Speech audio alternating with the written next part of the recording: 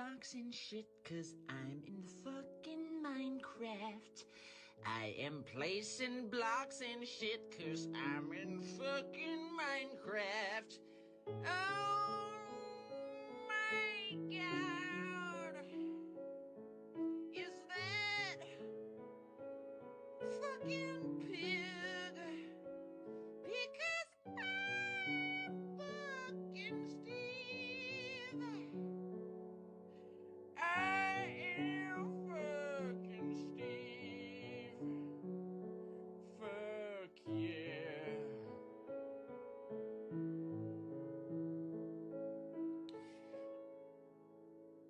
I am building shit. I am fucking sick. Yes, indeed.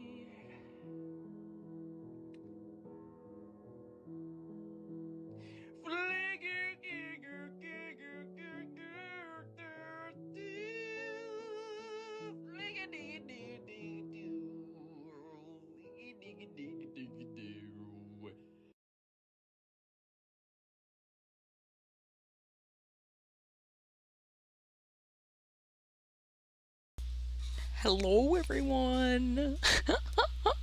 How you doing? I am very, very, very, very excited for more Tsukihime! Like, little prop with his little lemon snout. That's good, that's good. I see you're excited as well. I like that enthusiasm, I like that enthusiasm. Here, let's get right to it, eh? Look, so I am again testing out the new model tracking software, trying out some VC face. So excuse the scoff. Please understand. Please. But here, let's just get right into it. Guys, I'll tell you, I had the patience of a fucking saint in avoiding, like, watching anything else of Tsukihime from what I last said that I did. Like, holy shit. I really, really wanted to, but I didn't. I stayed strong.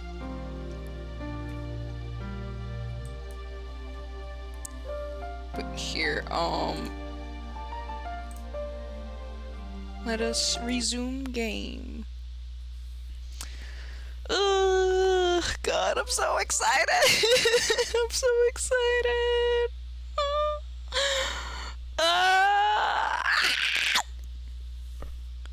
God help me. Like, I've been thinking about Tsukihime even. Like, I go to sleep, I think about Tsukihime. I wake up, I breathe Tsukihime. I look to my window. I see Arcrid standing there. Just kidding. But you know what? I wouldn't. Well, actually, that'd be a bit terrifying. I love her, but I don't know if I'd want that. I'd be like, why are you here? What have I done? Someone is watching you from behind, Miss Cock. Well, let's hope not. They wouldn't be able to get one over on me. I have eyes in the back of my head. They ain't pulling a quick one on old Coco, I'll tell you that much.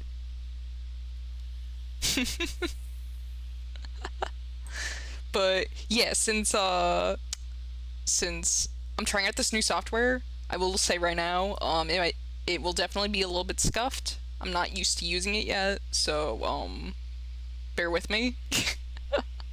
So far, the only issues I notice are like that my eyes will like go up, and yeah, they'll just stay like that a little bit. Like they'll just look way up even though I'm not looking up. But yeah, enough pussyfooting around. Let's get right into Tsukihime. Last time on Tsukihime, Shiki got a bit frisky. You know, anemia ain't the only thing flowing through this little fella's veins. So is bloodlust. And he inexplicably murdered a poor innocent babe. White woman was defeated. And then he cried a little bit. And he woke up at home. And he was like, what the fuck? I guess I was dreaming. But then, psych, bitch, you weren't dreaming, motherfucker. Because white woman is alive. And white woman is angry. But then she wasn't. Because she saw he was crying and she was like, you know what, okay. You're kind of funny, I'll forgive you. But first you gotta protect me while I take a little snooze, sis. A little snooze. And he was like, okay.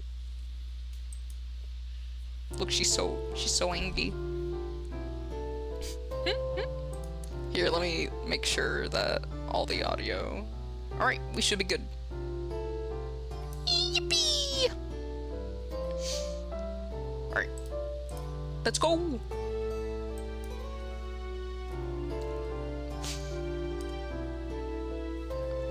Oh shit, right. This was I think I was I in the middle of making a choice last time I left off?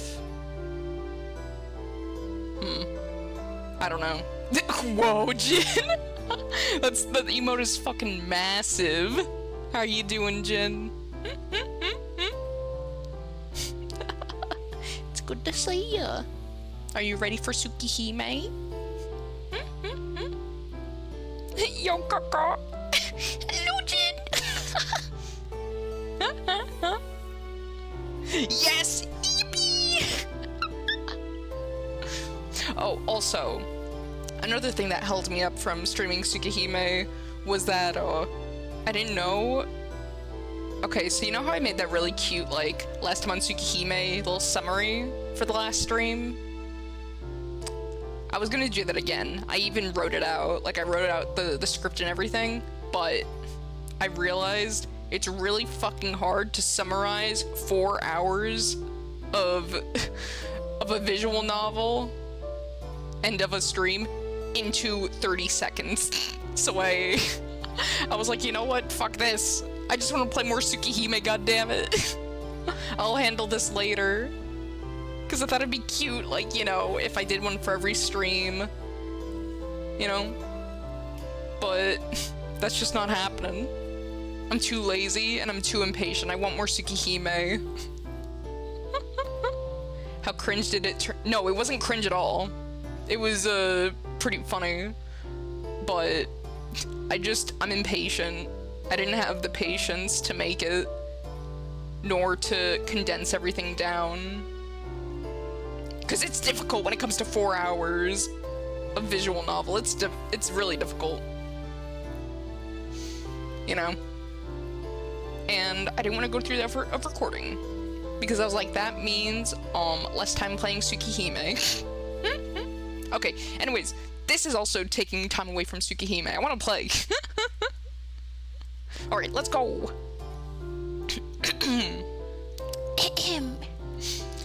She looks straight at me. Somehow, those eyes are making me weaker. Oh yeah, this is the choice. Okay.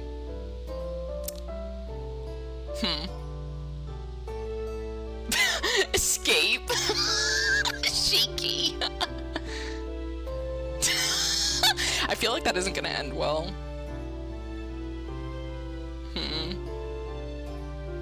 You know what? Yeah, let's escape. It's impossible. No. I was almost killed by just one black dog. Yeah, that's right. Last time on Tsukihime, also some little shadow creatures. Some shadow puppet animals. Some other assumed vamp has like shadow animal familiars, and they're getting a little frisky. They're spying a little bit. And one of them almost clapped cheeky. but then he got he got put in the hydraulic press, aka hit by Arkroyd's fist, and perished. But yeah, Shiki ain't having a good time. If I become her lookout, who knows what'll happen next. Oh, she's so cute though. Hey, hurry up and answer. I don't think I'm being unreasonable here. She's really not. I mean, Shiki killed her, you know? It's like, you're lucky she was a vampire, Shiki, or else you would have just murdered a random woman. And that's it. But the least you can do, since she's a vampire and she's alive, you know, you could protect her a little bit, you know? You were able to slice and dice her. You could do that to, like, other things as well.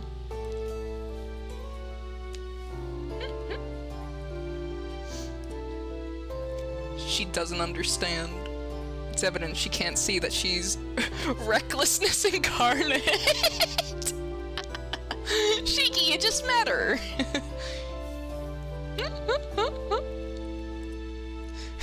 How do you know that, Shiki? If I get involved further with her, she'll drag me past the point of no return. Honey, you're already there. You murdered her. Shiki. But I get it. This is a little bit much for a little schoolboy like Shiki to deal with, to process. I've got to find a chance to escape. Alright, I'll listen to what you've got to say. Putting my hand on the wall, I managed to stand up on my own. I've got to pass through that small road if I'm to get to the main street from here. Fortunately, it's further away for her than it is for me. If I set off while pretending to talk, I can probably make it to the main street. You know, this choice is especially funny because you just, like, if you were here for the last stream, like, she was able to keep up with him. Like, he was sprinting, he was Usain Bolting his ass away from her, and she was just like merrily skipping after him and keeping pace. Like, Shiki, you're not escaping. She just pancaked a dog. You are not escaping this vampire, I'm sorry. But let's see how it goes. I'm curious what this choice is. Oh yeah, we still don't even know each other's names yet. I guess it is a bit too fast if you ask to... Ooh, sorry, I can't speak. I guess it is a bit too fast to ask you to cooperate with me. She's so understanding. Isn't it? If you tell me more details, I might agree to help. Really? Then what should I talk about first? How about the vampire incident that's got this town in an uproar? Or maybe I should explain what sorry, I can't speak. Or maybe I should explain what we'll be doing from now on. She makes a serious face while she thinks. This is my only chance. There he go. I run as fast as I can. I run to the road that leads to the main road in one breath. Oh my god. Huh? I can hear her voice from behind me. But it's too late. Now I'll definitely be able to escape. Huh? That's strange. As I take a few steps forward, I fall down hard on the ground. Hey! What are you doing? She comes over, giving me a look more filled with amazement than concern. Nothing. I just wanted to run for a bit. Cheeky. You know, just wanted to get a little bit of my cardio in for the day. It seems she hasn't realized I was trying to escape. She probably, like, I would be willing to bet money she didn't think, like you thought that would actually work. She's like, no, impossible. He couldn't think that he could escape a vampire, no. And on foot? No.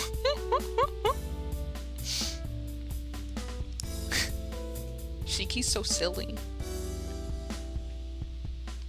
Also, hold on. So, okay, with my tracker right now, sorry to pause Tsukihime for a moment. My blinking looks a bit, I don't know, doesn't it seem like, kind of delayed? Not delayed.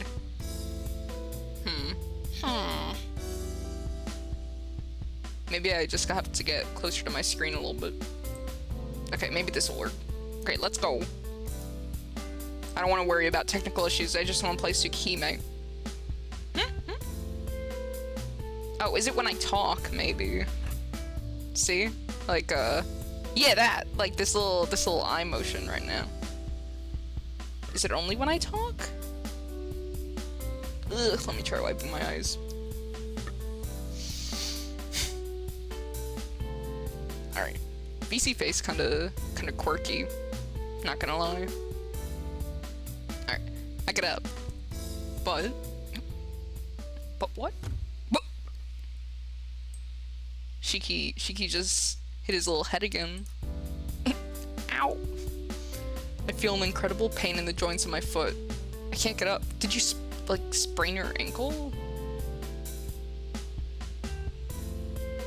Oh, I guess that was a bit too hard. Wait, I guess that was a bit too hard on you back there. Sorry. If I had softened the blow a bit when I pushed you, you might not have sprained your foot like that. Oh my god, he did sprain it. Yikes. Might not. Listen, you. I wanted to complain about her pushing me, but if she hadn't, the black dogs would be chewing on my neck by now, and that would have been the end of me. Oh, from back then. Yeah, I'm not surprised he got injured from that. Like, she pushed him hard. Like, he went flying into that wall. Like, honestly, I'm surprised he just has a sprained foot from that, because, my god. Hello, guys. Hello, dried chicken. How are you doing? Are you ready for Tsukihime?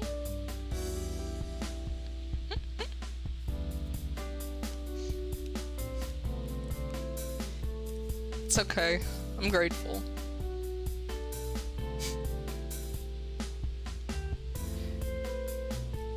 Thank you. But why did you want to start running? Weren't we having a conversation? Oh my god! She's actually just a little bit oblivious. Oh, she's so cute. No, that's... I can't exactly say it was a matter of convenience. What's wrong? Oh, is she catching on? This is bad. You'd have to be a real idiot to not understand what I was doing.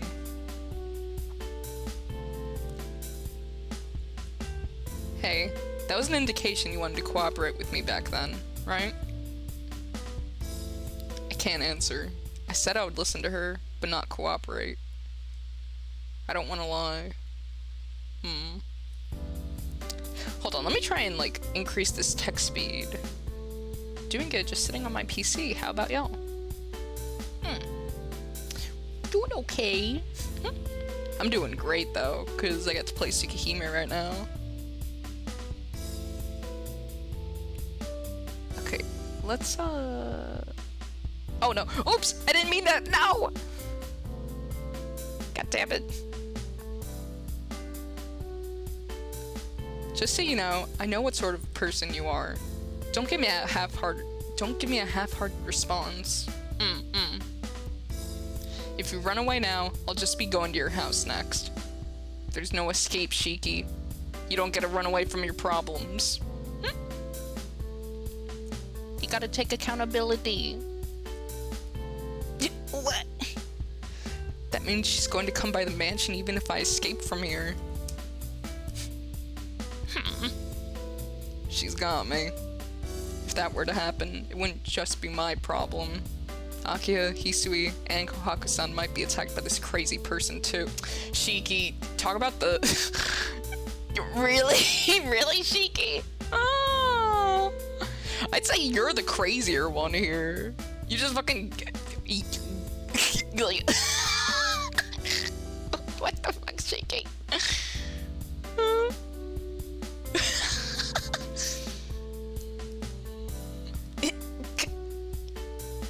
What a mess.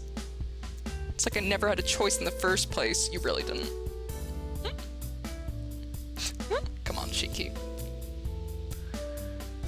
Well, I don't mind either way. The vampire's familiar has already seen you, so you'll surely be attacked. If you go around by yourself, you might act as a decoy too.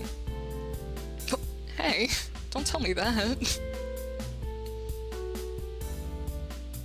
Yes, that familiar recognized you as being on my side. Then that means I'll be attacked by things like that even if I don't help her. Yeah. So, what's it gonna be? Are you gonna keep watch while I sleep, or are you gonna drive off those familiars by yourself? If the results are going to be the same, I can't do anything but nod. You swindler.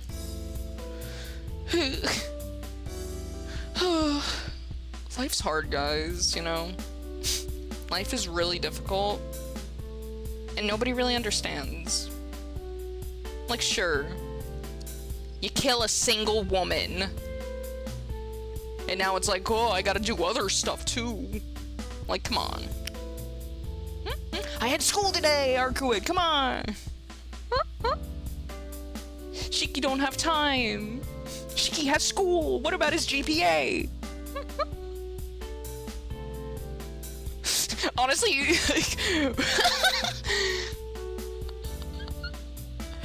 dude, it's crazy that Shiki fucking kills a woman, and then the next day, he's like, okay, time to go to school.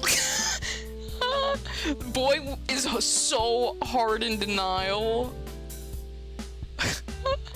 Like, even if I doubted, like if I was in that situation, right? I feel like I would be so fucked in the head.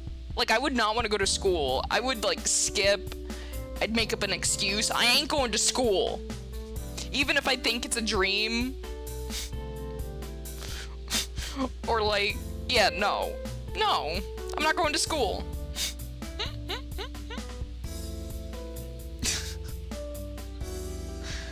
Ugh. But maybe it's good that Shiki did try, though, because then she would have came to his house. Imagine explaining that one.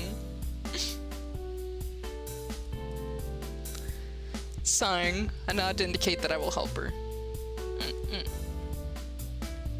Okay, our contract is established. Where'd all that anger from just a moment ago disappear to? Speaking in a cheerful tone, she extends her hand to me. I guess I can finally introduce myself now. Okay, I don't know how to pronounce her name. I've been saying Arkrud, but I don't know. Until somebody tells me that I'm doing it wrong, I'm gonna just continue pronouncing it like that. I'm Arkrud. My last name is really long, so just Arkrud's fine for now. I'm a true ancestor type vampire. How about you? I heave a heavy sigh at her unprecedented introduction. It's a sigh of resignation, evidence I've decided to accept this nonsensical situation. I'm Tonoshiki. Sadly, I'm just your everyday student. I've said it before, but I'm really not going to be of much use. Grasping her, Harkwood's hand, I stand up. She takes a long, hard look at me, and then offers me her hand again. Oh, she's so cute. Nice to meet you, Shiki. I'll have you take some responsibility for killing me. Well, yeah. Of course! Shiki has accepted his fate, Arkrud. It's okay. Arcade Whoa. I read a bit too far ahead and I got jumbled. Arcade grins as she extends her left hand. There are all sorts of responsibilities in this world, but this is probably the first and last time somebody takes responsibility by helping someone they've killed. Damn it. Do whatever you want. There's nothing else I can do, though. I grudgingly extend my left hand and shake hands with the woman in white claiming to be a vampire. He's so sassy. Even after all that, he has like the energy in him to be cheeky and like sassy. Being like, idiot. What's with you?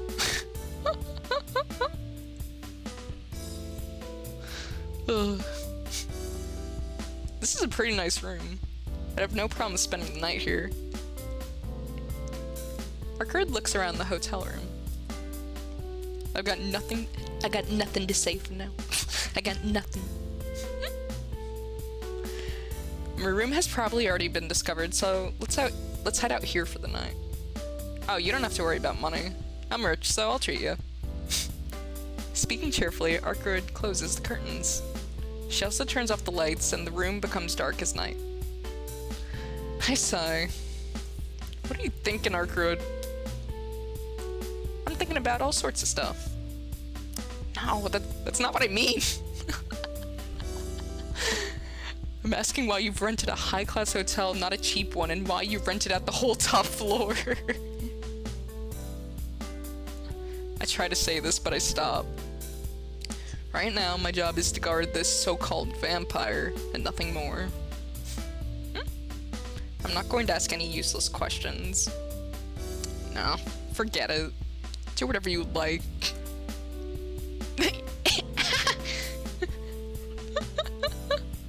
You're weird, Cheeky. She's so cute. I love these sprites so much. They're so charming. You're weird, Cheeky. Suddenly getting mad and going silent like that. I just don't get you. Arcade lies on the bed, smiling like she's having fun.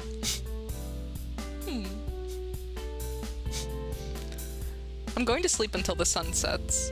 You better rest while you have the chance. Vampires don't move around in the daytime, so you'll be on guard for... So you'll be on guard for real during the night. Do you realize you've just said something that completely contradicts your existence? Oh, it's alright for me. Oh wait, how do I read this? Oh, okay, I guess like that. Oh, it's alright for me. Oh, I guess it's almost my limit. Good night, Cheeky. Wake me up when the sun sets.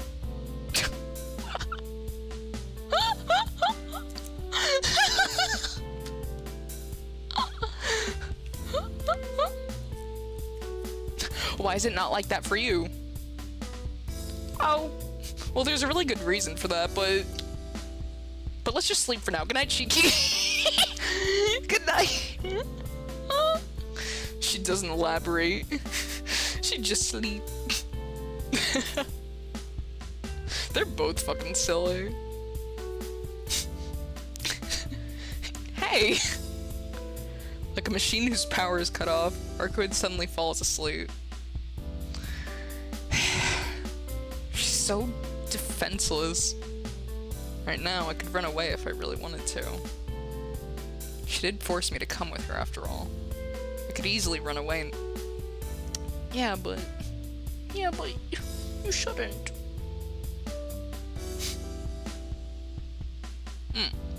And I don't have that impulse anymore, but... I even killed you once, yet... How is she able to suddenly fall asleep despite that? I look at Arcade's face as she sleeps on the bed.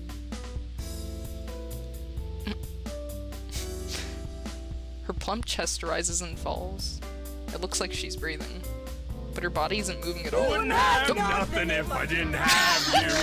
Wouldn't have nothing Clover! if I didn't have. Wouldn't have. One more time! Clover! How are you, Clove? Hello. Hello, Clover's little chibbies. How was the stream? Thank you for the raid. We're playing Tsukihime. What were you getting up to? Me when TV squid. Oh. What the? Me when TV. Wait, they're all saying it. Oh, is this like your raid message? What the? What the? But yeah, no, let me know. How'd your stream go, Clove? Tell me. Tell me. What'd you do? Thanks to Boinko. What did Boinko enchant your little chat messages? He was like, yes, you shall look at the TV screen. And you shall do it now.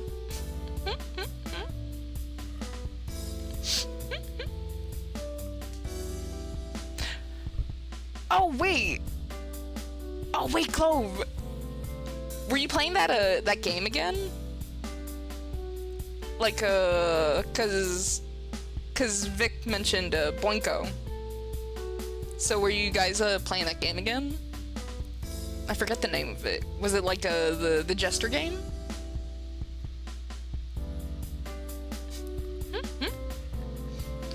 Also, sorry if my face is going a little crazy. I'm testing out VC face.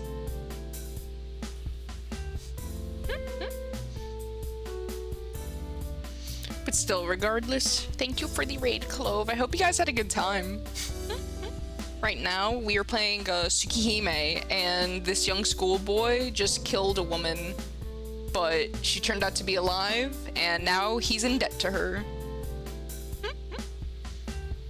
And also spoilers, but she's a vampire! Don't tell anyone, though! This is between us, guys. But the blonde babe is indeed a vampire. Also, Vic, thank you for your follow! Thank you. But yeah, it's, I don't know how much sense it'll make if you're just hopping in. But you know what? It'll probably still be pretty keen, I'm not gonna lie. But let's see. What's going on with old Shiki right now? It's like the air around her has stopped. It's so tranquil. Even I might stop moving. What a peaceful slumber. A kind of defenselessness, as if she had absolute trust in me, even though we've only just met. She's so stupid. She's so stupidly honest, I might start to worry. Oh, and if you guys can't tell, Shiki's a little bit of a... He's a little bit of a tsundere, ain't he?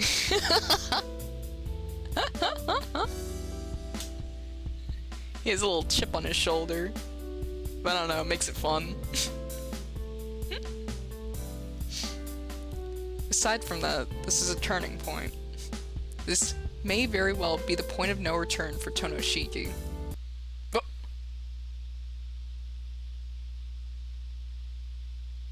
It still scares me. This happened before. So when the choices come up, the music just stops. It's so scary. It's so scary. I'm saving.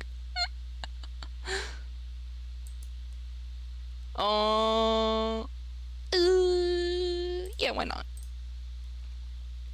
Alright. Nah, no more escape, Shiki, no more escape. You couldn't anyways, even if you tried. It ain't happening. I did promise after all. Take responsibility, Shiki, you can do it, I believe in you. No matter what it was I promised, I can't break it. Arcurd's sleeping. Her face is a pale white, like that of a sick person. Arcurd said she was weak. She said she was at her limit just a while ago, so I don't think she considered what I could do after she went to sleep. The room is quiet. We're on the 11th floor, the top floor.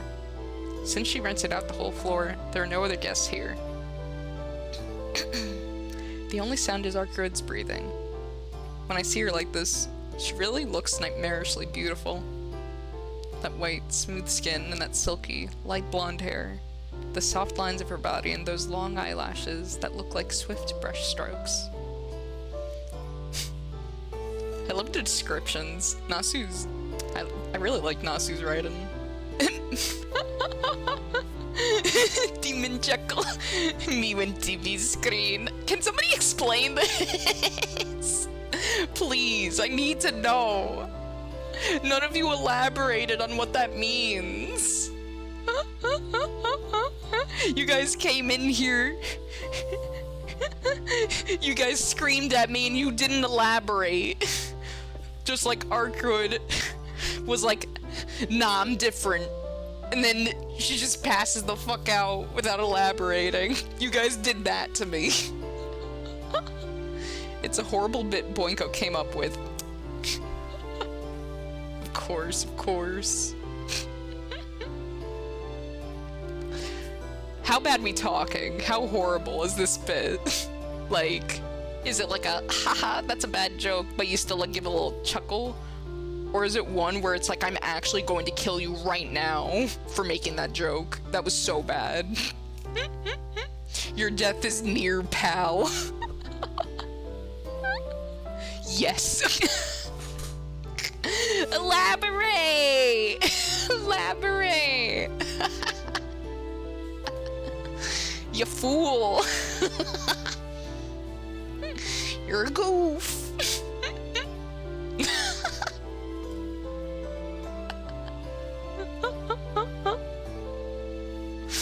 Oh, Lord.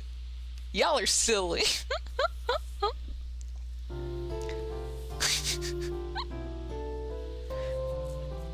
Oh, also, guys. I probably should have said this. It's not like I have a whole song and dance I do when somebody raids. You know. So sometimes I forget to say things. I'm silly. I'm just a bit quirky, guys. Please understand. But most of the time, I'm also doing art on stream, so if you like silly shenanigans and you want to have a bit of a goof, a gaff, and a laugh, then you know, maybe throw me a bone, throw me a little follow. And if you don't want that, then you don't gotta. The ball's in your court, my friends. But I just thought I'd mention it. Because it's not like you'd be able to get a sense for what I actually do most of the time by watching me play Tsukihime.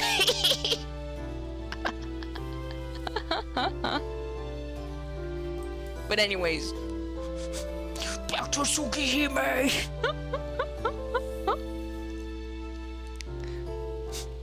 Alright, now Shiki's eyeing up Arcud. I mean, I don't blame him, but... But then again, I guess it's like, what else does he have to do right now? Like, your eyes would wander to just everything.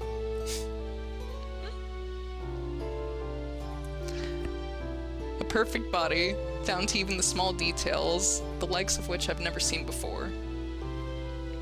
No, to be more precise, the kind I never would have seen in my entire life. Vampire or not, Arcud is a girl.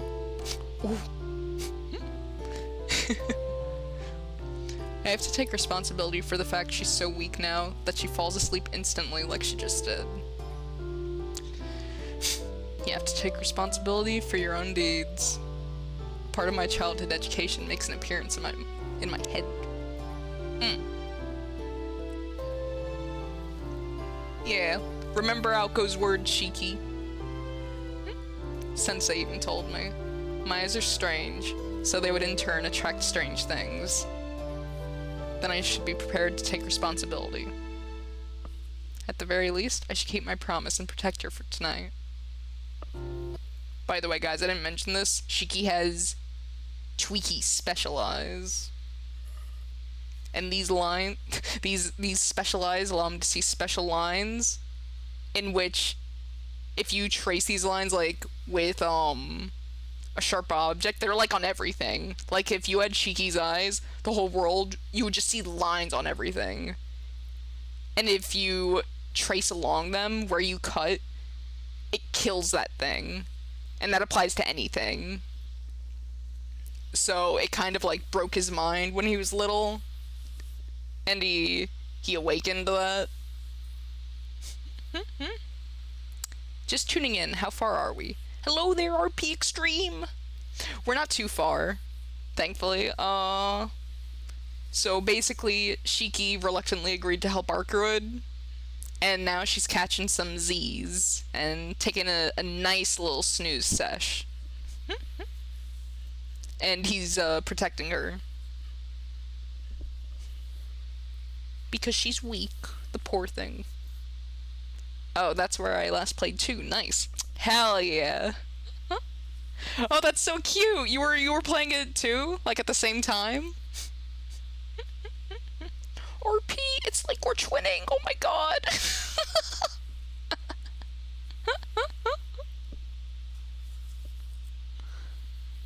Yeah, this makes things easier. That's so cute. Dude, I love that. Were you playing it already? Or did you start playing it due to the stream? I'm curious, I'm sorry.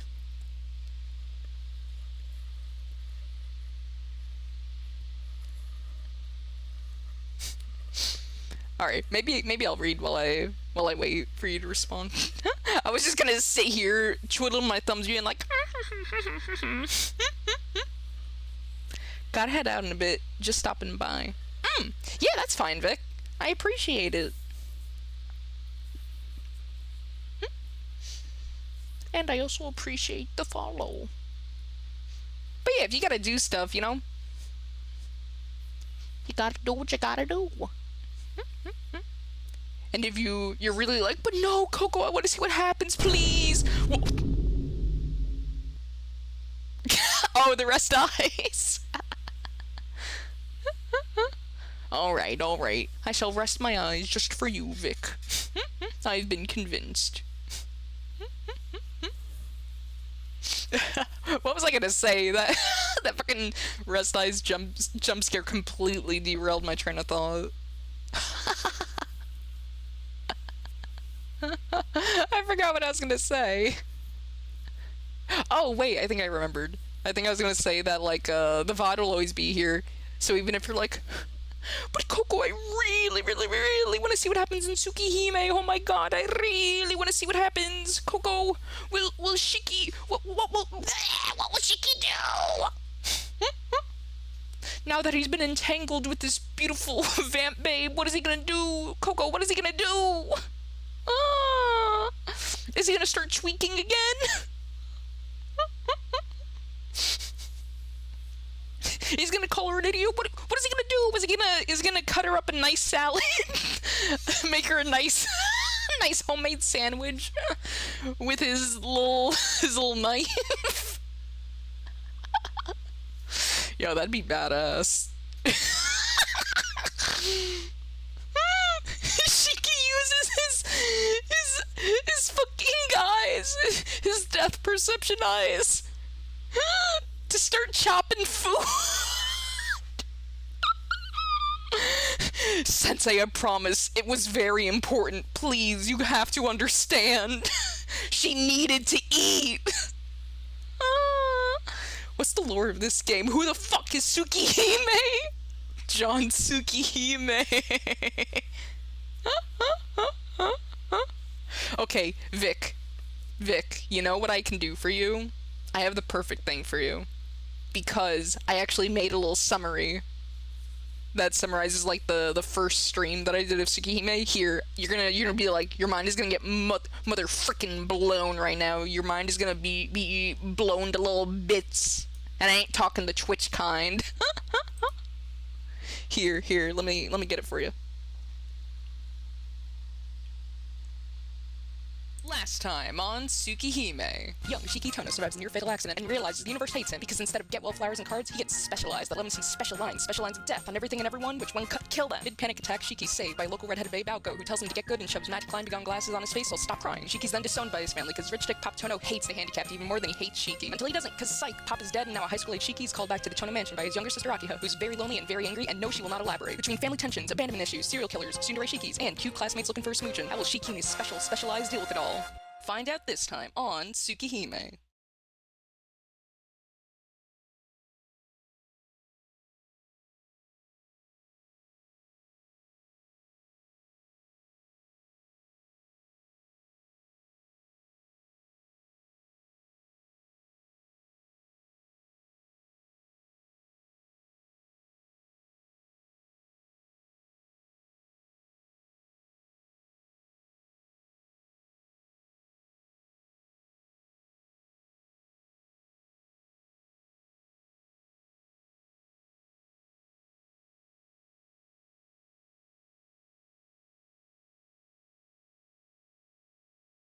Oh my god, I was muted! I was muted!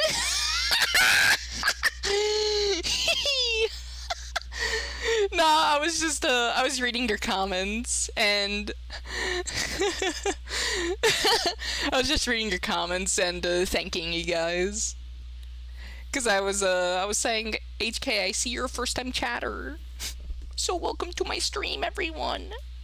Even though it's not my first time seeing some of you, because I've seen some of you in Clover's stream before. But still, it's your first time here, in the Coco Thunderdome, you know? We need head pats redeem. Dude, I hate head pats redeems. I'm gonna, like, snap your hand off if you try and head pat me. I'm gonna kill you.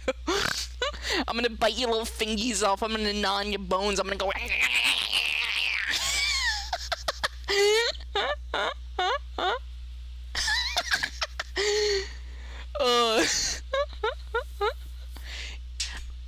Party pooper. Hey, I'm just a realist, okay? Head pats. I feel like people just gaslight themselves into liking head pats or thinking that it's, like, good in any way, because it isn't. It doesn't feel like anything. It just feels like somebody, like, smacking your skull. But you see, what does feel good, though, what does feel good, is somebody brushing your hair. Like, that's what I would prefer. Like, if somebody were to brush my hair, I'd be like, hell yeah. I'm like a dog. I'm gonna go... Okay, I ain't gonna bark. But it will feel good. It'll be a positive sensory experience. Hey, I like head pats. Hey, I ain't knocking you for liking head pats. It's just not my personal cup of tea. Please understand. But if you want to convince me to like head pats, I will need a written paper. You're gonna need a thesis. You're gonna need explanations. Multiple paragraphs, double spaced, you know. At least 2 pages. Actually, no, at least 3 pages. Put in the effort. Could you imagine? That'd be fucking crazy. Here you go, Coco. Here's my written paper. What people really need is a kiss on the cheek redeem. Dude. I'd be shook. I'd be shocked if anyone would even want to smooch me on my little cheek. I don't know, I don't feel like I have a lot of viewers like that. I feel like people mostly just watch me to have a, have a good laugh, get up to some mischief. I don't think their priorities are to necessarily go, come here, Coco, let me smooch on the cheek, baby. Ooh, Coco, ooh, you're so cute. Ooh, Coco, you're so funny. Ooh, let's get married, Coco. Sorry, they got a little bit freaky there. They started licking and slurping and stuff. I don't know what they were on about. But yeah, I don't think many people in my chat are like that. Oh, sugoi kissy kissy. Sugoi. I mean, it do be kind of poggin', as the youth say. Oh, which by the way... Oh wait, you don't have that emote, never mind. Never mind. Because, you know what? Fuck it. I'll give you that emote. Here, chat, have some pog mice. Huh? Look at them, they're all so cute. But anyway, we gotta go back to Tsukihime. You guys are distracting me. How dare you? How dare you? Poggers! You know? Big nose. Big nose. This is what... Dude. I'm so bad. I'm such a yapper. Like, you could get me going and I'll just keep on going and going and going and going and going and going. I don't stop. This is why it's dangerous. I'm gonna need a press T to throw up emote. Ah. Dude, a vomiting emote would actually be Kino. We should do that. That meme is so funny because you can tell the puppeteer was just told to say that by an intern.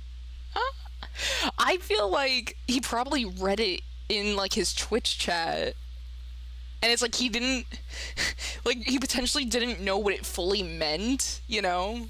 It's like Tony the Tiger going "Ara." You know, it's not like he knew what it meant, he just did it because the chat wanted him to.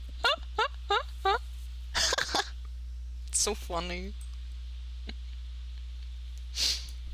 But god, I'm a little chatterbox. I gotta get back to Tsukihime. Look, Shiki's in the white void. He's gonna get upset. He's gonna call us stoopy. He's gonna say, why'd you leave me in the void? I talked to the guy, he knew what it was. What the fuck, you talked to the Chuck E. Cheese Poggers puppeteer? What? How? Okay, wait, I'm sorry, Shiki, I'm sorry, but you're gonna have to shoosh yourself for a moment. You're gonna have to, like, sit real pretty in this white void for a moment, Shiki, cause this shit just got serious. What do you mean? You spoke to the Chuck E. Cheese Poggers guy? You spoke to that puppeteer? You know him, Jen? Ah. How did you talk to him? I feel sorry for the millennial intern who did the puppeteering. Don't feel sorry for him, it was really funny. But dude, if you're not just joshing me, if you're not just pulling my leg, that's crazy. I talked to the people who run that account and asked a meme question. Oh, whoa. Okay, that makes a little bit more sense. I was gonna be like a little bit starstruck. Secondhand star striking would have occurred. I would have been like, OMG! Oh. God, that's so funny. They answered yes, they knew. Interns be fun. Well, at least we got an answer. It's not a mystery anymore. God. I'm gonna throw some more Pogmice in chat for that. That's awesome. Anyways, I'm so sorry, Shiki. You've just been chilling in the void. Let's fish you out of there, eh, my friend? How well do you think that puppeteer was paid? Probably like standard, right? Shiki is quite fond of the void. Dude, he's gonna start tweaking again. We need to get him out. He's not gonna have a good time. He's gonna be like, they forgot about me. They forgot about me. What do I do? Charles Edward Cheese, be praised. Hell yeah. Dude, I wonder if Shiki would lol at the Chuck E. Cheese Poggers. Alright, we gotta tend to Shiki. Shiki, are you doing okay? Are you doing okay? White. The kind you see when you wake up. See, we chatted so much he fell asleep. What the hell, guys? That color calls some nostalgic memories to mind.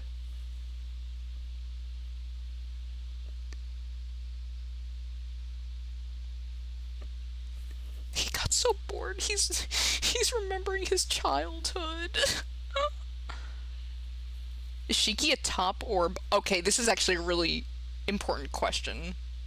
I'm so sorry, Shiki. I know you're about to remember some serious shit. But we have to address this. Are you a top? Is Shiki Tono, the Shiki Tono, a top or a bottom? I actually don't know. I actually don't know.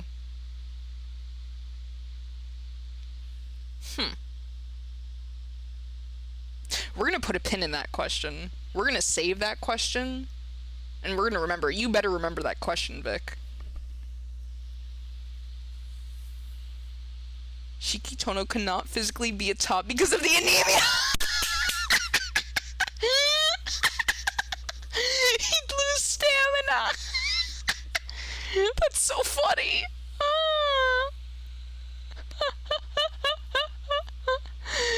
I mean, Shiki was so horny he killed, so probably it's... Yeah! Oh my god.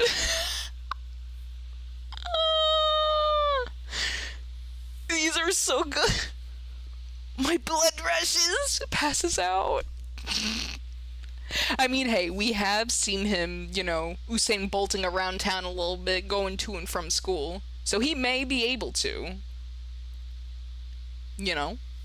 Because I feel like, okay, in the question of top and bottom, I don't know how other people think of it. I view it as, like, your personality, you know? And your desires.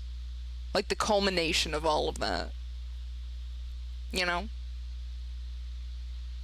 Like, just because somebody has, like, you know, they're really on top of things and they're a leader type, potentially, and they're usually, like, in charge in the day-to-day, that doesn't mean they're gonna want to be that in bed, you know? Or in intimate circumstances. They may be the type who maybe they want to let somebody else take charge. And in that case, they would most likely be a bottom. So you have to know somebody, you know? Unless you just want it to be like a surface level sort of assessment.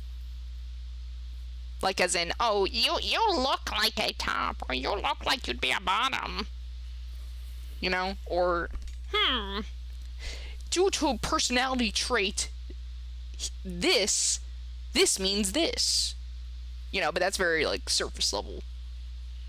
But top and bottom is serious! It's not really. It's not at all. Me, personally, I theorize that Shiki Tono is a switch. That is my little game theory. My Tsukihime theory. It's the power of the piece of toast in his mouth as he runs to school. Shiki is more of a PlayStation. Dude, if they treat having a TV as being something strange in the Tono household, imagine how they would be if they heard that Shiki had a fucking PlayStation. It'd be over. They'd be like, Shiki is mentally ill. We need to admit him to a hospital because he's too much of a weirdo. Like, TV, having and watching a TV is one thing, okay? But a PlayStation? He's gaming? What? No. That's not allowed in the Tono household. How is he gonna be a good heir if he's playing fucking Spyro Trilogy? How is Shiki gonna have time to stop being a little bitch if he's too busy playing Crash Bandicoot when he's gonna learn table manners. He's too busy fighting Cortex. He doesn't even know how to hold his fork and knife. Akiha's gonna have it like an ulcer.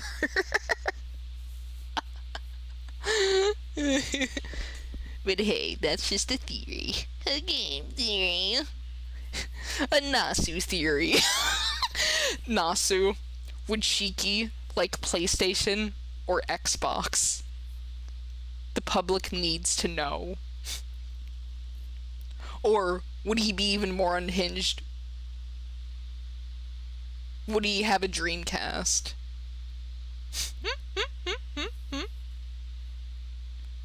Like they always ask, there's always the two. PlayStation, Xbox? What about our Sega gamers? What about our Nintendos? What games would Shiki play? Games that involve knives.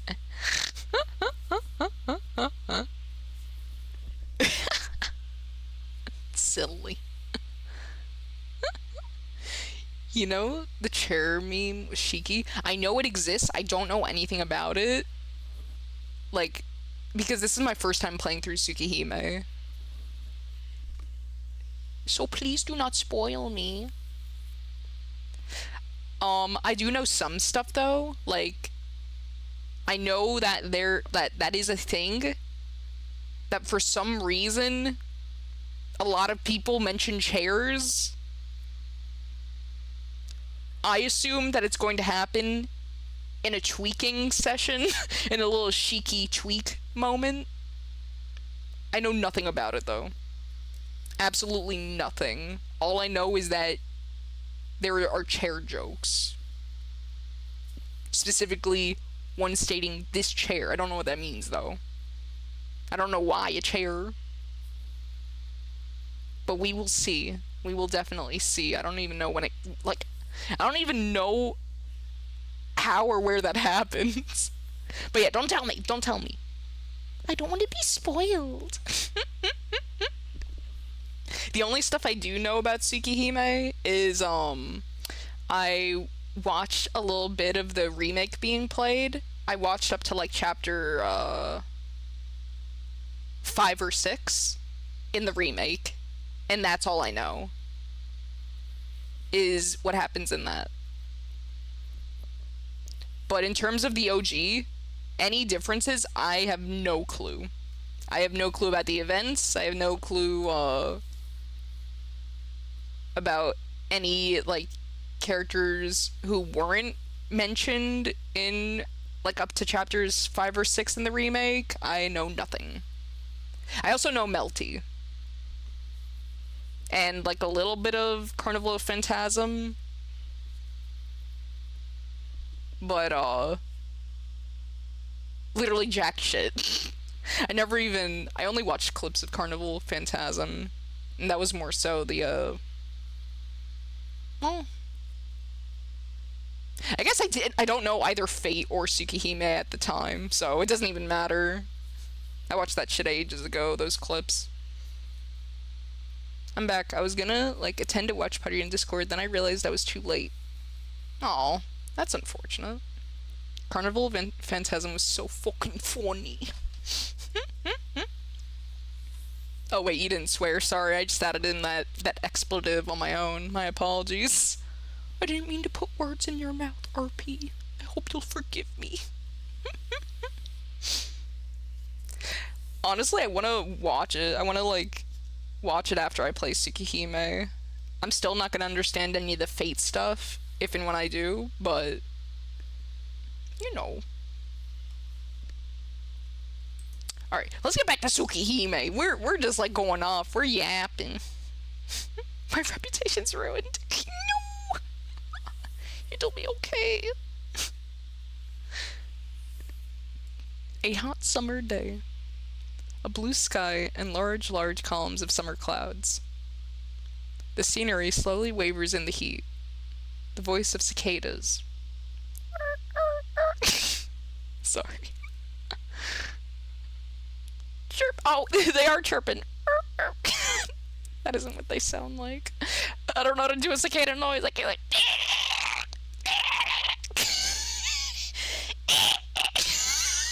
I'm not gonna do that. I ain't doing that.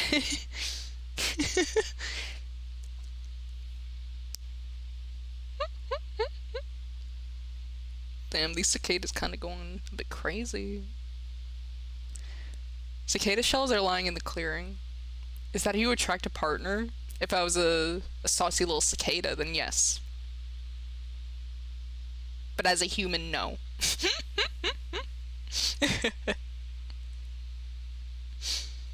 As if the sun is right by my side, the clearing is roasting. A hot midsummer's day.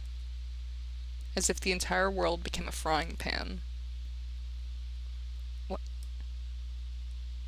is this noise? What? I don't know what that noise is. It's kind of scary though, because I don't understand it. Who's whine? Oh wait, is it crying? Oh. Oh no! Akiha's crying. No. Akiha, who would always obediently stay close behind me, is brimming forth with tears. A child lies collapsed at her feet, soaked in blood, killed. The corpse of a child, about my age. A cast-off cicada shell. Is it cicada or cicada? Fuck. It doesn't matter. My 2 hands are red with the blood of that collapsed child. Shiki! The adults are coming. The fallen child is still dead. The adults are yelling. Did you kill him?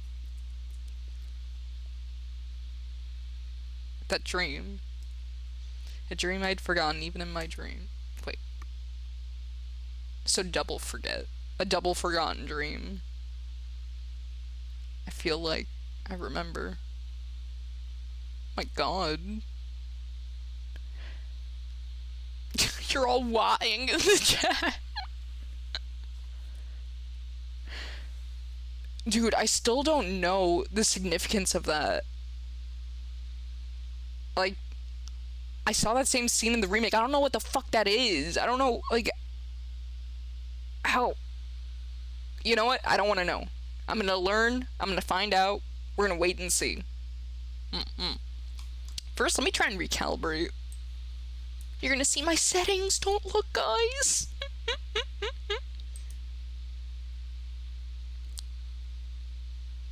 Alright. We good?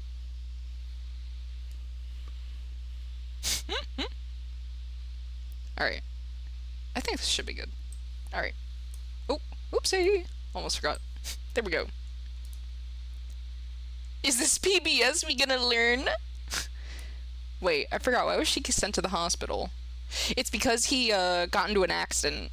Like, he got into an otherwise, like, it would have been a fatal accident had he not miraculously survived.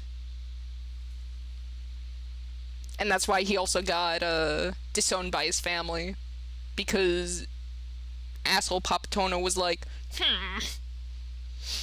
almost dying in an accident? What the fuck? You're weak, Shiki! You are unfit to be our heir. Be gone. Shiki went to the Disney website without his parents' permission! What the fuck, Shiki? Can't believe you do that. Shiki. Hey, wake up.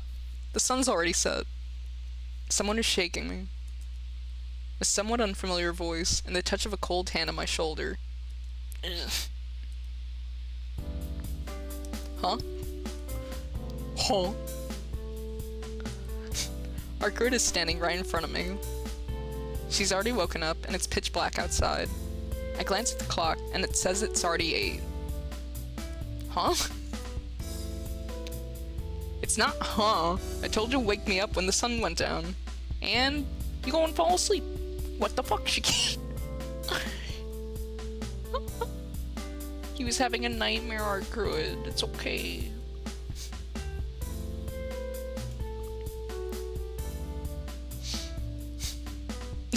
Crap. Sorry, I was feeling out of it. I don't remember when I fell asleep, but I'm sure it was while I was staring at our crew's sleeping face. Jeez. You'll lose your... Wait. You'll lose your qualification as a bodyguard like that. If the enemy had attacked while we were both sleeping, we could have both died, you know. Said I'm sorry. Besides, you said it was safe during the daytime. I wish I could speak. I really wish I could speak, but I can't.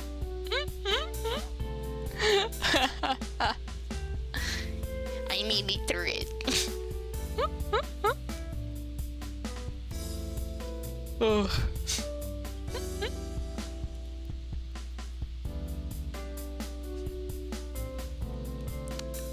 I can't say that for sure. Familiars like the one we saw this morning could have come for us. Our curd's angry. She's angry. Our curd's angry. Well, she's got a right to be. I've got no right to talk when I, the bodyguard, dozed off while she was sleeping. And besides, I am a vampire, you know. How can you just sleep there without feeling any danger? I don't want you to be afraid for no reason, but it'd be nice if you were at least tense enough not to sleep. Ah. I take that back. Archer doesn't seem to care that I didn't do my job as a bodyguard. She just doesn't seem to like the fact I fell asleep. I can move my body a little better and wake up, only to find you sleeping there happily. You looked so vulnerable, I was seriously starting to feel uneasy that I might not have the dignity befitting of him. Wait. I wish I could read. I really wish I could. Fuck! Sorry, Arcruit, I'm sorry. I don't mean to jumble your dialogue, I just got brain worms. Instead of specialized, I got a special little brain. One that can't function. You looked so vulnerable. I was seriously starting to feel uneasy that I might not have the dignity befitting a vampire. Well, I don't think she has much dignity. Shaky. She's plenty dignified. She's so cool. You were just as vulnerable yourself. I killed you once before, remember? You can't guarantee I won't do it again, can you? I've never seen that sprite. Oh. Oh. Argrid gives a surprised look, as if she only just realized it. Argrid. Now that you mention it, you're right. I wonder, when did I do that? I guess I just had complete confidence in you since we spoke in the alley. Well, saying that doesn't make me feel bad. I'll be honest, maybe it's the translation. Some of the lines, admittedly, I struggle to read. So that's on me. But some of the lines, it may be the translation. Some of them feel like a little bit strange. But again, it could just be me. Skill issue, as they say. What are these emotes? Ah, the groovin'.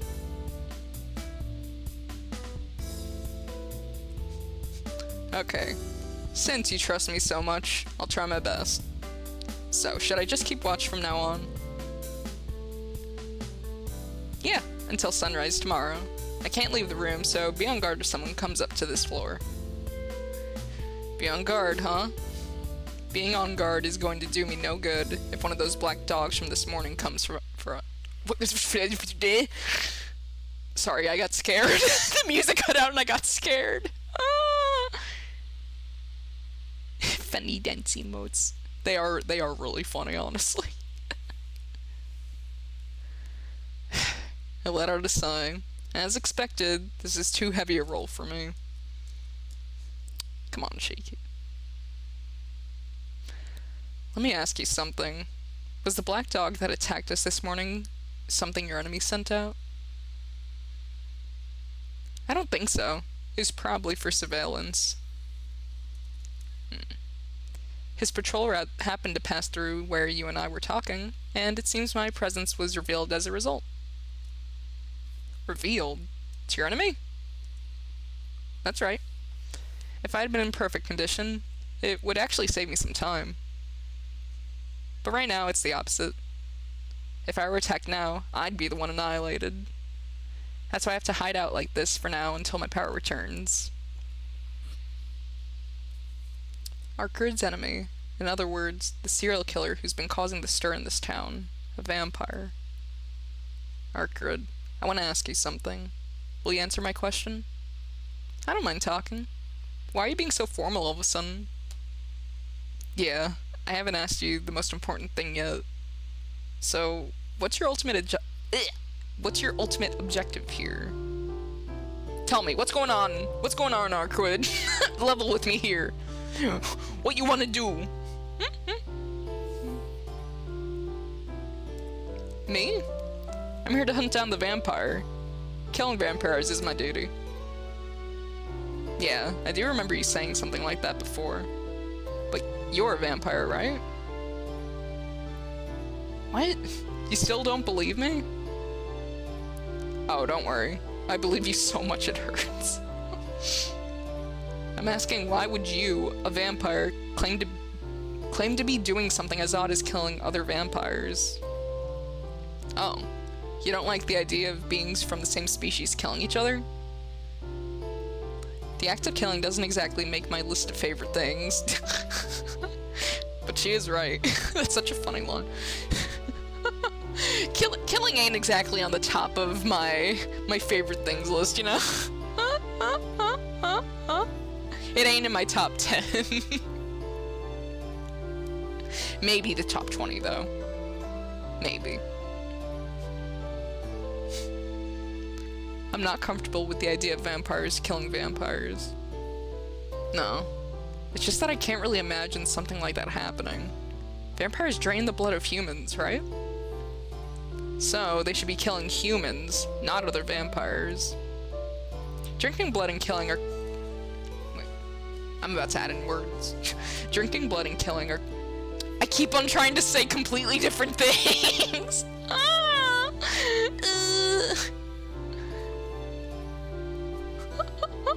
They're different! They're not the same!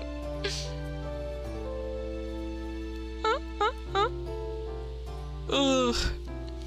Well, even so, I know what you're trying to say. You think beings from the same species should help each other out, right? But vampires can be of the same species and still be different life forms. That's why they don't really have what you humans call camaraderie. And you're saying something like that makes you different from the vampire you're hunting? That's right. The one I'm after is a human vampire, just like the stereotypical vampire from you humans' folklore. He kills humans by draining their blood, turning them into the dead, then uses them to increase his power and influence. That's the sort of vampire I hunt. The one lurking in this town is that sort of old-style vampire. That sort of vampire? It seems like there are different types. Don't tell me you want me to be your shield so you can get this guy. Yeah, that was my original intent. But after talking to you, I've changed my mind. You see, at first, I thought you were somebody from the church.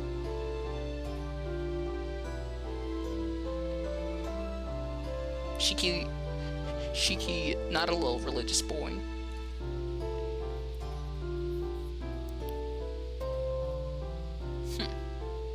I've also heard this, like, church being mentioned. I don't know what the fuck the church is. I don't understand what that is. But don't tell me what that is. Like, what is the significance of the church? I guess we shall learn. So I thought you might have information about the location of the enemy, but you turned out to be a perfectly ordinary person. You didn't even know about vampires, let alone the vacation? Yo, these vamps. these vamps taking a little vacay? That would suck. They couldn't even go anywhere, like, sunny. Well, unless they're Arcuate, I guess. But not all vampires are that cool. Let alone the location of the enemy's coffin. Yeah, come to think of it, there's no way they'd send an exorcist to a far east secular country like this one. I guess I didn't put enough thought into this. Arcade thinks aloud. Her conversation derails, and I'm feeling a little left out. I don't follow you at all, Arcade. Oh. Hold on for a moment. Let's see. How should I explain this? With that, Arcade's gaze begins drifting. She doesn't seem used to holding a conversation. Don't worry about it and just explain everything about the current situation. I don't understand any of this, but I might be able to see the general gist of things. Really? Thanks, Shiki.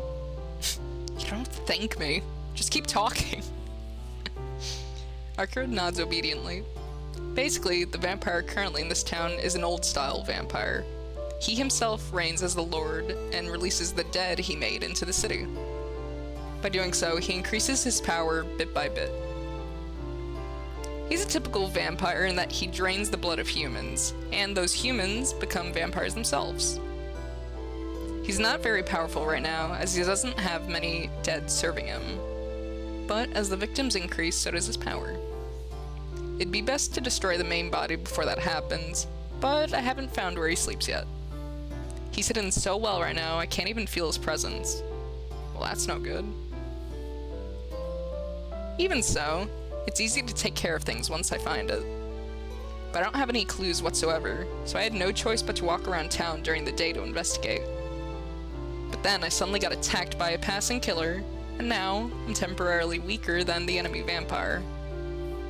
Arcade shoots me a cold look. I guess she wants to say something to the passing killer. I see. I kind of understand the situation now. So in other words, some evil monsters are based on this town, and you're here to eliminate them. Since you didn't know where they were, you went looking for them, and that's when I, killed you. So now you're weakened and hiding out while you recover. Is that about right? To put it simply, I think so. Then, next is the main topic.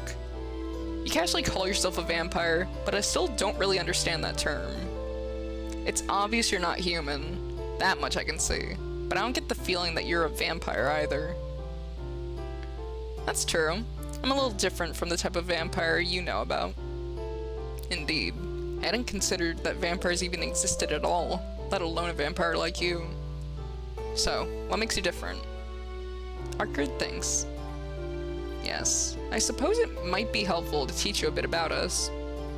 Lessons with Arcade, yippee! Alright.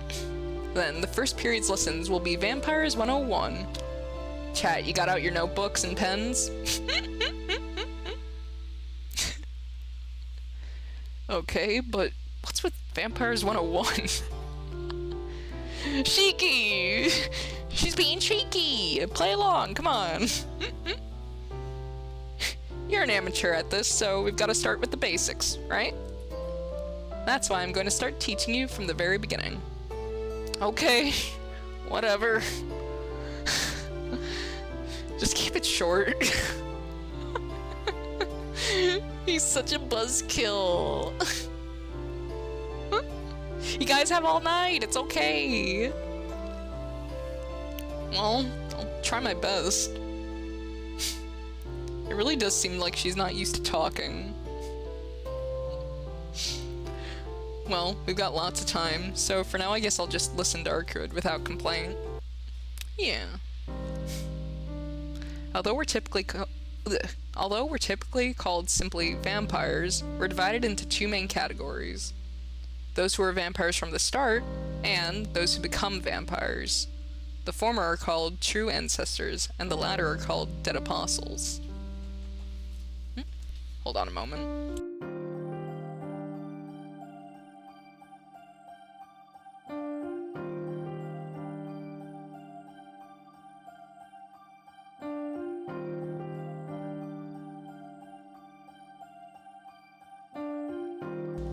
Sorry. One of my family members brought me a drink.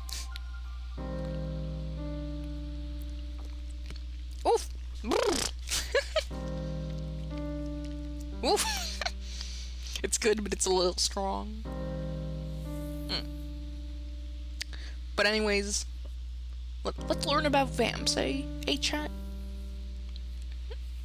The ones you call vampires are the dead apostles. They drain the blood of humans and turn them into their slaves. They're weak against sunlight, and you can vanquish them with a baptism ritual. Our enemy is one of these dead apostles. It's gone from my enemy to our enemy. Well, I don't mind. She's not wrong, considering the situation I'm in now. So you're saying these dead apostles aren't vampires from the start? What do you mean by that?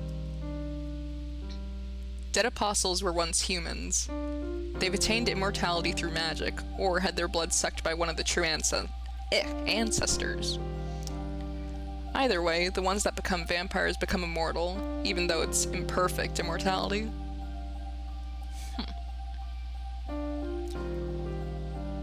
Those who were vampires from the beginning, and humans who became vampires. What is this? I get the feeling that there's some kind of huge contradiction to all of this. It feels like some important fundamental is missing somewhere in this theory.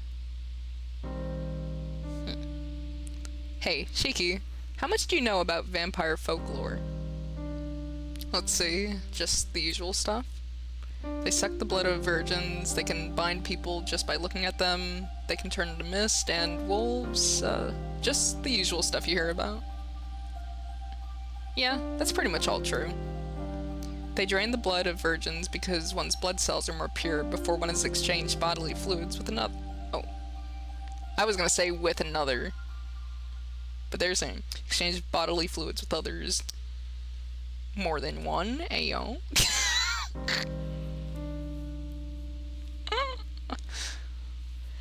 That makes virgins most suitable for repairing the vampire's own degenerating genes. It's a very visceral way of putting it. Degenerating genes. Ugh. Not fun. The dead apostles, the ones that become vampires, have imperfect immortality. Since they became immortal, they won't die from old age. However, they need to replenish their energy frequently, or else they'll disappear. All living creatures need nutrients to be able to move, right? It's the same thing. It's just that vampires don't die from age as long as they take in nutrients. The dead apostles suck blood because they need it to stay alive. Immortality is a strain on their originally human bodies. The genes that compose their bodies are different. When they become vampires, they begin to degenerate at an incredible rate. Okay. To make up for that, they must drain the blood of others in order to absorb genetic information and stabilize their own bodies.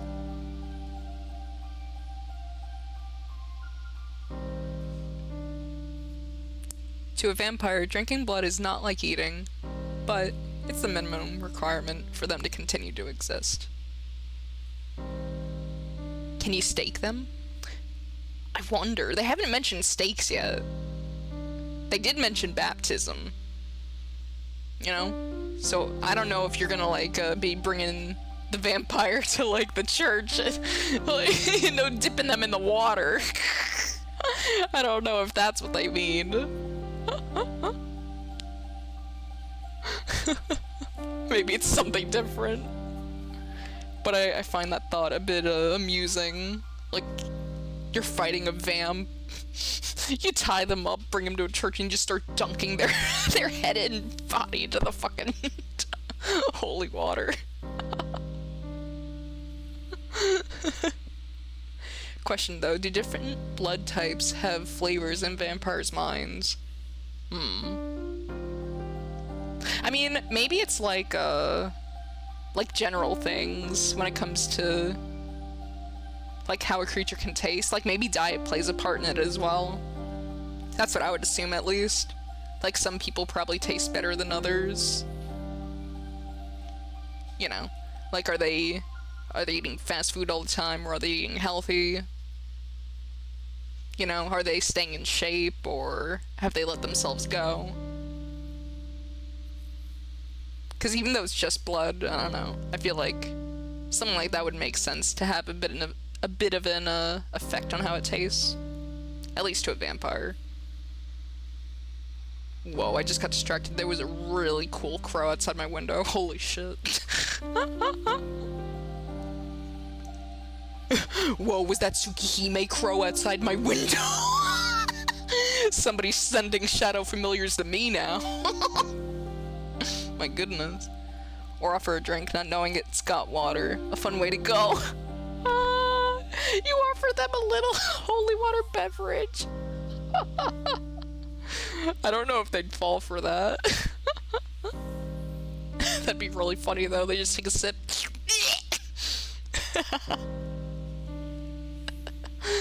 Silly. Arcrid, she's just listening to us talking about this. She's like, what are you guys going on about?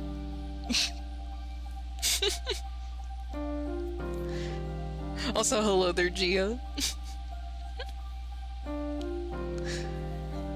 This sounds complex and long. I can't follow the logic, but Arcrid nonetheless continues speaking. So, moving on. The ability to bind someone with just a look is a type of mystic eyes.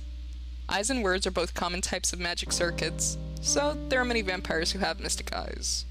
We usually possess the mystic eyes of enchantment.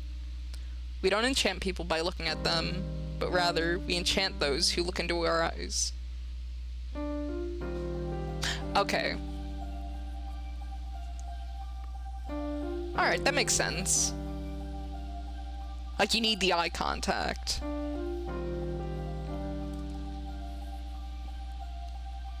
Like, if you ain't making eye contact, they're not gonna be enchanted. So if you're fighting a vampire, just, like, don't fucking look at their eyes. Look at their, like, the funny little birthmark on their face or something. Or their silly little... Actually, do vampires in Tsukihime have pointed ears?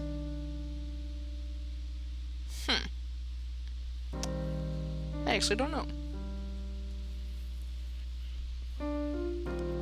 A powerful vampire using mystic eyes can impose his own will into the brain of another and completely dominate their thoughts. But the mystic eyes of a dead apostle doesn't have that much power. What you call turning into mist is really just making a spare body and controlling it via the will. Once the part serves its purpose, you cut the flow of the magical energy to the offshoot, and naturally, it returns to dust. Interesting. Huh. Wolves and other animal transformations are a byproduct of a vampire's repairing its damaged body from its familiar. Oh! Oh, I see. Okay.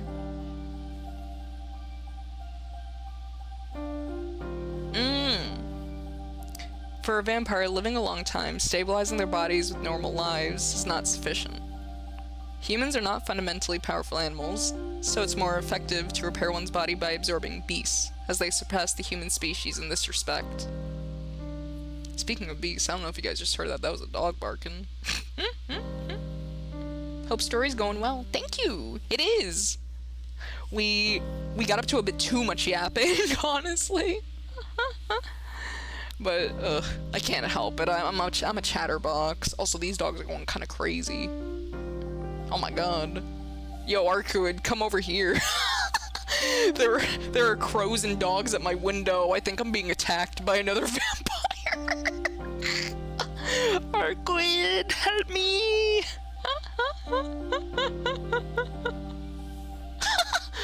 That'd be kind of fucking sick. They just...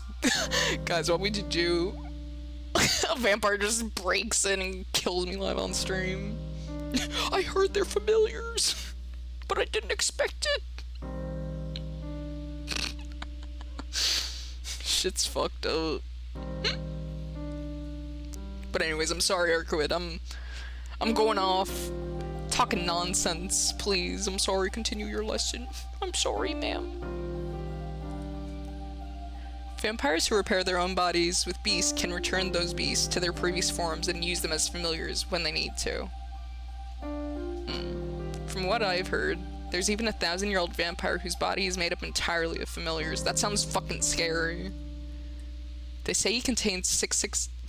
was I really about to read that as 666? Is my brain that rotted? Arkward, why'd you read that number like that? That's kind of weird.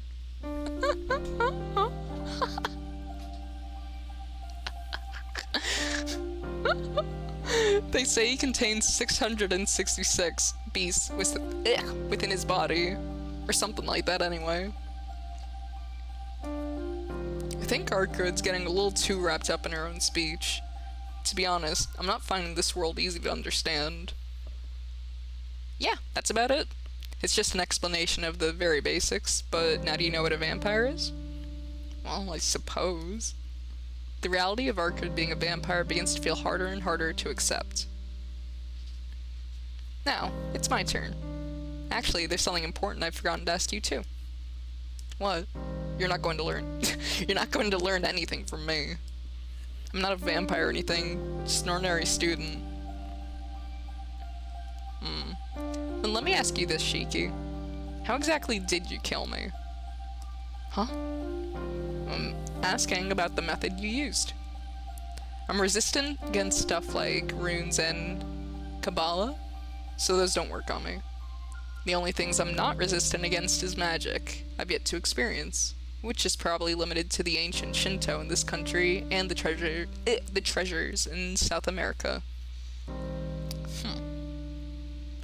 No, not even those could kill me that much. Answer me, Shiki. What kind of occult artifact did you use to incapacitate me to that degree? Occult artifact? What's that? She's so angry. A catalyst which stores ideas in history. Jeez. You got sacred treasures in this country too, don't you? They're usually something like staffs and swords, jewels and masks. Conceptual weapons that can be used against nature itself. Come on, Shiki.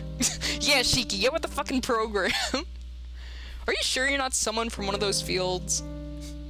What field? I told you, I'm just a student. I don't know anything. That's a lie. There's no way a human who's not even a magus could hurt me. Are you hiding something from me, Shiki? Arkward gives me an angry, cat-like stare. But even if she looks at me like that, I'm not hiding anything. Oh, wait. Shiki! Did you forget about your silly little eyes, Shiki?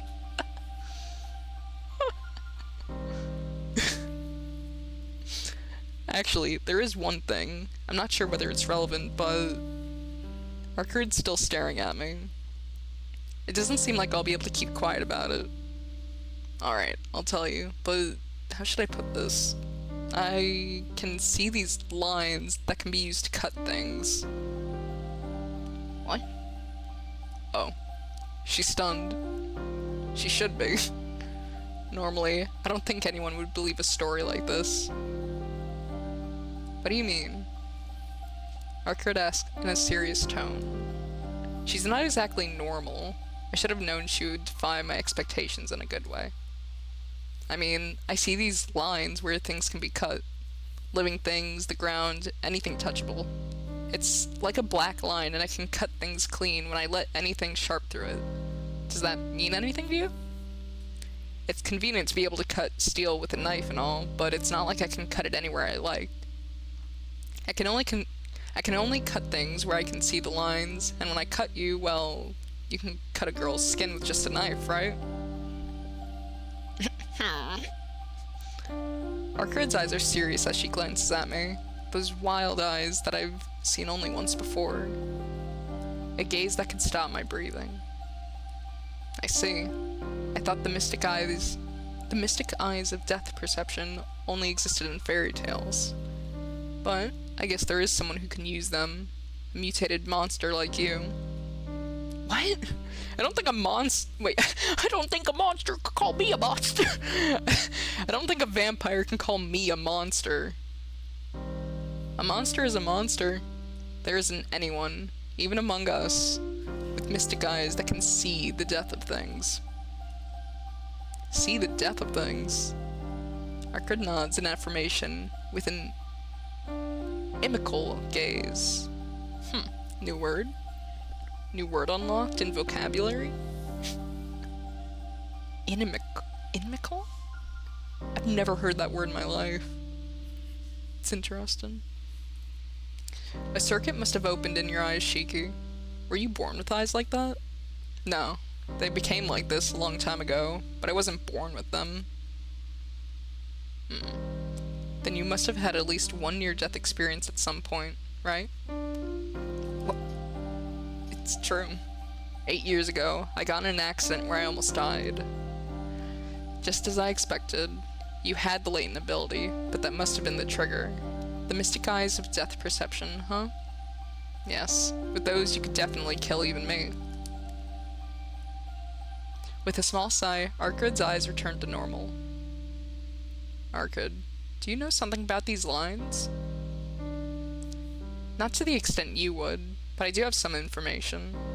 What you see is the end of all things, the point where things die easily. To put it simply, the time of death for everything in existence. That is, death. It's death. It's death, Shiki. You can see death, okay?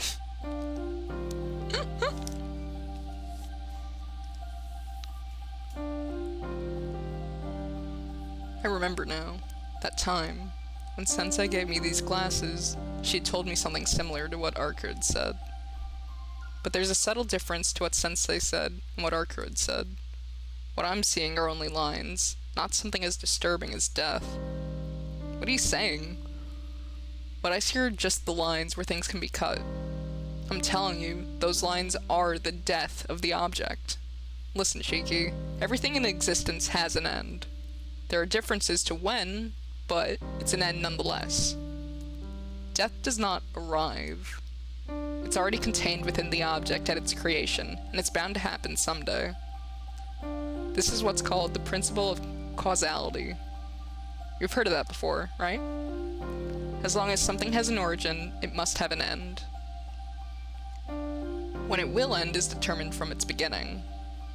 That's its so-called time of death. So, as it already exists from the beginning, it's not impossible for one to see it with their eyes, given that they can comprehend the concept of a time of death. Wait. Given... Okay. I see. Given that they can comprehend the concept of a time of death, and they have the appropriate circuit in their brain and eyes. That's the truth behind those lines, you see. This is nothing more than the general concept, but if I were to theorize, I would say they're the weakest parts of the joints between the molecules in something, or perhaps a pre-designed switch within the genetic makeup that activates the death of that object. Arcurd, you're talking kind of crazy. You're talking kind of crazy. But that doesn't really make sense. I can't see them, so I can't say for sure, but the lines aren't all you can see, are they? I would think there would be points more than lines. That's right. When I first saw Arcurd, when I wasn't myself, when I took off my glasses, I could see the usual scribbles and black points where the scribbles seemed to flow from. There were. It only happened that one time, but definitely. I saw black points. There were several on your body, and the black lines flowed between them, joining up. If I had to make an analogy, I would say they were like blood vessels. That's an interesting way to put it. I see. The lines where things die easily, and death itself, huh? I'm surprised you've stayed alive up until now like this. You must have a very tranquil heart, Cheeky. Arkard says this philosophically. In my own way, I understand what she's saying, but I don't want to believe any of it. What? There's no way that sort of thing exists, let alone me being able to see it. Well, you are seeing it. Usually when you cut a living being's neck, they die. This means it stops because you've cut it. Conversely, you can say that if you can't cut something's neck, it won't die. Oh, this is about me, so just consider it with an exception. But, in your case, you can ignore the cause, even against that which is immune to all external effects. You kill first. What is killed then becomes dead. It's not that it stopped because you cut it, but in your case, you stop the object, and as a result, it is cut. See? What else can I call you but a monster? You may just call them lines along which something can be cut, but those eyes are more special than those possessed by any other user of supernatural power in history. You, Shiki, have the eyes that can kill anything, just like death itself. I'm at a loss for words. If that really is what I can see, just like Arkard's saying, those black lines really are the time of death for all things, and everything around me is filled with death. So what? If it's all as you say, I should be able to kill even you. Really? Then let's try it. Arkard opens the curtains. The lights are off. The only illumination is the faint moonlight coming in through the window. Come on, it's alright. Try it. Seriously. Oh, wait. Could it be you can't see them with those glasses on? Are you sure about this? I take my glasses off. Only to see the lines, of course. At the same time, the room begins to writhe with black lines. Outside the window, the moon is white. They're difficult to see in the daytime due to the strong sunlight, but under the faint moonlight, I can even see the glow coming from the lines. Amidst them, the lines on Arkard's body are very thin. If I don't concentrate, I lose sight of them altogether. If I hadn't been killed by you, I don't think you'd be able to see any at all. But right now, you can probably see them. You see, although I have no times of death during the night, some do appear during the day.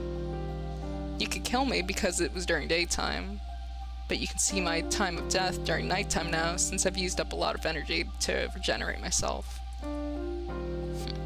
In other words, I've lost my immortality. So, can you cut the lines on my body, Shiki? Let's see. I think I probably could since the lines are there, but I don't think I could do it so briskly and without hesitation like that time before.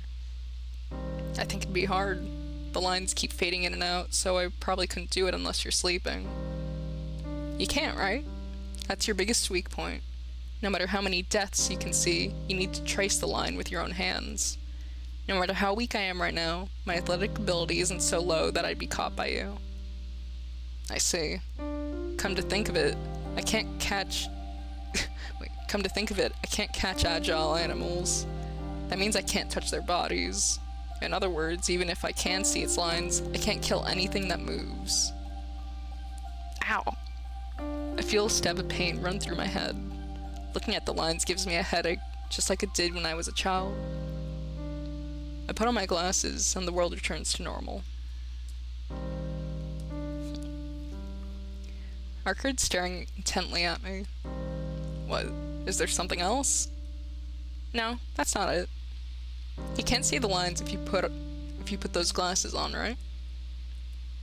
Yeah, I got them from someone a long time ago, when my eyes first became like this. I'm only using the lenses now, but thanks to them, I can lead a normal life. Yes, I see.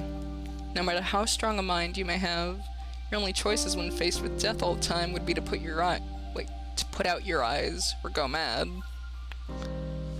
Oh, fuck, I accidentally skipped, no! Ah! Fuck. It's okay. It's okay.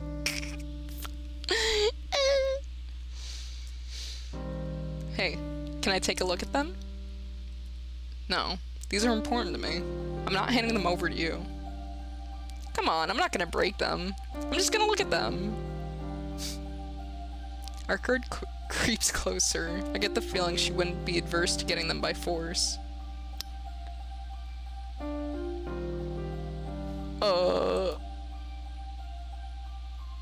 Save. Yes. Fine, you can have a little look-see. But be careful.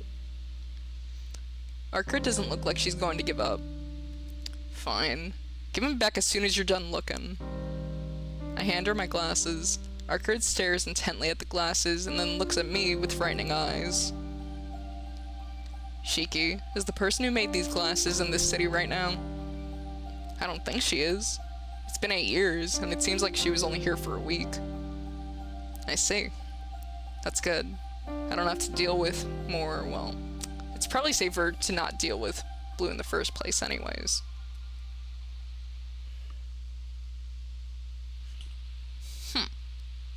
Blue? Blue? Arcur, you know Sensei? I mean, the person who made these glasses? I know her. A sorceress. She's one of the only 4 of her kind. These glasses are truly a masterpiece. Even I can't break them. Arcur's face grows even more serious. Wait, you were going to break them? She's like, what? I guess. Did I say that part out loud? I knew it. You were going to break them after all. I retrieved the glasses from Arcur. Jeez. You're the one who just said I couldn't stay sane without these glasses. Or do you want me to go crazy? Shiki, I think you're already a little bit crazy. Not full on cray, but he got a little spice in him. Shiki got a little bit of that crazy.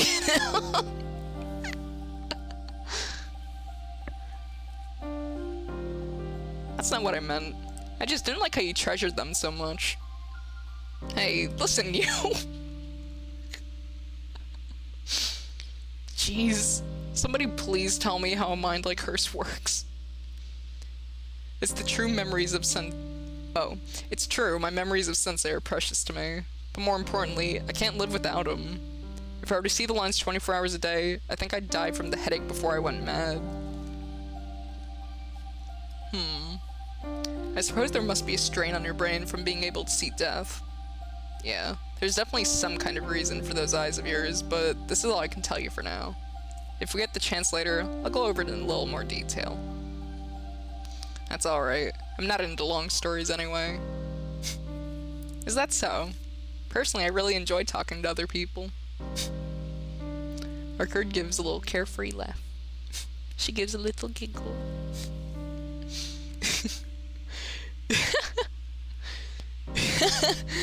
I'm sorry, her sprite is just so cute.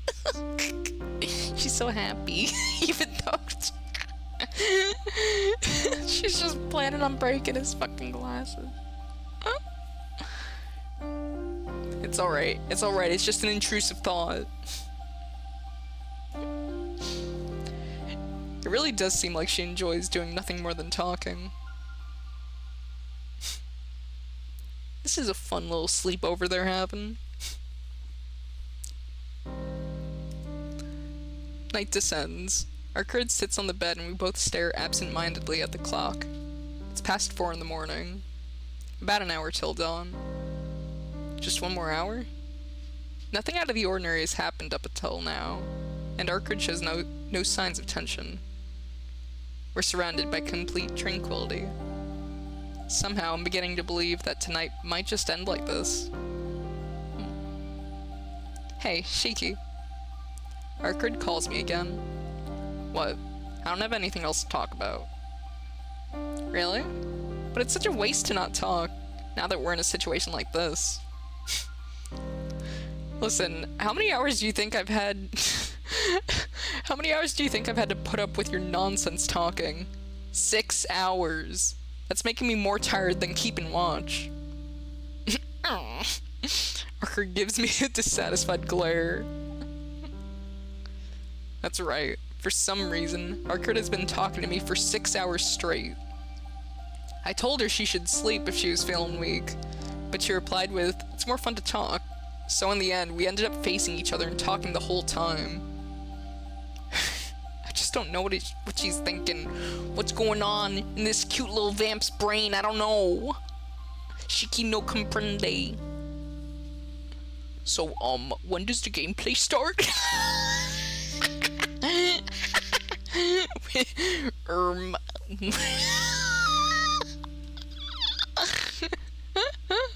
I think it may start now, guys. I have a really good feeling about this.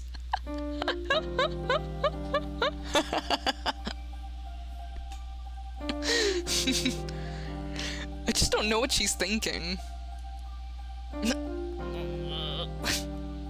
Shiki's getting the little tumbly rumblies. To top things off, I'm hungry. Come to think of it, my last meal...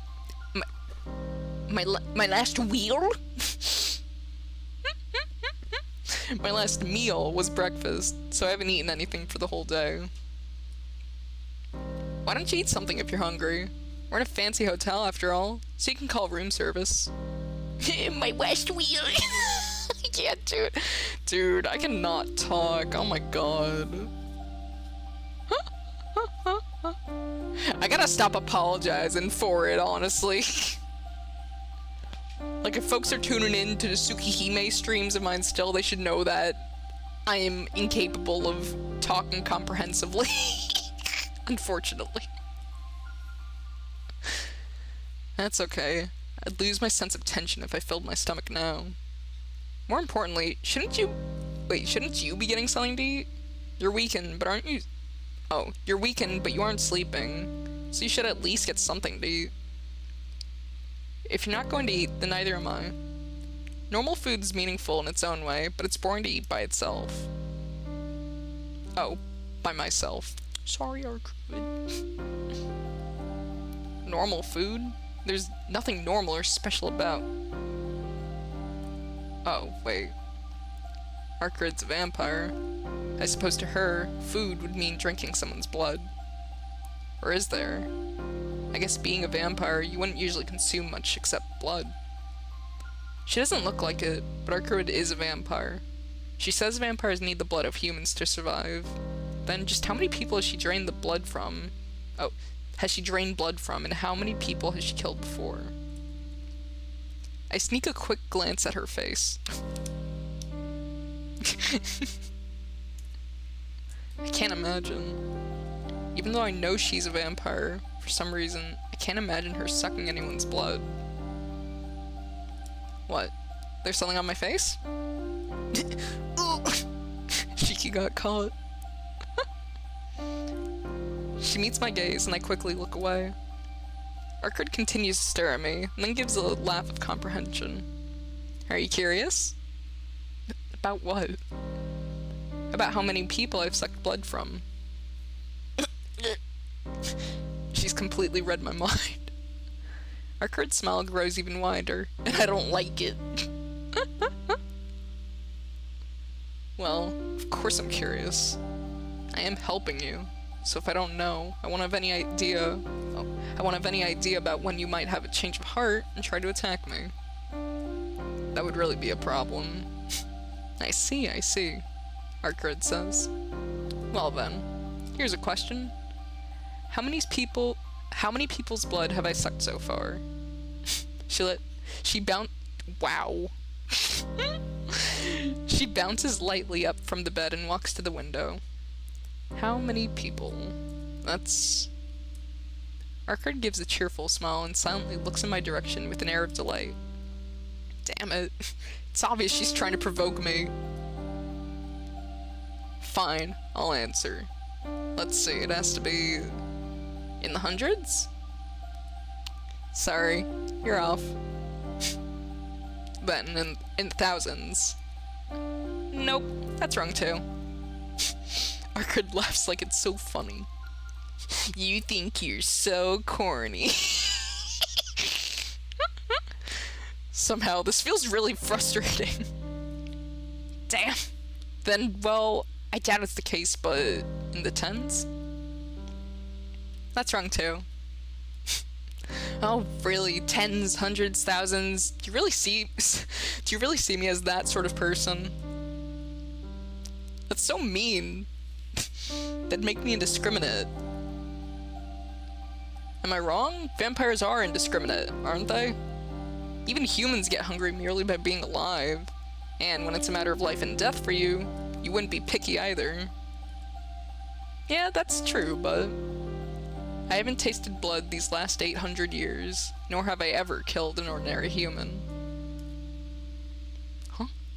Wait, is that true? It's the truth. After all, I'm afraid of sucking blood. Afraid of sucking blood? You gotta be kidding, right? A vampire that's afraid of sucking blood? Why? I suppose I'm a coward. That's why I'm a failure as a vampire. Oh, don't be down on yourself, Arkard. It's okay. Rest eyes. Yes, sir, Vic. Just for you, I shall rest thine eyes. I wish I was a voice actor, dude. I want to do Tsukihime justice, but I can't. But still, I'm gonna try and stop belly aching about it. Cause I'm sure it's getting annoying. Like, Coco, we get it. You can't read. Come on now, Coco. We understand. It's okay. But I'm sorry, Chad. I just really like Tsukihime. Silly.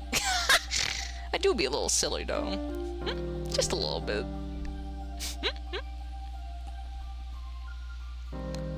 Arkard grumbles as she looks up at the night sky from the window. She stays like that for a long time, continuing to look up at the sky. Her white back looks vague, hazed over, as if she was merely an illusion. I see.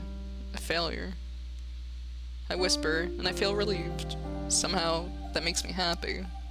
Of course, it's only natural to be relieved, because I now know that the person that's standing before me isn't some kind of vicious, evil being. For now, if I were to believe what she says, I won't just be killed by her at random. So I'm safe. I'm safe, but I feel like that's not the only reason I'm relieved. Damn it, what's wrong with me?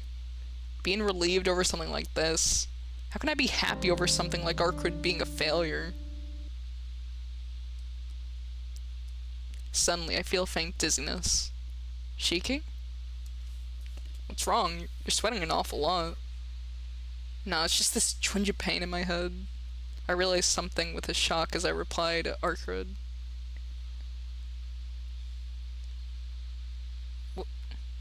The window behind Arkard. Beyond the glass, within the city streets still sunken in the darkness of night. A blue crow is looking in my direction.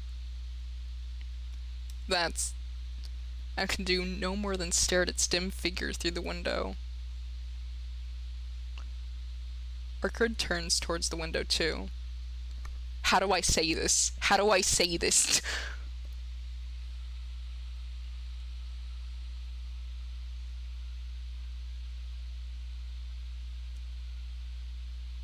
What? Indeed. Oh, is that like the name? Nirvin. I'm sorry, I don't... I need a translation. Translate that out of, like, vampire speak and put it into English, please. Indeed, I have finally found you, princess of the true ancestors. Oh shit. From somewhere, force of will flows into the room. Oh my god. Arkard's eyes are full of enmity. Outside the window, the crow gives a loud, high-pitched scream. This is it. I'm heading there right now. Oh my god, wait, this is really bad, isn't it? Wait, you guys should get out of there. The blue crow flies off. All that remains is the dark of night and the white moon. You guys should get the fuck out of there. Get out of there! Get out! Suddenly, with a heavy noise, the room shakes violently. No, to be more precise, the entire hotel shook from that impact. What the fuck? What the hell? I get up from the bed.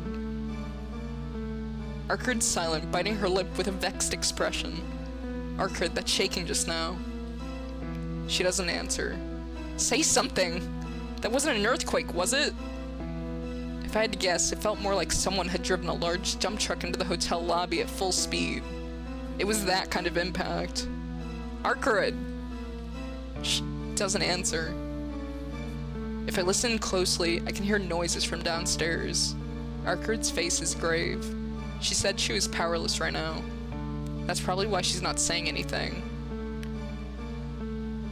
Did I just accidentally skip over dialogue right fucking now? I'm gonna like... Only time passes by. 2 minutes.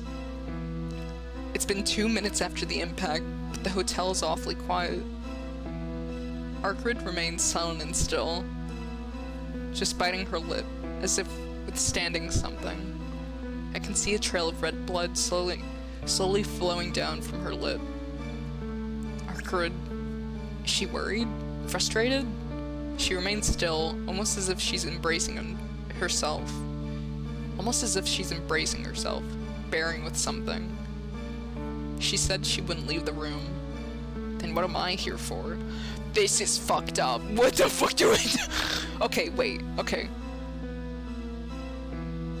Okay. Okay.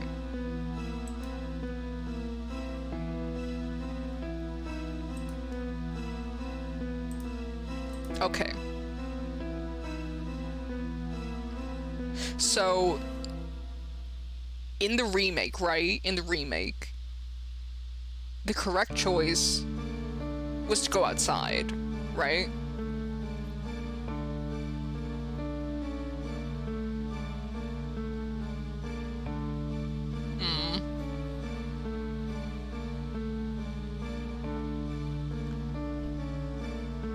Fuck. Okay, guys, I'll let you choose. I'll let you choose.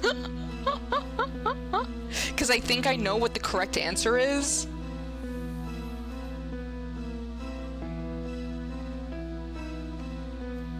I think I know what it is. But I'll let you choose.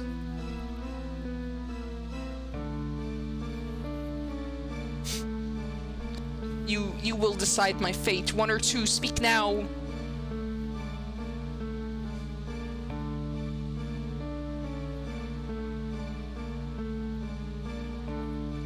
Two? That's what I was thinking as well. 'Cause I don't know, in the remake, like, going out was the correct choice.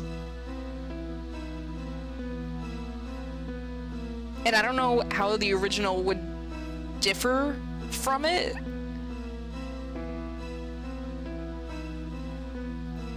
But I don't know, just from the way it's written, like the way that she's not moving, she's not speaking.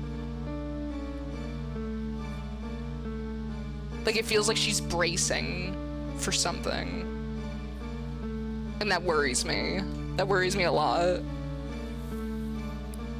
Oh god. Oh god.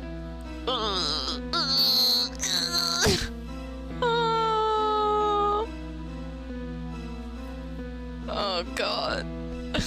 Oh god. Okay. Like, that leads me to believe 2 is the right choice, right? 2 must be. But, Vic, do you want to make a bad choice? do you want to get a little frisky? Do you want to make a naughty choice? Because I've been very good so far. I have been very good. I've done nothing bad. You know? I've made all the right choices. Or at least what I believe to be the right choices. Take the risk, pick 2. Oh, so you're saying that you think that 2 is the incorrect choice. Because I think 2 is the right choice. Because even though it was like, I don't know though, like the remake might be different. Like even in this scene, like their cute little sleepover things were different. This is scary.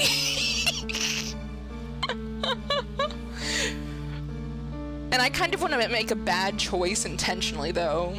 Because I've been playing very, very safe up until now. I've been playing very, very safe. But I wonder if I'm missing out on stuff by playing so safe, you know what I mean? Because how my mind was working was that it was like, if I want to see the other stuff, I can go back to those previous saves, right? But at the same time, it may take me out of the moment if I do that, you know? How much do your choices even matter in these types of games, though?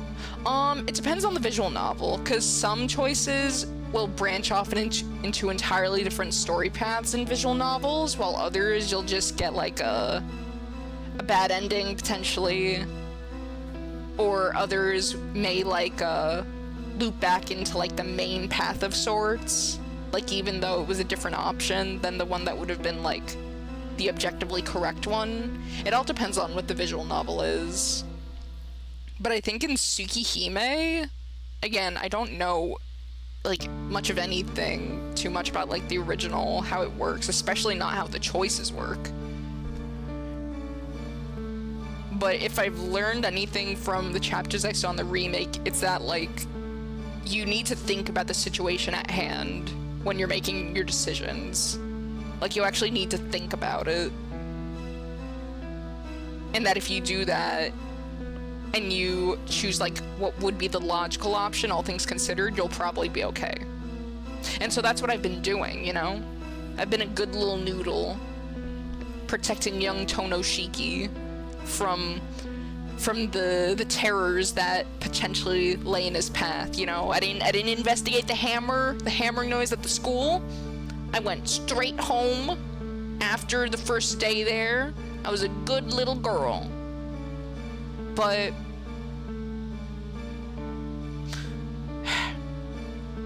I wonder if it might just be better to make the bad options in the moment rather than going back to saves and doing so, you know? Who's the polite guy behind you, by the way? Just noticed. Oh, that's my little business bae. That's my little businessman background.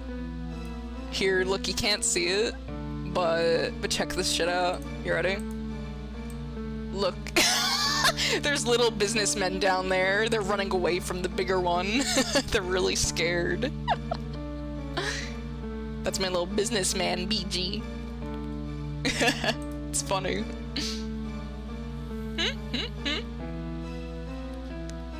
But yeah, we gotta make a decision. I'm so indecisive.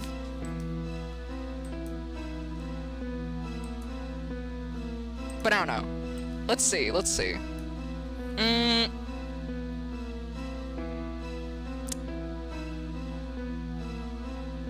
Okay, you know what?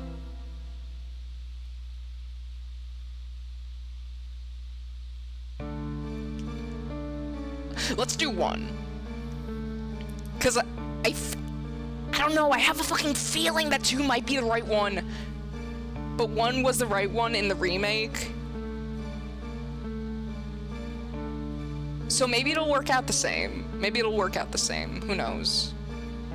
I'm kind of afraid. I'm actually really afraid, to be honest, because this is already different. I'm fucking scared. You could also do like a poll in chat. That's true. I don't know how many people are here though.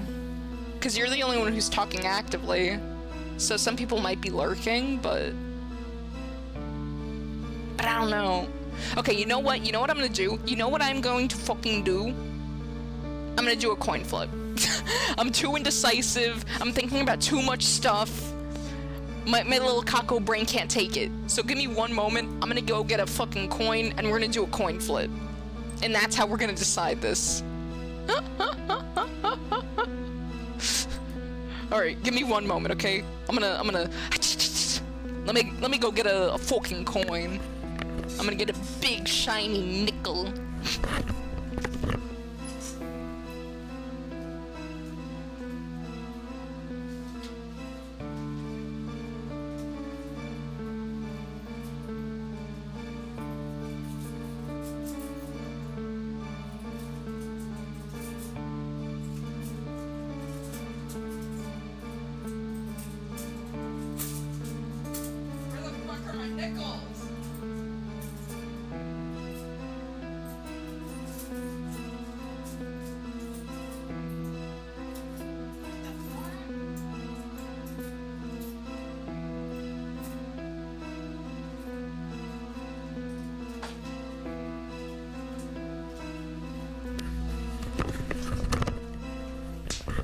Alright, I'm back. Somehow I have no nickels.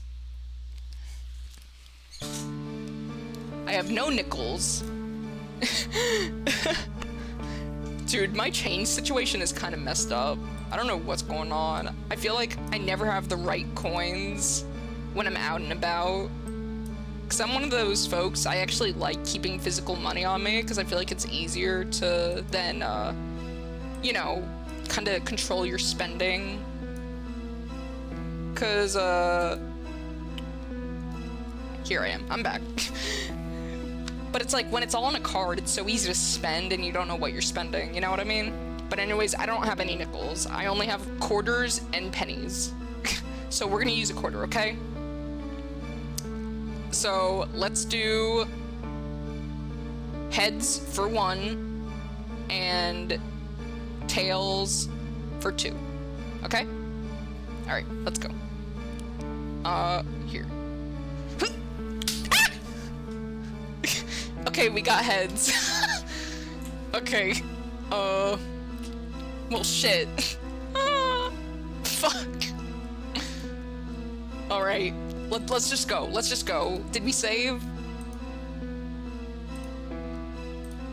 Okay. Let's just go for it. Fuck it, we going. Ugh. Alright. I decided what to do from the very beginning. Taking the knife out of my pocket, I walk up to the door. Shiki? I'm going to go check things out. Don't leave this room until I come back. Oh god, the dialogue is the same as in the remake. I step out into the hallway, shaking off Arcrid's look that she wants to say something. Maybe this is the right choice. That dialogue was the same as it was in the remake. Oh god, I don't know though, I'm scared. I'm scared regardless. I'm a little pussy. I'm a little pee-pee piss-piss. No one is in the hallway. This is a fucking terrifying image, by the way. What is this? This is horrifying. Like, look at this claustrophobic ass little stupid hallway. No one is in the hallway. I couldn't hear from inside, but the hallway's noisy. It's not that this floor is noisy. Rather, the noise is coming from something beneath my feet. There's some kind of ruckus on the floor below. I can hear the noise of so many people. Wait, I can hear the noise of many people talking.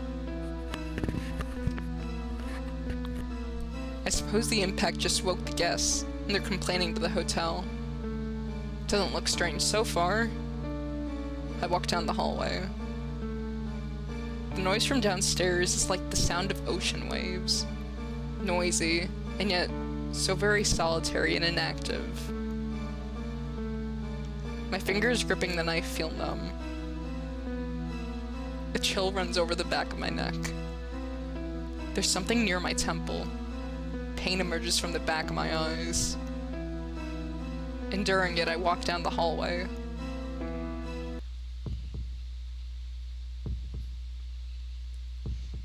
It hurts. My eyes hurt. My head grows heavy, and I feel a drifting sensation, like I'm about to collapse right here. Yeah, I know what this is. Without a doubt, this is the feeling I get right before I collapse from anemia. It hurts. It hurts. Unable to withstand it any longer, I remove my glasses. I can see the elevator. A long hallway. It must be more than 10 meters from here to the elevator. Oh, God. My heart's catching in my chest. And then, with a ding-dong, the elevator comes up to the 11th floor. Oh, Christ.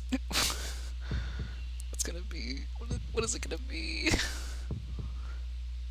I can see the lines on the elevator door. No, they're too dense. They look almost pitch black. The door opens. The small steel box opens. Inside that box, crammed to the point of overflowing, is human flesh. Inside that steel box called an elevator, the red meat of humans is ground and pushed in. Inside, 2 black dogs are voraciously feasting away on something.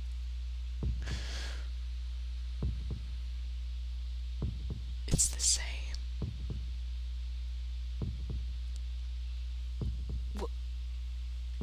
I stop breathing. Like my brain, which just froze, my lungs stop as well. I can't breathe. But that isn't important. Maybe we should have stayed in the room. I'm still scared. I don't want to experience this scene again. I'm still scared. This was bad enough in the remake. I don't want to experience it again. My vision turns crimson. With a bubbling sound, blood pours out of the elevator. That's so fucking gross. Amidst the ocean of blood, people, arms, feet, bones, brains, fingers, organs, and other parts. The 2 black dogs are the only form of life. My very instincts refuse to take in this scene. Down the hallway, 2 black dogs are picking at the human corpses. If I listen carefully, I can still hear the sounds coming from downstairs. If I listen carefully, they are the sounds of gorging, and the chewing of meat, cries for help, and the death screams of people which can't even be called words anymore.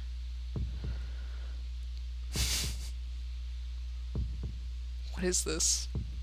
Though there's no way I can see it, before my eyes is text I can't read. A man running down the hallway trying to escape, but the panther-like claws descending from the ceiling slice him open from his nose to the back of his head. Oh my god, that's so gross. A girl locking herself up in a room and crying. But to the lions, a door is no stronger than paper, and within seconds they demolish it into an unrecognizable shape. Striving madly to be the first ones there, people dashing for the elevator, but within it, the black dogs waiting inside to decapitate them the instant the door opens. At any rate, there's no exception. Beneath my feet, within this huge box called the hotel, is a scene from hell I can feel down to my very bones.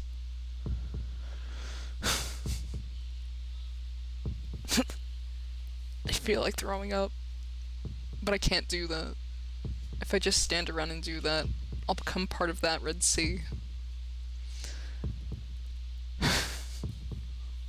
I resume my breathing. I grip my teeth hard. The dogs inside the elevator notice me.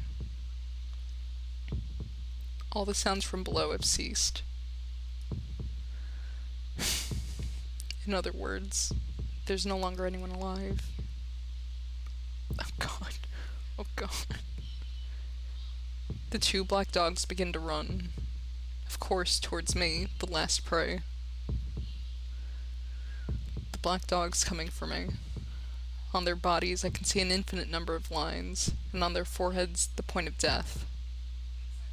But even so, my paralyzed mind does not order my body to fight or run.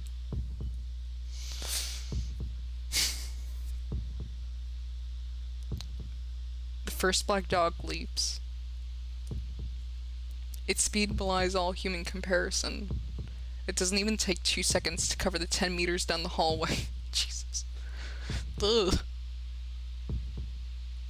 They open their mouths. Mouths filled with fangs so many times sharper than the knife I have. And they're aimed straight at my throat. Accurate and fast. The instant I realize they're drawing upon me, the fangs bite into my throat with a crunch. What?! I die. But that's not right. I can't be killed by something like this, and I refuse to die. The deaths of others would not cause me to hesitate. A hot summer's day. It happened long ago, 8 years ago. I've seen something even more terrible. I thrust my knife into the forehead of the black dog, biting into my neck. My arm moved just before the black dog ripped through my throat. It was done so perfectly, even for myself. Like a machine whose sole function is to cut, I plunged the knife into the dog's forehead without any useless and wasted movement. Because that's where the dog's point was. Normally, even if the brain is destroyed, the muscles try to execute the commands they've received from the brain. The black dog would have probably ripped through my throat, even if I had simply pierced its head. Well, normally that would happen. But the black dog is dead. Death is a complete stoppage. At the point when I killed it, it lost every form of validity. God, that line goes so hard. The first dog falls onto the ground. In its place, the second dog is flying straight at my face. That's so fucking scary. That is so scary. It with like the red filter is terrifying. Oh my god. I thrust the knife right into its open mouth. But that was a mistake. This dog's point is not on its face, but on its chest. Just stabbing it in the mouth will not kill it. The knife pierces through the dog's mouth and into the back of his head. Naturally, the hand holding the knife still remains in the dog's mouth. The black dog is still alive. Its jaw shuts. The joint between my arm and the hand holding the knife is bitten, about to be ripped apart. Proper thought returns with the pain. Oh my god. You have to be kidding me. It's as if I'm just letting him chew through my arm by stabbing him in the mouth. I mean, you kind of are. Why you? I try to pull my arm out. The dog's teeth are deep in my arm, and it doesn't seem like I can pull it off. More importantly, this black dog, despite having been pierced in the head, is still filled with life. Even though I lift it after piercing its head, it shakes and lands on top of me. I fall onto the floor. I still can't pull my arm out. Oh my god. The black dog, still pierced in the head, applies more power to its bite. My arm is surely going to be torn off. I can't believe this. No dog ought to be able to bite anything in that state. I feel something wet. I can see blood I can see blood spilling from the black dog's mouth. Is it the black dog's blood leaking from its knife wound to the head? Or is it the blood coming from my arm about to be torn off? To be honest, my head's too messed up to be feeling the pain, so it isn't a big deal which one it is. Let go! I try to wrestle away from the black dog, but it's firmly attached to my arm. I can't escape. I can't run away. If I want to escape, I have no choice but to kill it. But how? The hand it's biting off is the one holding the knife. I'm on the ground, so even supposing I did pull my hand out, the very next instant, the black dog's mouth will be free to bite through my throat. It's okay. Calm down, Shiki. First, you've got to examine the situation well, and then think calmly about it. That's the kind of thinking you've always kept. In that case, I can do something. For example, there's plenty of lines on the back of its head, and I can see the black point on its chest. The way to survive is awfully simple, but I have my doubts about executing this plan. No matter how savage and evil a creature it is, to do something like kill a panting and gasping creature that's so alive, this close to me, it's something Shiki, don't hesitate! Do it! Shiki! The pressure on my arm increases. My entire arm is shortly going to be ripped off at this rate. Shiki, do it! But even so, I just can't seem to do so. Shiki! The red blood drips down onto my face. Going down my forehead, it drips into my eyes. Crimson darkness soaks into the back of my eyes. Red. My consciousness sways, and then is gone. What? But even so, I can't bring myself to kill a living creature. What hypocrisy. You've killed something much bigger than a mere dog. Yes, that's right. But that time was different. I wasn't sane when it was Arkrid. Even when I killed the other black dog just a moment ago, that was unrelated to my will. But right now, this is very much my own will. Didn't Sensei say, Shiki, use this power according to your own will and no one else's? That's why, as myself, right now, I can never take a life for granted. That too is hypocrisy. Because long ago, you...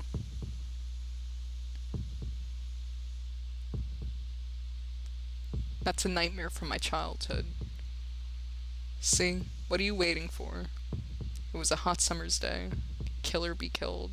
Before my eyes, the blood-soaked shadow of a boy. You've already...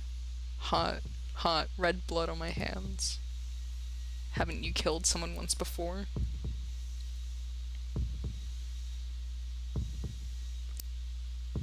I thrust. I don't pull, but rather thrust deeper into the black dog's head. I can hear its yelping right in front of me. I think the black dog is crying out. With my arm in its mouth, it cannot properly cry, but it's crying anyway. I'm sure that's how much it must have hurt. I don't care. I plunge the knife in deeper, along with my arm. Without a sound, the blade of the knife punctures out the back of the black dog's head. It's as if the dog has grown a horn. Ugh. Having split the skull, I easily slash through its skin. Blood and brains spread as the knife completely emerges from the back of the head. Also, the hand gripping the knife travels completely through. My God. Even so, the black dog is still alive.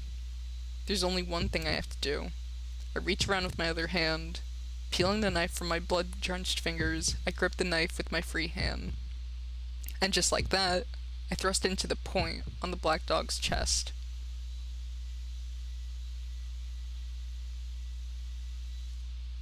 And with that, the black dog dies. The strength drains from its jaws, and I easily pull my arm back out. Oh, it wasn't torn off at all. I look at my blood-covered arm. There are many teeth marks, but the flesh is almost free of wounds. The blood must have been from the black dog when I impaled it through the head.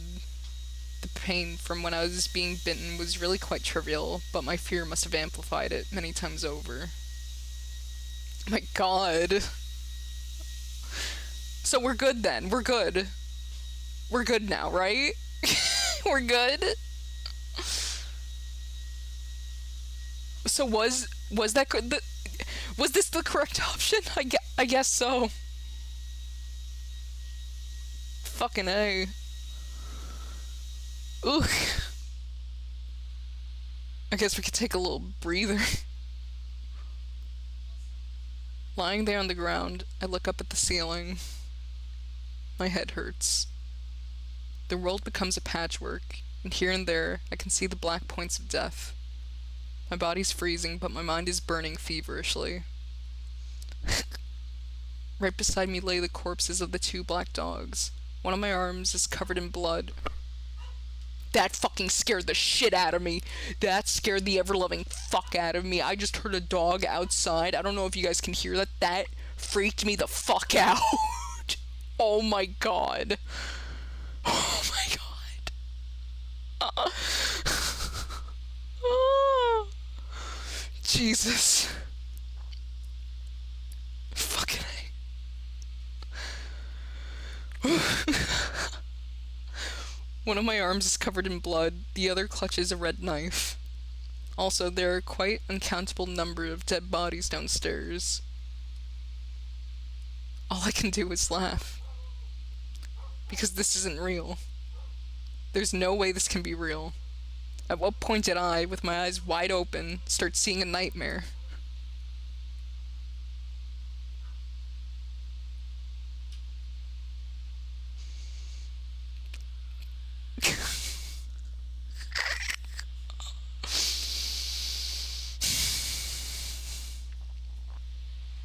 I'm afraid.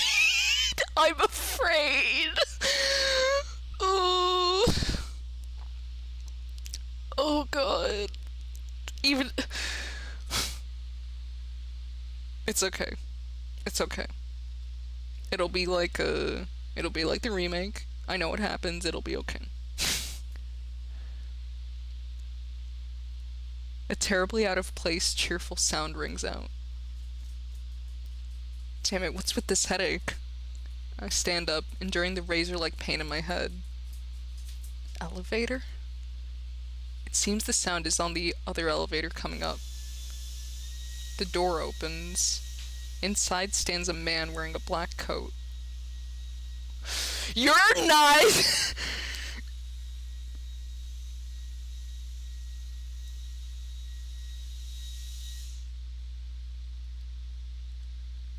The headache worsens. He's the guy that you saw at night! He's the guy who Shiki saw when he went out at night from the mansion, when he went to investigate those little dog noises.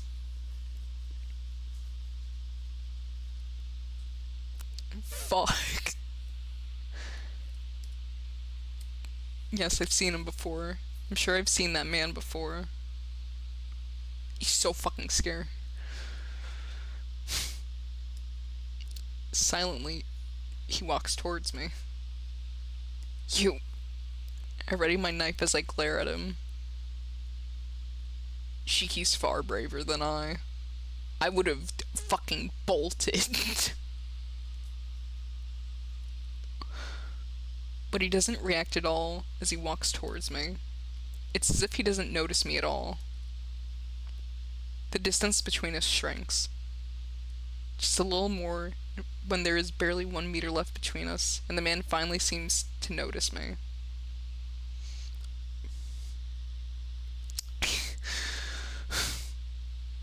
Those bloodshot eyes. The instant I see those eyes, which no human should possess, I lose all freedom to move my body. I thought I killed everyone, but it seems like there's still someone left. The man turns and looks at the corpses of the two black dogs. You pieces of filth. If you can't even take care of a scrap of meat, you're unworthy to be a part of my body. The man voices his displeasure as he raises his hand. His coat lifts like a mantle. Broken. With a splash, the black dog's remains liquefy and disappear into the man's coat. I can't even scream. Below the man's coat is pure darkness, without even the traces of an outline. All that exists there is a mud-like darkness. This is dangerous. This guy is just too dangerous. My instincts sound the alarm wildly in my head, but I can't even lift a finger. The man in the black coat approaches me. Shiki, just get out of there. Get out of there, Shiki, please. No, get out. It's not good if I just stay here. The unstopping headache grows to an unbearable level, telling me this place is dangerous. Whatever the means, if I don't get out of here soon, I'm going to lose my life. But it's too late. The man is right before me. Those eyes aren't looking at me at all. What? Feed. He raises one of his arms. Below it lies a chaotic darkness. From there, something huge appears. The sound of wind. That which has appeared from below the man's coat is a crocodile's mouth! Easily large enough to swallow a man whole! What the fuck?! This isn't this... What? I'm going to die. Right here in an instant, crunched up like a ball of paper. Just as I was convinced of this, someone pulls me back. What? I can't believe it. Wait, our crew. Yeah! Yeah! Instead of me, the jaws of the crocodile clamp onto the stomach. Wait, no! No! Clamp onto the stomach of Arkwood, who just pulled me out of the way. No! No! Arkwood's face contorts in agony. What the fuck? She draws back before she's... What?! She draws back before she's completely devoured by the crocodile's maw. Wait, what? The man silently watches Arkwood. Arkwood glares back at him with a pained expression, her midsection stained in red. I can't believe a vampire named Chaos would play such trivial games. It's like a poorly scripted nightmare. It's something chaos. So this is chaos.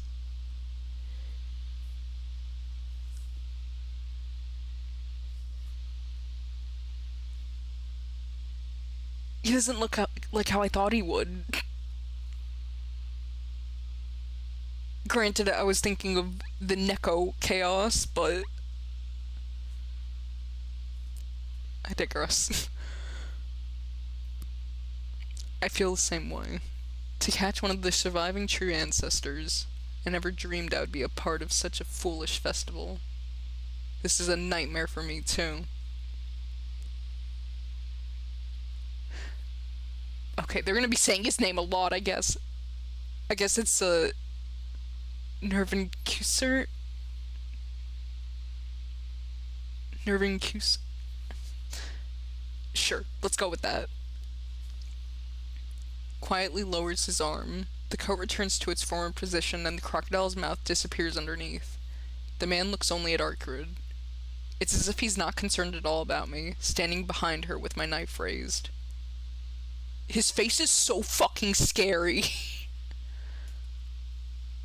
But what is going on?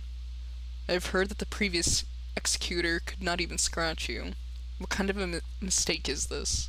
Right now your presence is exceedingly weak, even weaker than a mere member of the dead. Were you attacked by the church before I arrived? Arkwood Brunstad. Arkwood says nothing. The man fixes his emotionless stare on her. I don't understand. There are only a limited number of conceptual weapons capable of harming you. The only people in possession of those are the church's assassins, and I don't think the burial agency would dispatch anyone this far east. The man narrows his eyes slightly as he turns around.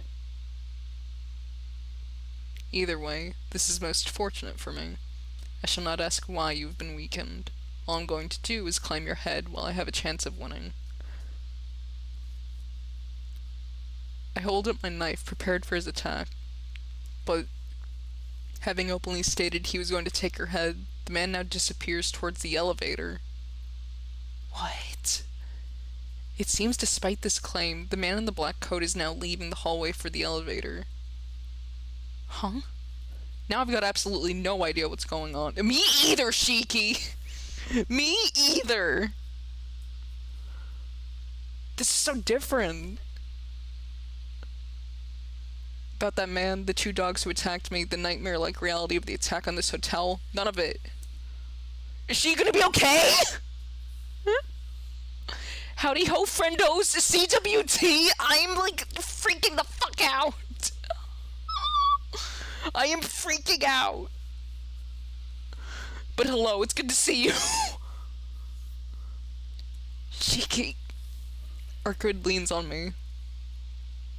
It's a terrible wound. Though her stomach stopped bleeding, her face is scrunched up in pain. Okay, at least she's okay. I mean, she's not okay, but... It happened mere seconds ago. The wound she got from protecting me from that man. Why did he just leave, though? Why did you... Yes, I underestimated him slightly. I thought I could help you and then dodge him, but you really did well, Shiki. I guess the wound I got from you wasn't so trifling after all. Arkwood's face, twisted in pain, turns into a small, joking smile. I can't watch her any longer. The wound she got was from protecting me, and the reason she got it was because of me too. There's no place for that stupid smile of hers. Arkwood leans onto me and lightly closes her eyes. Hold on, don't close your eyes, you idiot. Get a hold of yourself. You're a vampire who can't die at night, right? Well, that's true, but it seems like I'm at my limit. What? Sorry, but could you take me back to my room? Arkwood's weight falls on me. Hold on! That's... If she dies, I'll... Hey! I call out to Arkwood, who has quietly closed her eyes, and then... Okay. I can hear her happily breathing in her sleep. Thank God. Thank God! I shouldn't have bothered worrying. Arkwood's only sleeping. Thank God! Telling me to take her back to her room like that. How selfish of her. It really was selfish of her, but there's no helping in this situation. Besides, if we stay here in this hotel any longer, I have the feeling we'll be in a lot of trouble. The headache won't stop. I guess I'll have to rest too, or I'll faint. Arkwood's room? I don't... Is it okay to go back to the room? Is it?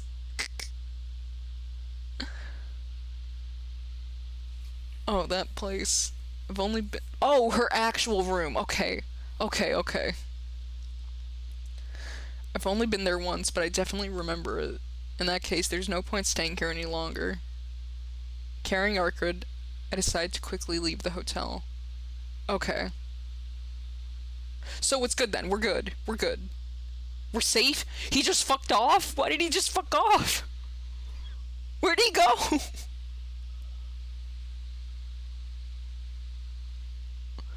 The city is slightly lit up. Fortunately, it's too early in the morning for anyone to be awake, so I get to Arkwood's room without being seen. I see, that's how it is. Then I finally realize why that man left. The streets are beginning to become covered with a faint orange light. Oh, okay. Sunlight no bueno. Vampires must have an incredible internal clock to be able to just sense it. Greetings, Coco. Hello there, Meta. I was getting spooked. How are you doing? Greeting, chat. So polite. Ugh, I gotta catch my breath. That put me on edge. Jesus Christ. I guess dawn's breaking already.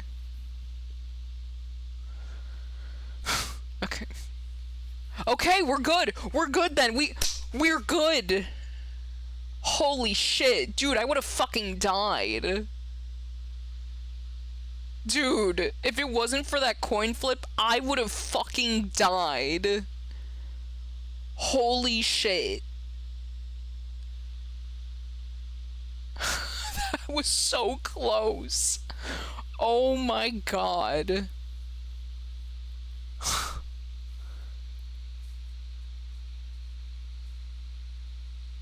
Oh, that's neat, meta.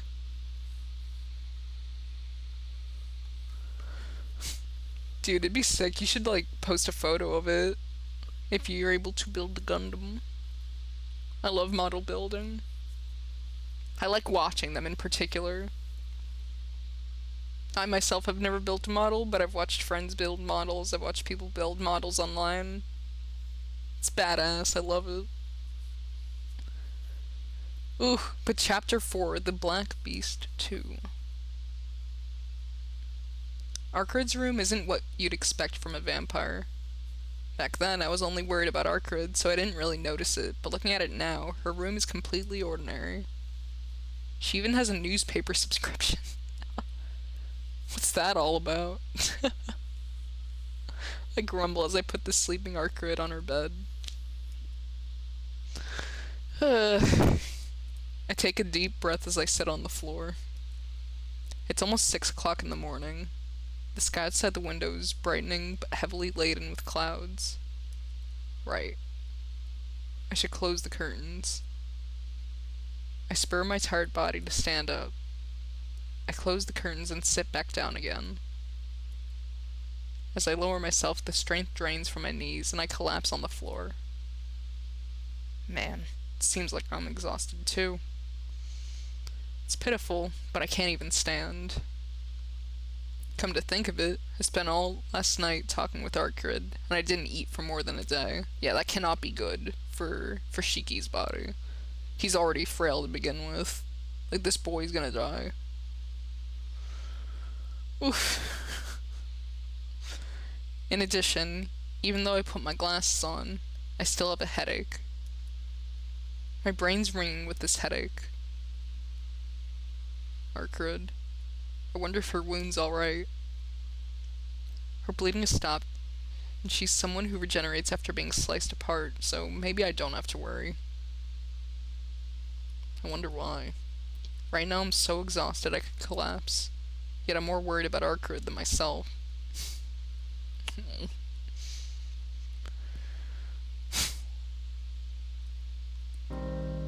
Investigators believe the cause of Takada Yoichi's motorcycle accident was a malfunction in the brake pedal, which occurred while he was descending a steep hill.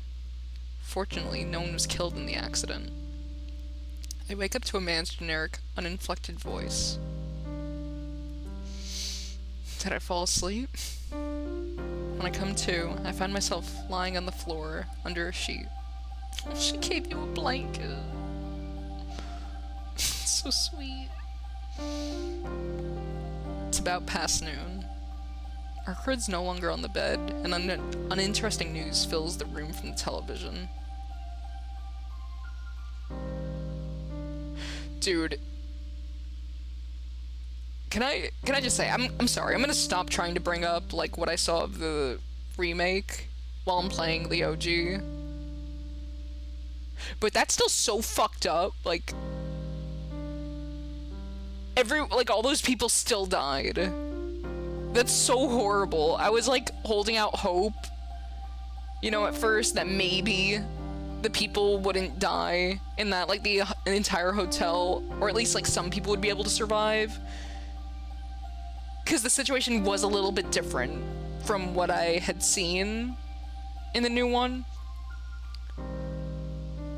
But even then, all those poor people still died. Ugh. I'm just fucking like, dude, I don't know how to process it. It's a very strange thing. Like, knowing one version. Not even the complete story, just like some chapters of the remake, and then playing the OG. Like, it's fun, I'm really enjoying it. But if I was already like I felt my fucking heart in my chest, like, cause I'll be honest, I'm like bad with horror. I'm a big pussy, you know? Never been too much of a horror junkie or even enjoyer. Like, it's fine, I like getting spooked, but, you know, so usually, you know, when I would go to the movies, instead of a horror movie, I would rather see a comedy. That's the kind of person I am. I want to laugh instead. But if I was scared in that, like, and I already knew, I mean, I didn't fully know, because I didn't know if things were going to be different. And there were things that were different, but still, the situation was, like, kind of the same as what I had seen in the remake. But I was still fucking scared. I don't even know how I'm gonna be when I get to shit that I don't know about, because I've stopped looking at stuff from the remake. I've stopped. I've plugged my ears and shut my eyes, because I don't want to spoil myself potentially on anything. But how the fuck am I gonna be when we get to, like, stuff that I have zero knowledge about? I'm gonna freak the fuck out! I'm gonna lose my shit! You guys are gonna have to, like, hold me to comfort me.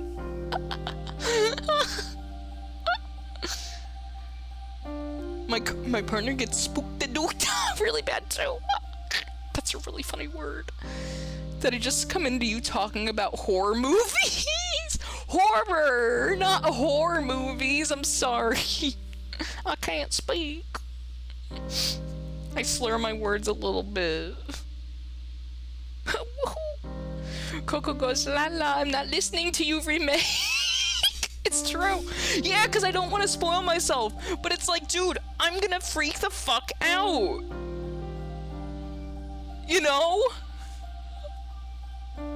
Like, especially this new guy. I don't know who the fuck this is. All I know is the visual design of little Chaos Neko, little creature. And even then, I don't know anything about it, because all I know is the design and the name, and that's it.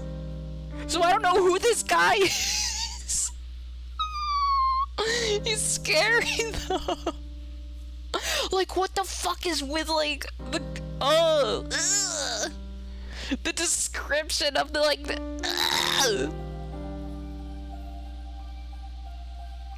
I'm far too desensitized to enjoy the horror genre. They're pretty much hokey comedy to me. That's crazy, Azalea. Ugh. Definitely, we want those jumps and eeks to be fresh, crisp. Meta, you'll be getting that then. Because Lord knows. Oh my god. Used to rent horror movies from the library. Oh, that's so cute when you were a little girl. Like, all the time. Dude, you had balls of steel.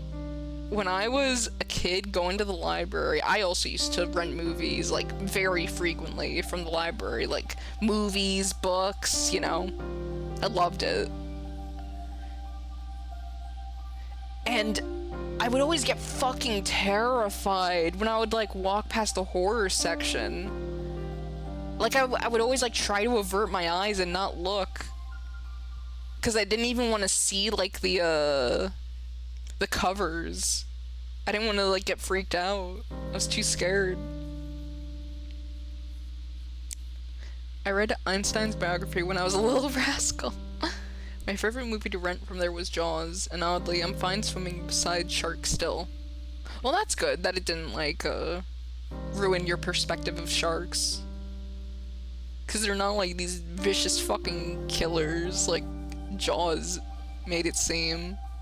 And it sucks, like, that a lot of people, when they watched that movie back in the day, it colored everyone's perception of sharks for the worse. Like, it's really messed up.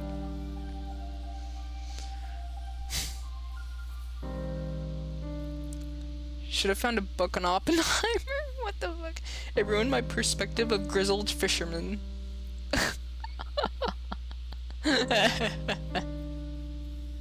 I mean, honestly, like, the jaw shark is not a normal great white, you know? It isn't a normal shark. Like, that shark in Jaws has a fucking personal vendetta against all those fishermen and people. It's like a menace, so honestly, I don't blame them for being fucking scared of it, you know? Like, this ain't your run-of-the-mill shark. This thing's a fucking beast. Don't logic out my disappointment, Coco. Shut your horror movie mouth. Okay. Might have ruined your idea of suspenseful orchestra build-ups. May as well be an SCP, like Moby Dick. It's that deep.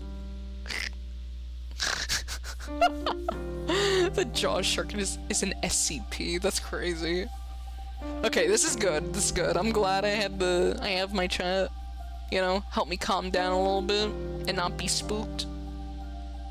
It's definitely just gonna get worse again. Like, once I get to, like, content that is completely out of the realm of what I'm aware of, I'm gonna freak the fuck out. But anyways, let's continue. I want more Tsukihime. I'm having fun. Where'd Artgrid go? And I sent someone in the kitchen. That idiot. You know, Azalea, Shiki is like you.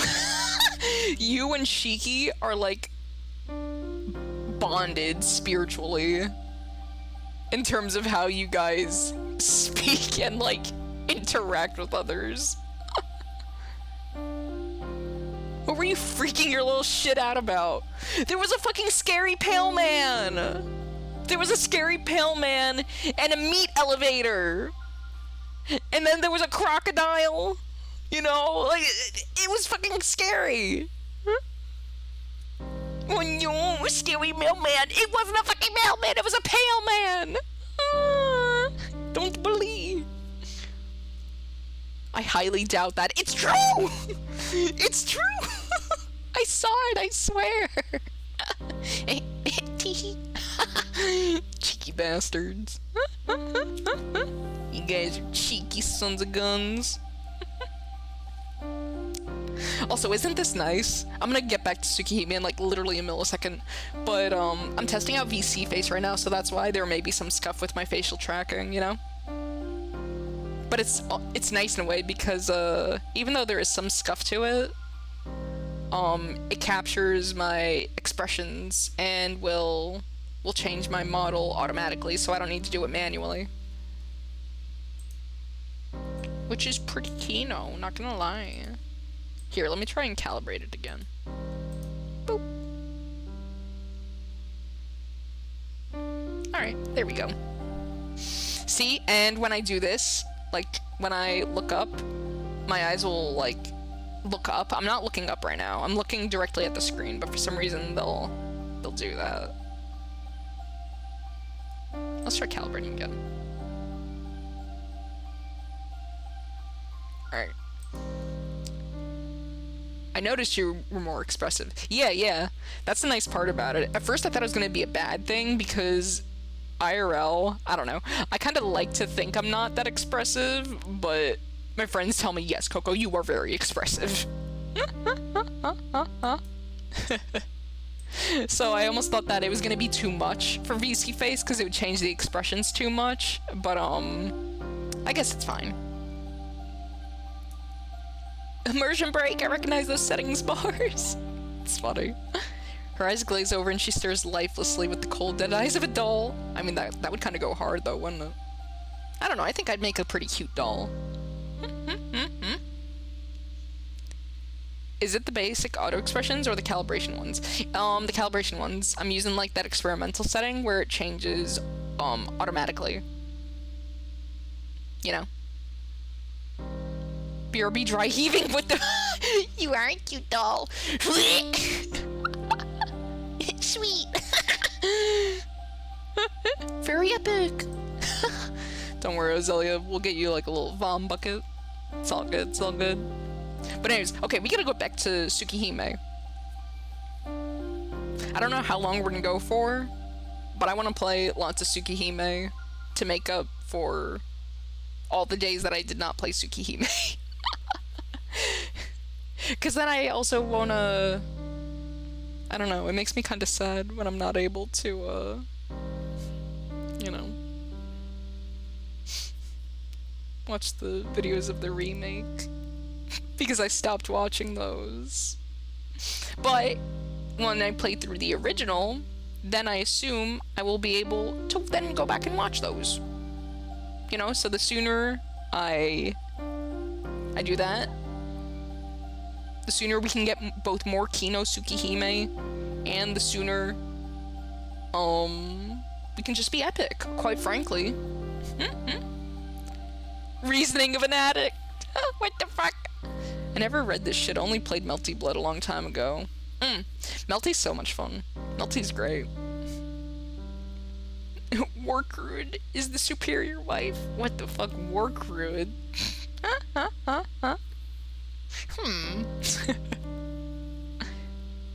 I love her laugh.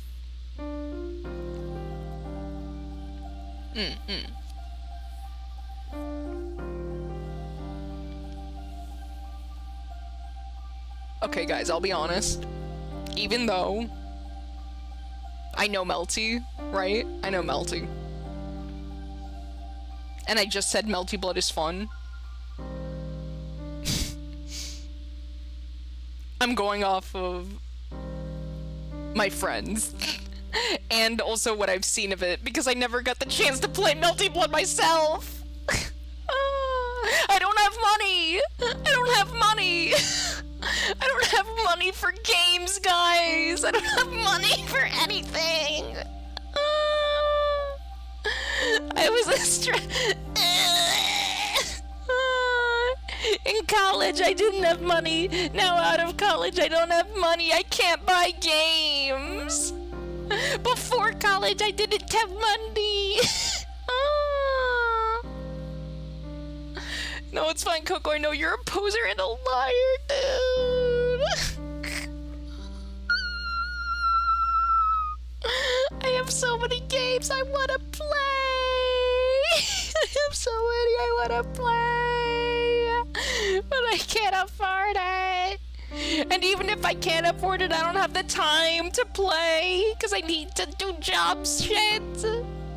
So it's like, even if I can't afford it, which I can't because I don't have active income, but it's like, even if I could, then I don't have the time to, so what's the point of even getting it? So I can only go off of what I see. Damn it! Damn it! If only whining about being poor was a game. That's really funny. It's true, it's true. I gotta stop belly aching. God, I'm a fucking chatterbox.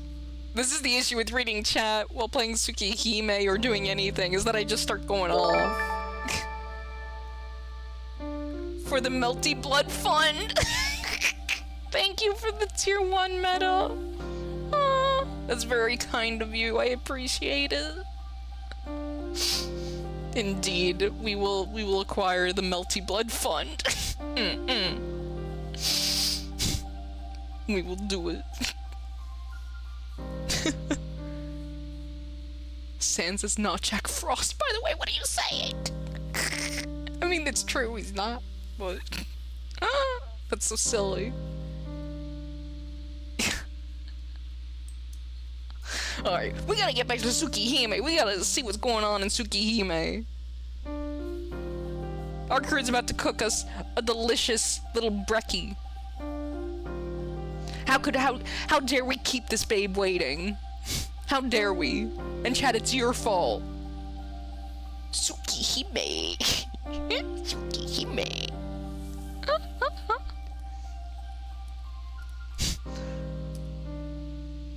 I get out from under the sheet and stand up. I have to go to the kitchen and check up on her wound. Next on the news, a massive number of people went missing in the early morning hours at a hotel in southern... Hold on, I can do it. Minamiya Shirogi City. There we go.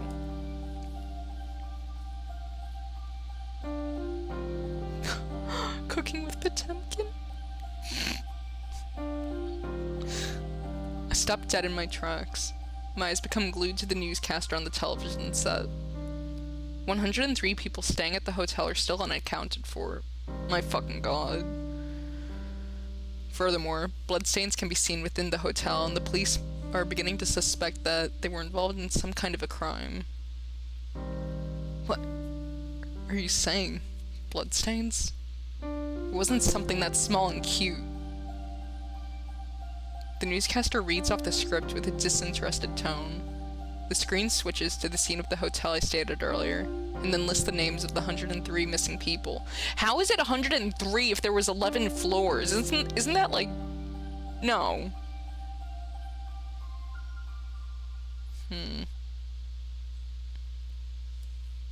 It's suspicious. And also super fucked up. Because if they're, like...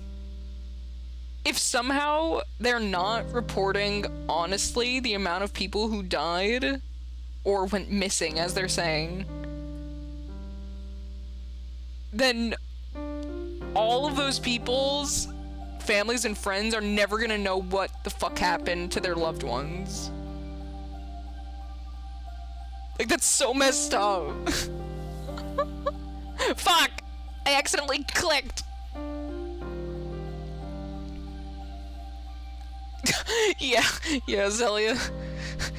Cops are starting to think something might be a little fishy, yeah. Guess we better investigate.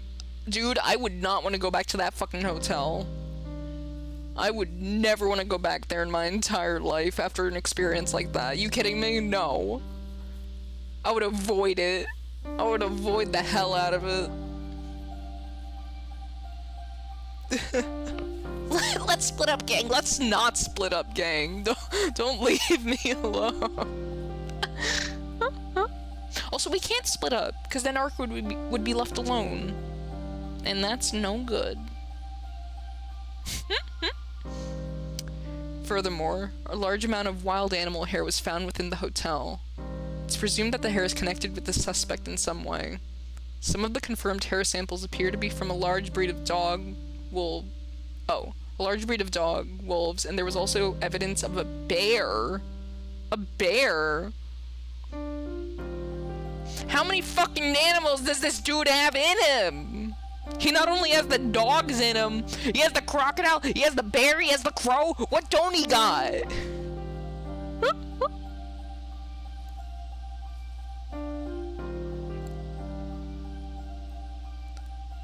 You know, guys, this is a really fucked up thought. It's said that, you know, the vampires prefer beasts, right? Because they have more natural capabilities than a human, obviously. You know? But theoretically, could a vampire, after killing a person, could they like absorb them and use them like they do the animals?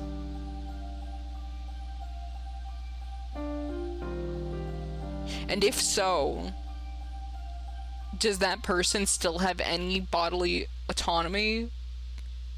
Or is it literally just their visage that's used? It must be the latter. In some medias, they did have that. So they drink the blood and get the abilities? No, it's more like, they can drink the blood, but I think in this case, it's literally more like they absorb them into them, potentially. Do they do that by drinking the blood, though? I would have to go back and read, because a lot of information was dropped in that explanation.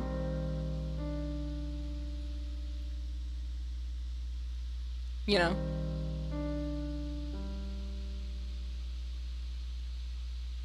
And the guy in the remake, because there was a completely different character in the remake. Mr. Paleman Chaos was not in the remake. And the guy in the remake, he only had the dogs. He only had them dogs in him, and that was it. Mr. Chaos over here is bringing the whole entire fucking zoo with him. So I feel like this information would be, you know, a lot more prevalent. They're probably a lifeless husk. Yeah.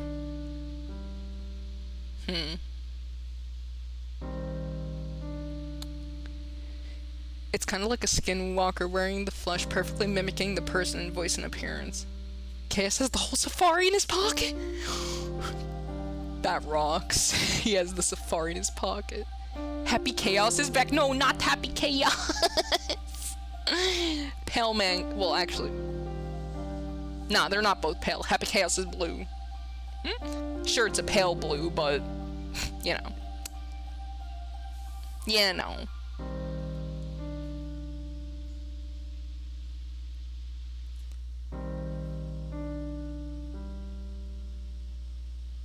They didn't even bring up, in the remake, ghouls were mentioned. I wonder if, like, it's just a translation thing, because in the, like, right now, they were calling them the dead.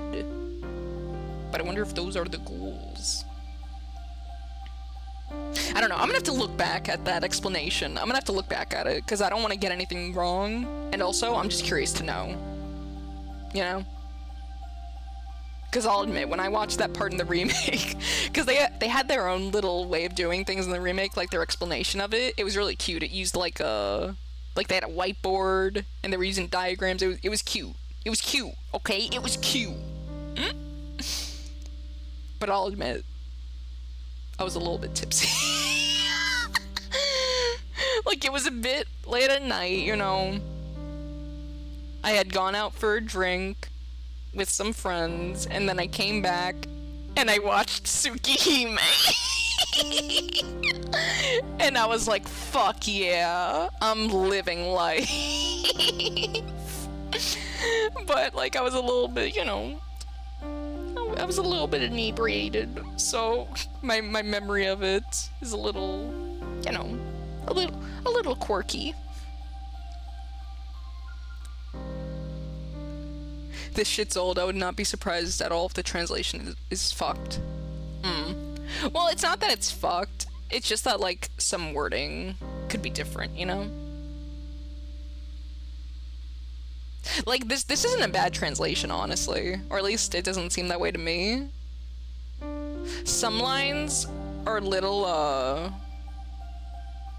long, but I'd say it's still very, very good writing. Or at least I like it. You know? I can't speak for others, but I'm really enjoying what I've experienced of it. Sounds like translation, or maybe ghouls are the idea you were thinking on absorbed people. Maybe. Ghouls often are referred to the same thing as a thrall and or zombies. Wait. Ghouls often are referred to the same thing as a thrall and or zombies, often get mistranslated or mixed up as well. Yeah. Cause, like, in the remake, like, the ghoulies, they were like these like black, really, really, like, burning, like, they looked like they were ash almost. Like, they were just ablaze. It was really fucking terrifying. And they would just, like, kill people. Like, they would just, like, go at you. And the vampire in that used them, like... Honestly, the vampire in that, he was kind of, like, fucking crazy a little. Like, he seemed out of it for most of it. Like, mentally speaking, that is. Like, checked out. Like, he wasn't all there. But while fighting, he later, like, regained his, senses. And it's like, oh shit. Oh shit. But when he was using those little ghoulies, it seemed like they were created when the blood, like, when he soaked the people. And, like, they turned into that. I could be wrong, though. I don't know. I watched a lot of the remake that night when I was, like, a little bit inebriated.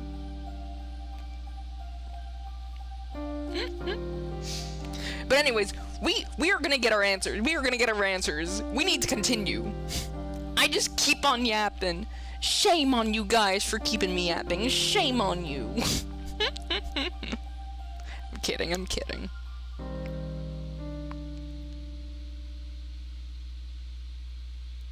Jin, that's heinous. That's so fucked up. Also, hello, Jin. Deflecting Coco. It's my fault, too talkative. We're all talkative, we're all way too chatty. It's like when I do art streams, and I'll just stop drawing and just chat with you guys. It's so bad. It's because I like to focus on people when I'm chatting with them. Because it also helps me organize my thoughts a bit easier, you know? The tiny polar cap. No, it's a witch Furby! How can you mistake it for Freddy Fazbear? It is a lovely, cute, adorable, precious, perfect witch Furby. Anyways, we gotta go back to Tsukihime. There's some serious shit on the telly, and you guys are over here talking about Freddy Fazbear. Shame on you. Shame on you.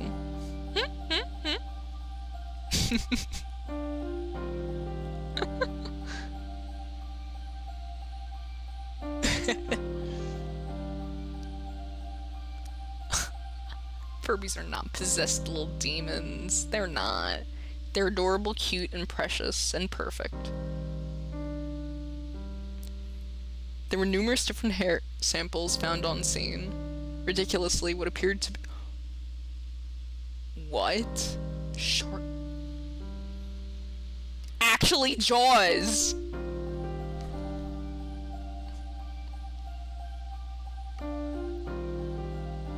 Ozelia, you knew? Ridiculously, what appeared to be shark bites were also reported from the scene. What the fuck? Mind your damn business, Coco. Hey, I'm sorry. I switch off the television set. I thought the alligator was bad. I can't even imagine a shark. Or even the... Dude, we thought the dogs were bad. Could you imagine if the bear fully came out? Like how the dogs did? You know?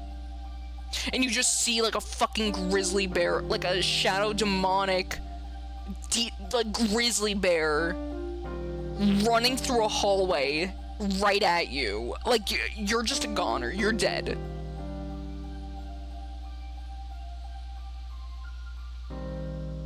Fucking A. Those poor people had such a horrible fate. All of those people. My god. 100 people. About 100 people back then. In just half an hour. They were all brutally killed. 100 at most. I still feel like they're fudging numbers. Or like something. Because there's no way. 11 floors? There's no way. Bloodstains? Unaccounted for. How can you say that when you have that much information? Exactly! I understand completely. Everyone staying in the hotel was killed by those incomprehensible beasts and devoured without a trace.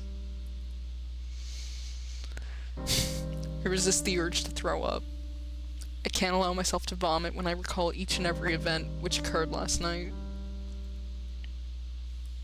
Such a petty sympathy would set me lower than a filthy pig. My god, Shiki. Jesus, that's a bit harsh, isn't it? You can feel bad for them, Shiki. You can allow yourself to feel bad. Like, it's okay. Petty sympathy. I don't know.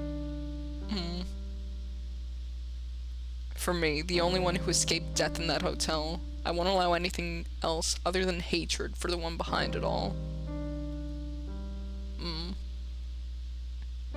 I guess I can understand that, you know?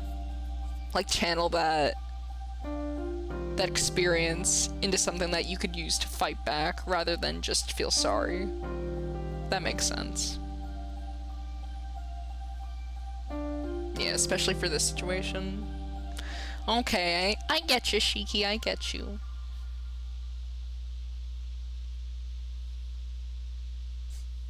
In the real, like, I don't know. There's always gonna be different situations, I feel like, in real life, when you hear about horrible stuff going on that's affecting people. Or even, yeah, things like murders, God forbid, freak accidents, natural disasters, like, anything that's causing suffering, you know? Even if you don't know those people personally, I don't feel like there's anything wrong with, you know, thinking about that kind of stuff. You know? I don't know. Maybe I'm just a downer. I think I'm an overthinker, honestly, because I think about stuff way too much, and like when it comes to things like horrible stuff happening to people, I'm somebody I feel like really bad. To the point where like I need to like will myself to not think about stuff like that. Because it'd be nice if you could solve everything, you know? But that ain't reality. Coco, these people are background stains in a story. That's fucked up. Background stains. That's such a horrible way of putting it.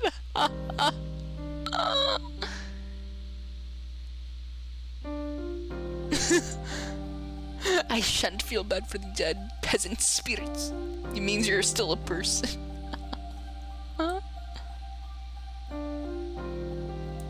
you know how big hotels are, Coco? Dude, I know how big hotels are. They're trying really hard to write him as a dipshit. Okay, well, we should also assume not all those rooms were probably full, okay? But still, it would be more than 100. That's what I'm saying. I ain't agreeing with Shiki. And he even feels like there's bullshit about, because he's like, what the fuck? No, they're plot developments. I mean, they are, it's true. Unfortunately.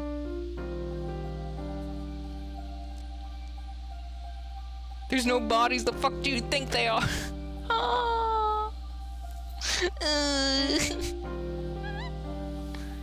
Oh, you're saying it would be more than 100, not less? Yeah, of course! Oh, was I just, like, expressing it in I was just expressing it poorly before? Because yes, no, definitely more than 100, of course! Like, on a single floor, that could be 100. But not, like, 11, or I guess 10, since, you know, the 11th one was rented out by Miss Big Bills, Miss Big Bucko's art grid over here. Coco, hotels vary in size and capacity. Yes, but this is 10 floors of people, even if all those rooms weren't full. More than 100, far more than 100. Anyways, we can't go on about this. We're still in Darkwood's cute little bedroom. She made us breakfast, for God's sake. We're keeping her waiting. We're so rude. Oh, no, Meta, I was not saying that. 100 people killed without even leaving their bodies behind. Only blood. The face of the man in the black coat surfaces in my memory. I guess Shiki isn't questioning the numbers. I guess he's more so questioning, like, the lack of information they're giving out. Like, he's suspicious. Like, he's on the right track, but...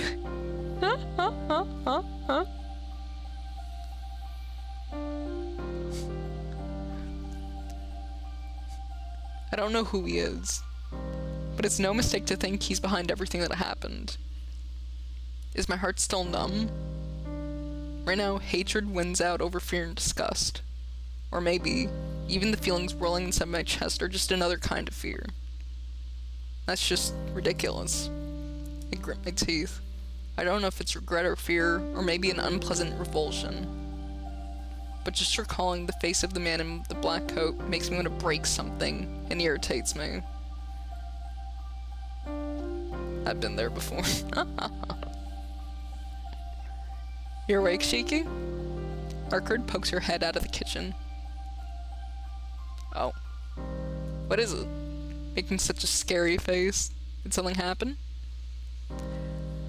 Arkard speaks lightly, as if nothing happened at all. The feelings which were welling forth inside me until just now disappear. Arkard, is your wound okay? Yes, for now. She laughs confidently. She seems exactly like before, probably better than I am. Oh, then that's good. At least the person near me is safe. Hey, wait a minute. Arkard isn't human. Forgetting such an important thing. I'm really spaced out. Yeah, you are kinda... It's alright, Shiki. It's alright. My brain ain't working too well today either.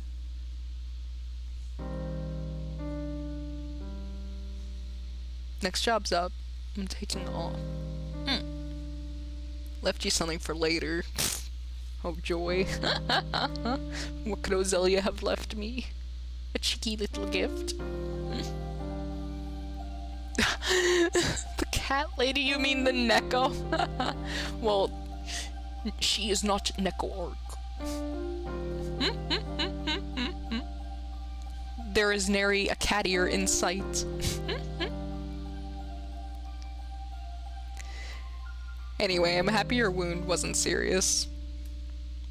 Oh. What's wrong, Shiki? And just a little earlier, you were calling me a monster. Idiot, I still think you are. But that's something else. I just wanted to thank you for helping me. Huh?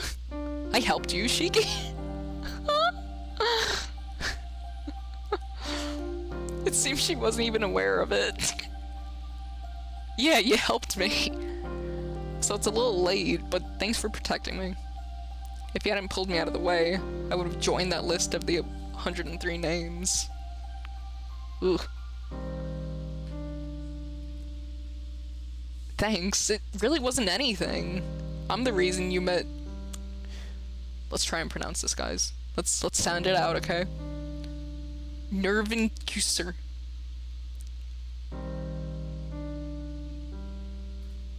Nerving...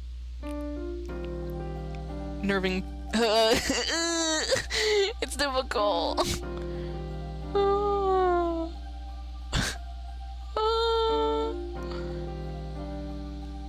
Nerving Quasar? Oh, that actually sounds like it might... Maybe! Nerving Quasar. Nerving Cuser? Nerving Cuser. It sounds a bit strange though, doesn't it? Let's just go with it. Let's roll with it. We can't get hung up on names. We gotta play Tsukihime! We got too hung up on chatting as it is. When in doubt, add E to everything. It's true, the issue is that there's no vowels. So it's like, English-speaking brain go brrr, you know? So you don't have to feel like you owe me. Maybe. But the truth is that you saved me. Oh, fuck! Since you did... Ah!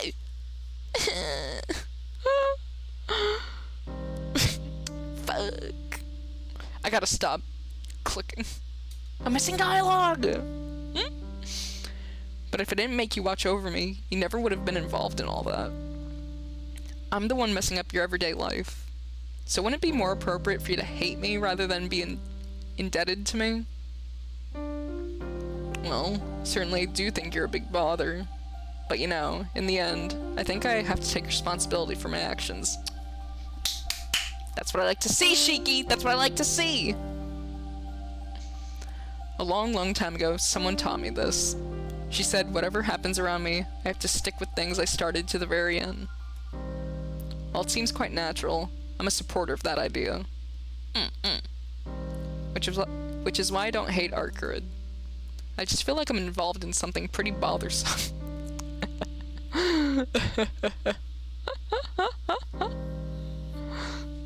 God, what balls Shiki has. He's involved in, like, this vampire murder, like, just hellhole, and he's like, it's pretty bothersome.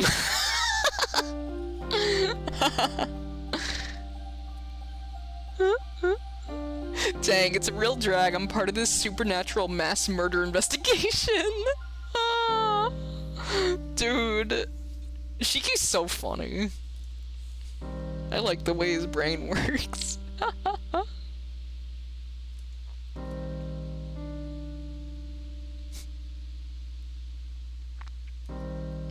Oh, now that you mention it, I did say I needed a shield because you killed me. So I guess I don't have to apologize for involving you in such things. Right. The situation I'm in is my own fault.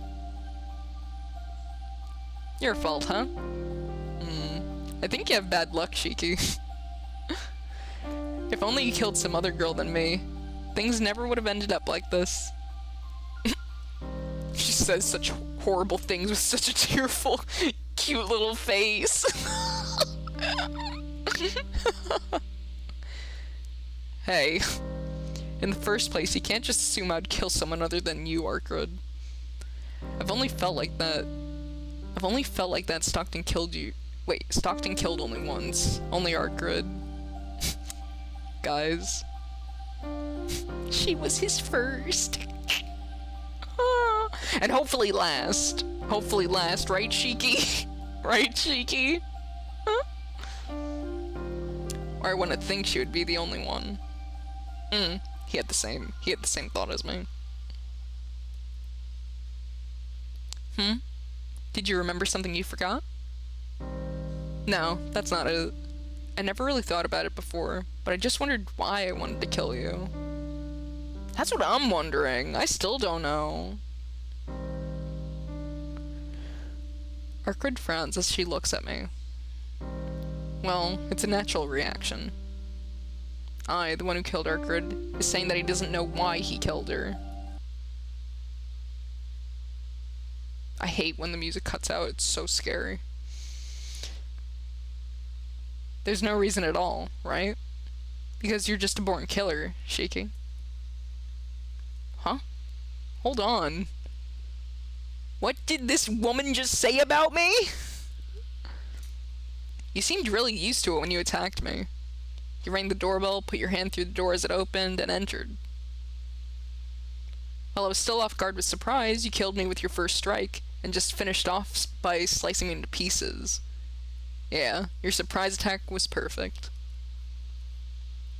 How perfect was it?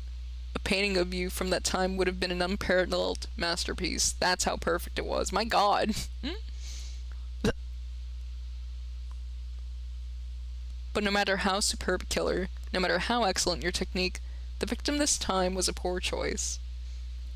I don't know how many people you killed until now, but I think it was time for you to be caught when you chose me as your prey.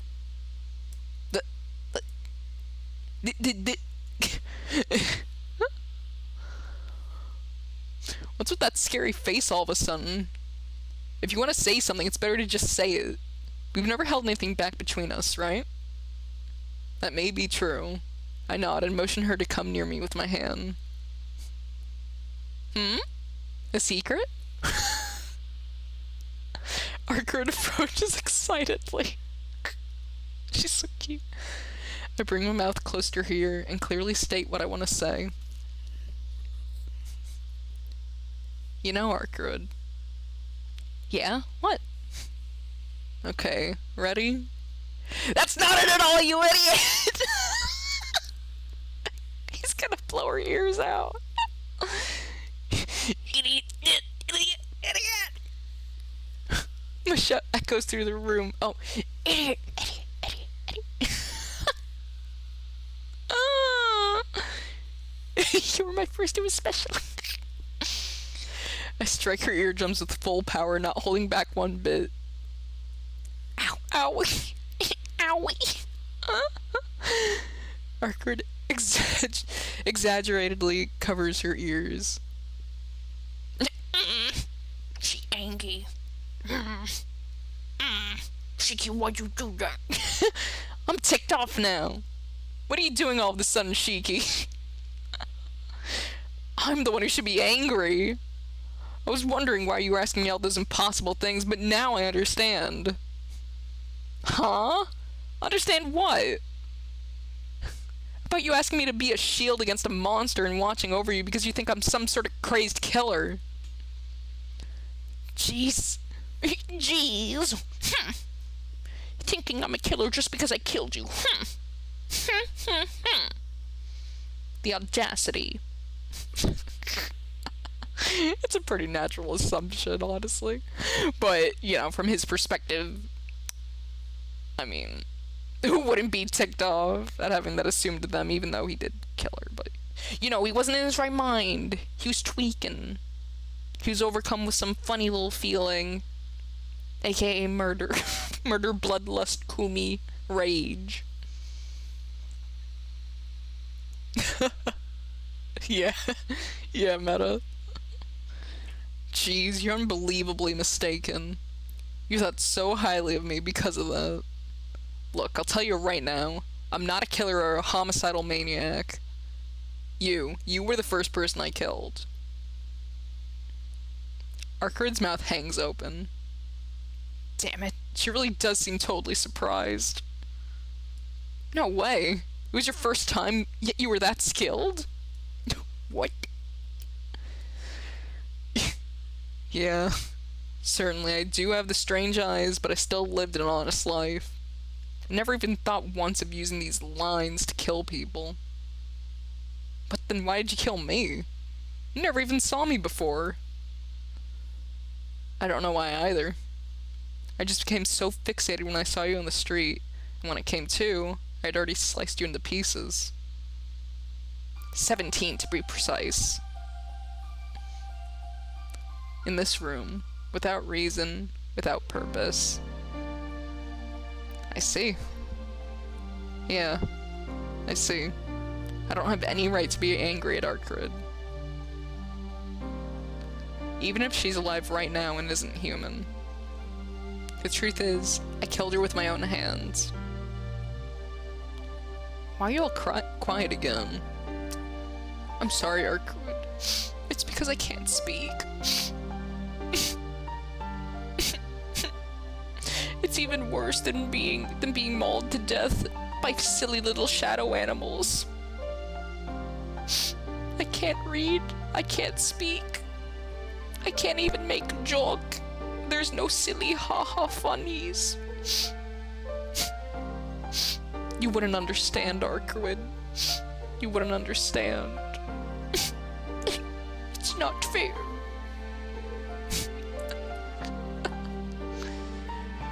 What do you mean, Shiki? I'm sorry. I have to apologize. Why did I conveniently forget such an important thing? Sorry. I'm sorry, Arcurd. I, Tonoshiki, killed you. More than anything else, I should have apologized for that from the very beginning. Oh my gosh. There really is something wrong with me. No, Shiki, it's okay. A lot has gone on, it's okay. Like, how can you even process any of this? It's such a strange situation. Of course his mind ain't working right. Don't be too hard on yourself, Shiki, it's okay. It's only natural she mistook me for a killer. Because I don't even understand that impulse myself.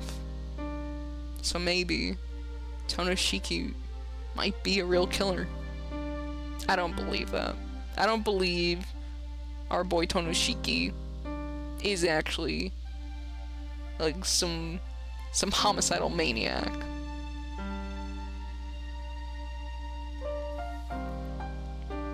Even though he kinda tweaking sometimes. Sometimes he kind of acting a little crazy, but I know in my heart, I have faith in our Tonoshiki. The reality is, I killed you. So, I have to accept my sin and punishment. A killer like me can't mix in with the rest of society.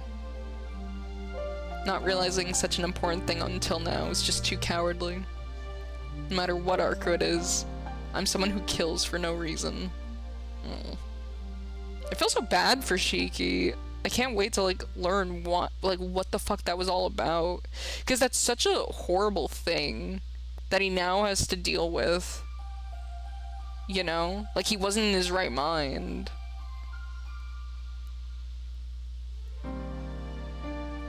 But I guess it's kind of like real life, ain't it? You know, people who just kill in the moment, like passion crimes, you know?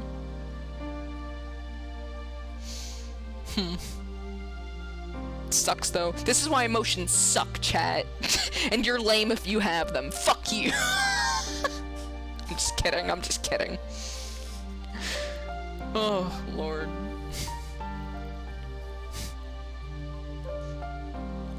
I see. Then you really don't understand why yourself, Shiki. I nod silently. And you didn't feel any enjoyment either? Yes, certainly there are killers for whom killing is like breathing. But you really are normal, Shiki. Okay, I don't know about that with Arcrid. I mean, he was kinda in the moment, in that moment, like, I feel like he might have been enjoying it a little in that moment, you know? I don't know.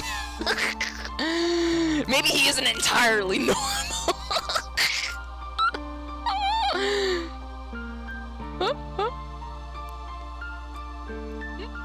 But still.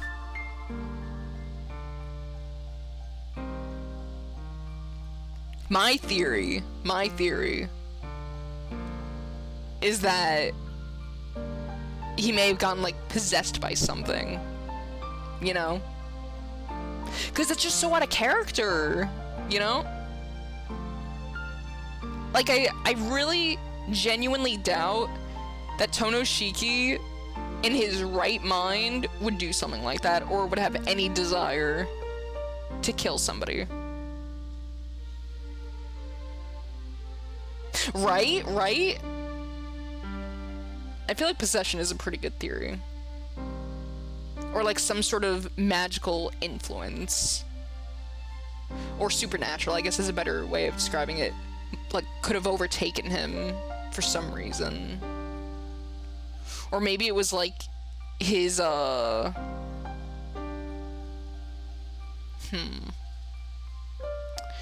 maybe it's a quality about Arcrid herself, that when he first saw her, it like triggered something within. I mean, obviously it did, but like a different side to him, maybe.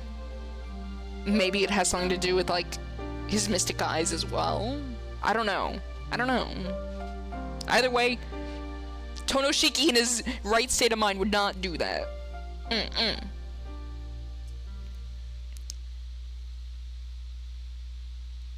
Yeah, right?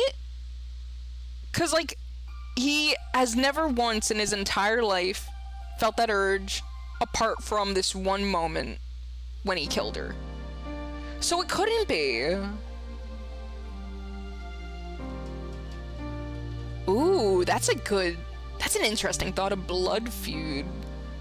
His spirit is enacting. Like something ancestral, maybe? But I don't know. The Tonos are a little bit suspicious. Like in terms of their family. I feel like even Akiha, Hisui, and Kohaku, they know more than they lead on. Like, call me, maybe I'm just a little bit paranoid, but I don't know. Like, just with how dismissive they are about certain things. Like, even Shiki hearing the dogs at night. Like, just because they didn't hear it, they basically made him, like, they all dogpiled on him, haha. But you know, it's like in that situation, wouldn't you usually, if you heard something like that from one of your family members, you would then be like, okay, maybe I didn't hear it, but, you know, I'm not gonna necessarily doubt you on it. Like, I may ask more questions, but why would I have any reason to not believe you? But none of them believed him. So I don't know. I feel like maybe they have, like, some of their own secrets, and maybe that has to do with either them personally or them in regards to the Chono family or mansion or something about it. I'm not sure. So maybe, But then again, being secretive, having secrets in the family, that doesn't necessarily mean automatically my family lineage has some sort of relation to vampires, you know? So maybe not. But still, even the fact that dead Papatono, dickbag Papatono, gave, like, Shiki a knife of all things. But then again, actually that wouldn't mean anything, because vampires, I don't think in Tsukihime that, like, they could be killed with something as simple as a knife, you know, because they regenerate. Like, Arkura just took a fucking crocodile to the stomach, and she's healing from it. Like, a knife isn't gonna do shit to a vampire. Oh, that's an interesting theory. The knife was possessed. Interesting. Because that did start the day that he got the knife. That morning.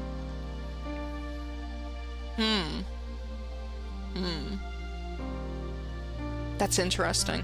Like, the events leading up to what happened to him, it could be so many different things. It could be, like, maybe his first encounter with chaos. You know, that night that he went to investigate. He woke up and he went off to investigate what the noise was.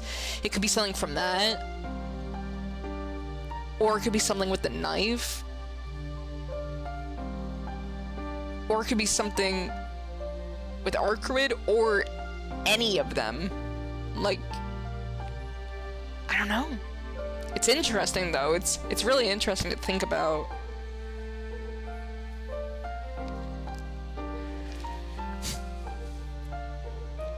But yeah, I'm sure we'll get our answers.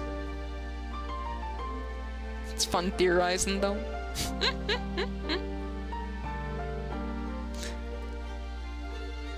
I like how it invites so many questions and doesn't give all the details up front. Yeah, right? It's really fun. That's why I say I've been thinking about Tsukihime a lot. You know, when I haven't been playing it, and why I was so eager to get back into it. Because it really does, like, it gives you all these, like, interesting bits of information and lore, and, like, all these character dynamics as well. Because we're just talking about the vampire stuff, like, the supernatural stuff, but it's, like, even the fucking interpersonal relationships in the Tono Mansion are, like, really interesting. Just from, like, the little that we know so far. Like, I'm really, really invested in the drama between Shiki and his family. I'm really invested in it. I'm really invested in Shiki, honestly. I love Shiki. I wanna learn all that I can about him and all the characters. Like, if I wasn't streaming Tsukihime, if I was just playing it on my own time, you know, I feel like I'd be playing it literally every day until I finished it. 'Cause I'm just that invested. Like, I'm that desperate for more information. So guys, you can feel a little happy about yourselves.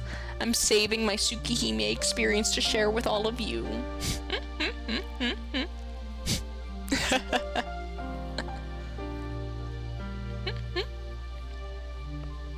Yippee! Right?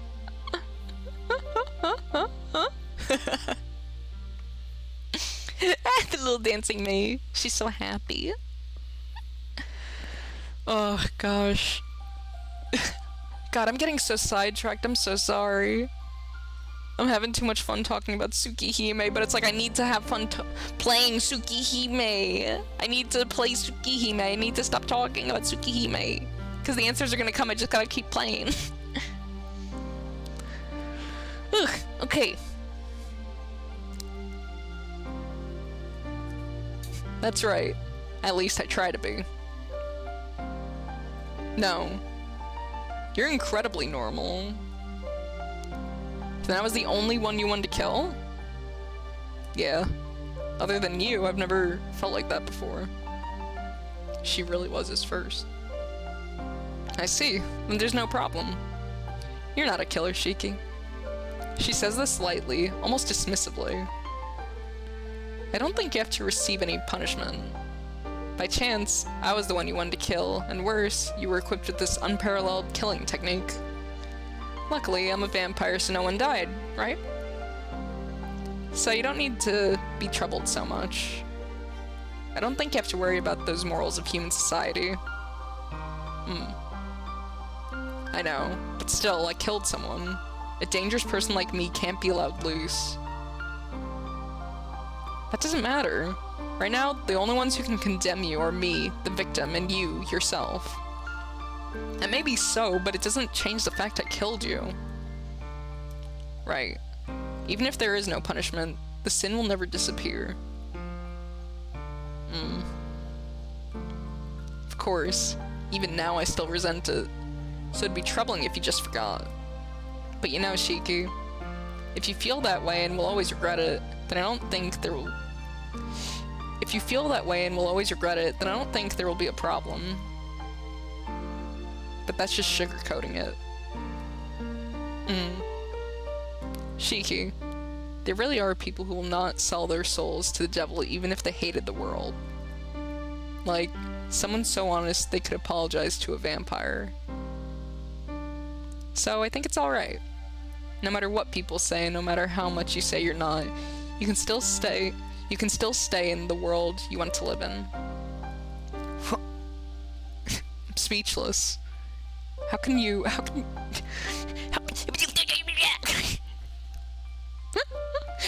read VNs without stuttering and tripping and slurring your speech? It's impossible! How do you people do it? How do you do it? Teach me! I wanna know! How can you smile and say that to the person who killed you? The fucking music needs to stop cutting out. I swear, I'm gonna, like, say every time, but it sack up, Coco. Sack up, Coco. Arcurud. Come on, we have a much more troublesome problem to worry about. Now that you're up, Shiki, I want to talk about now on. As she speaks, Arcrid collapses to the floor. Oh my... Arcrid? I rush over to her.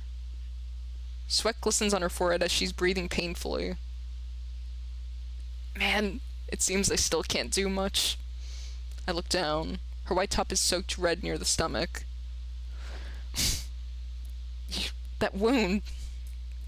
Oh, this? The effects of your attack are still lingering, and I can't even heal my wounds.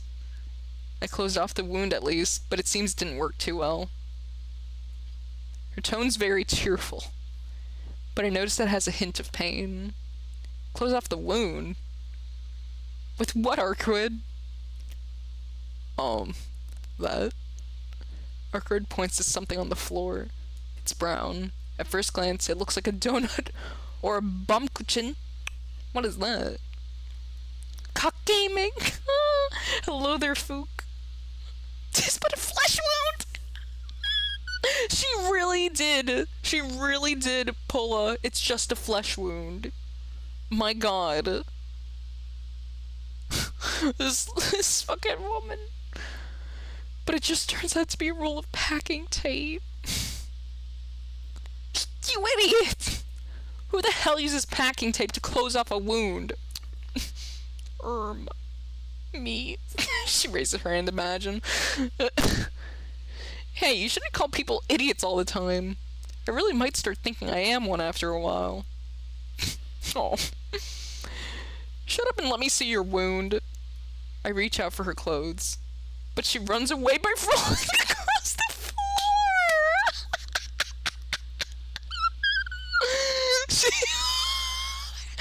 Awkward, you get back here! You get back here right now, Missy! You get back here! Amazing! Don't be ridiculous. What are you gonna do if it opens up again? It's fine, just leave it alone. You should stop acting stupid, too. Trying to rip off a girl's clothes like this. You're worse than the nerve kisser. You're worse than that man with the funny name. Look.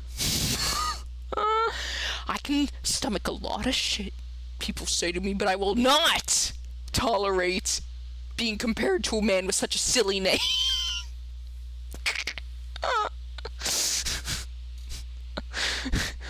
Look, I don't see you as a human, so guy or girl, it doesn't matter. Oh my gosh, Shiki, that's even worse. Shiki. Shiki. Calm down, okay? If you die from an injury you got protecting me, I'll be feeling guilty about it forever. Arkard looks at me in displeasure, and this time rolls towards me. She rolled back. Oh, she's so silly.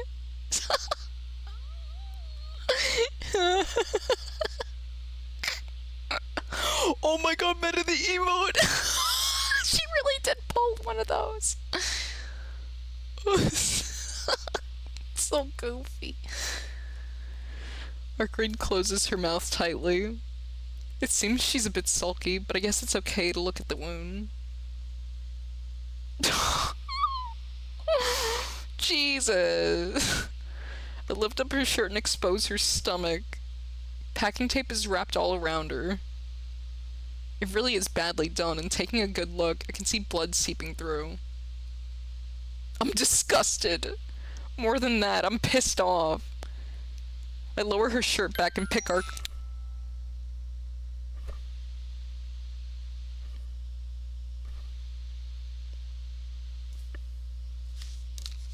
Yo guys, Tonoshiki just texted me. I'm just kidding. Who the fuck is texting me while I'm playing Tsukihime?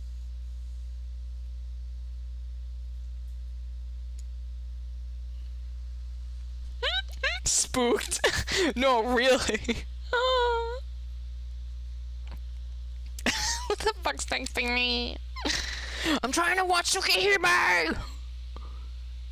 This weird bleeding lady is rolling around on my floor, Coco. You wouldn't believe it. Huh? I would text him back and say, well then, Shiki, why didn't you help her out? That's what I would do. If you're looking for my advice, kiddo. Shiki calling pickup phone. It's true, I would pick up the phone for Shiki. I would. I ain't gonna leave him hanging.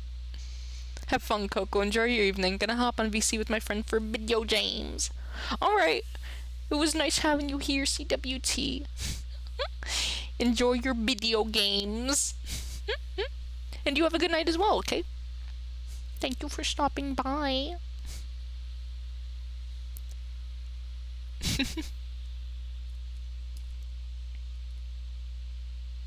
Hey, what are you doing, Shiki? I'm putting you on the bed. I'd take you to the hospital, but it's not like I can do that. As carefully as possible, I place her on the bed. Look, until I come back, don't move around. If you walk around like before, I'll just forget all about you, so be prepared for the consequences. Shiki. He has such a chip on his shoulder, even when he's like, showing his, like, care for others. It's so cute. I love Shiki. I look around the room. As I thought, there's nothing like a first aid kit around at all. Arkard, you said you were rich. Huh? Yeah, money's not a concern for me, but what about it? Hand it over. I'm going to buy some things. I'll need to treat you. I don't know if it'll work out on you, but I have to treat you the same way I would treat an injured person. Fine, but it might be useless. Even if it's useless, I'll do it. I can't leave it alone like that. I see. My body's made the same way as yours, so it might have some meaning. Hurry up and give me the money. Just be quiet and stay there. Oh, but don't sleep. You can lie around, but stay up. Oh, she's so pouty. What? Shiki. That's a really absurd order. It's absurd, but do it. I've heard your bodily... Wait, Oh, I was correct. I've heard your bodily functions weaken when you sleep. I think if you sleep with open wounds, your immune system will get weak and your wound will get even worse. Sleeping will only help your tiredness, but not heal your wound. So, for now, at least don't sleep until I get back. Really? Okay, I'll do that, Shiki. So cute. Arcade smiles happily.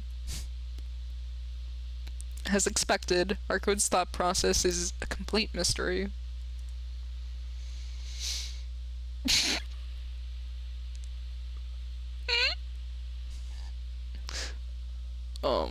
Why are you smiling?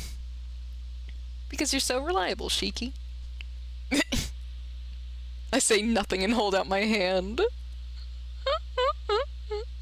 Give money. Stop being cute and give money. Arcade pulls her wallet out of her skirt and hands it to me. I'll be right back. I turn away from Arcade and head out of the room. As I go outside, I notice something in the kitchen. Food. On the table is something less than a meal and more like food. Something less like food and more like ingredients, you might say. It's something which appears edible. I guess this is why she was in the kitchen. Idiot. Arcade said she doesn't eat regular food, so I don't even have to think who this food was for. Damn it, what's with her? I'm getting very irritated. Shiki is getting peeved. Shiki. I'm getting irritated, so I decide to hurry up and get something to treat her as fast as possible. I mean, I understand it. I do understand it, because it's like, you know, she just got hurt protecting you, and now she's in the kitchen trying to make you food.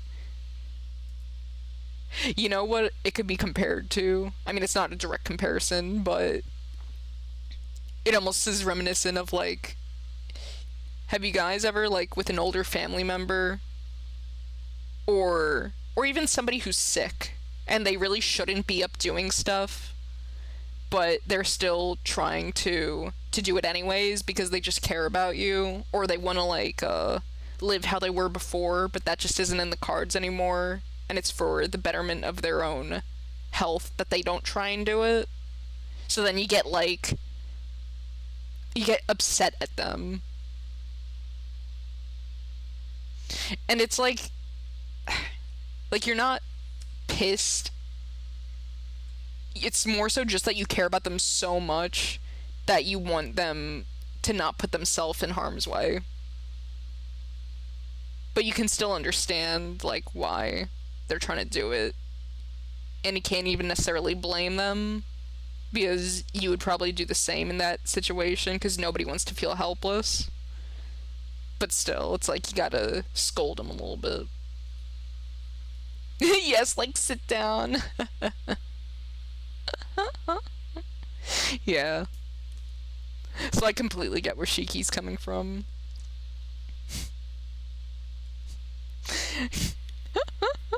I think it just fits, though, very well into, like, his overall demeanor. You know? Because Shiki's the kind... I don't know. Sometimes Shiki, it's like... he isn't gonna be entirely honest with people. It depends on the person, obviously. But, you know, he's a little bit of a tsundere. He's a good boy, though.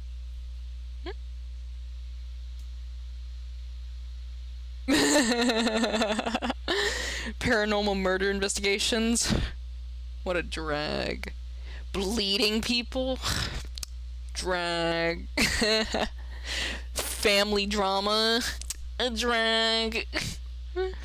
Me, I just want to smooch Arihiko in the school classroom.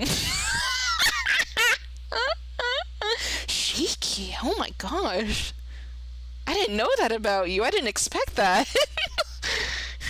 What an an interesting little discovery.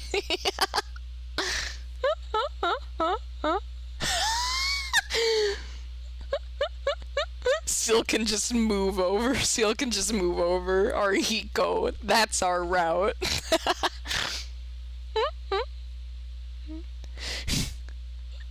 Which sucks, because apparently there isn't an Arihiko route. Which, what the fuck? What the fuck, Nasu?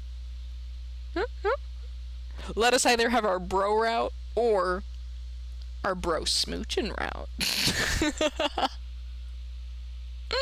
Because Arihiko's so fun, I wouldn't mind a route with him. I love him. He's such a good friend. But anyways, we gotta get these fucking meds. We gotta get these bandages. We gotta get this first aid kit to our crewed stat. So stop your pussyfooting around, chat. Stop your giggle gaffing, making jokes and whatnot. We gotta go. Although I say first aid, the only things which come to mind are things like restraining bandages or painkillers. But it's still better than nothing. Even if it's a small thing, even if it's something, then it's not zero. Believing that, I buy whatever I can think of.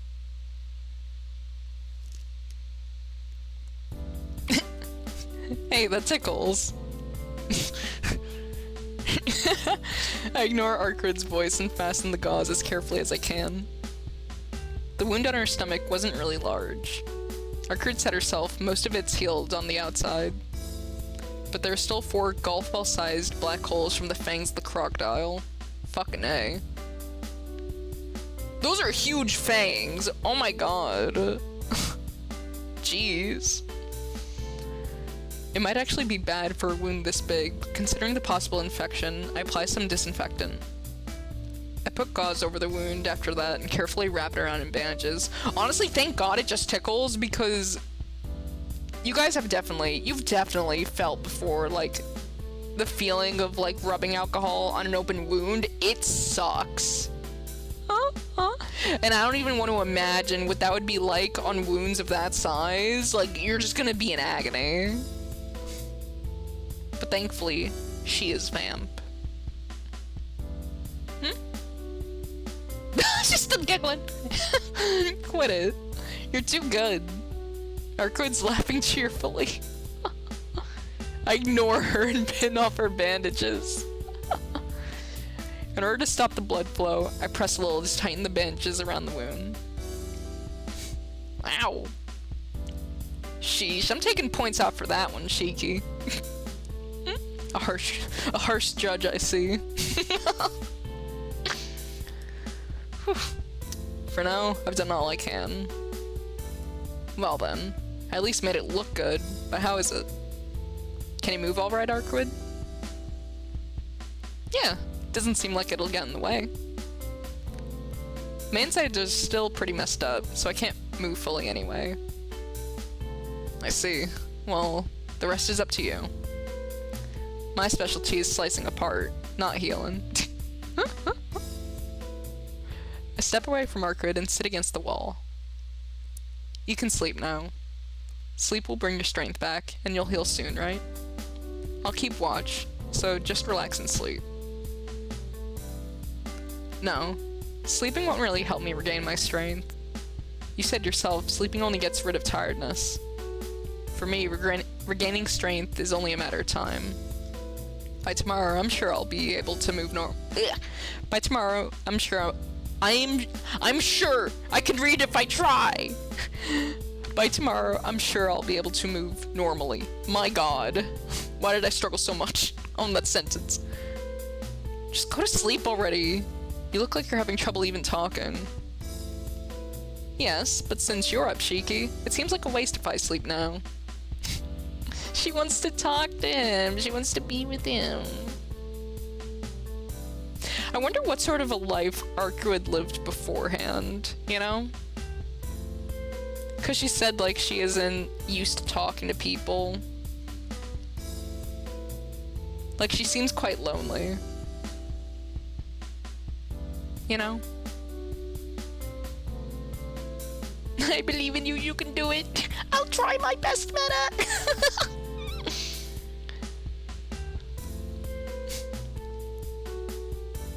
Arcrid sits up in bed and talks cheerfully.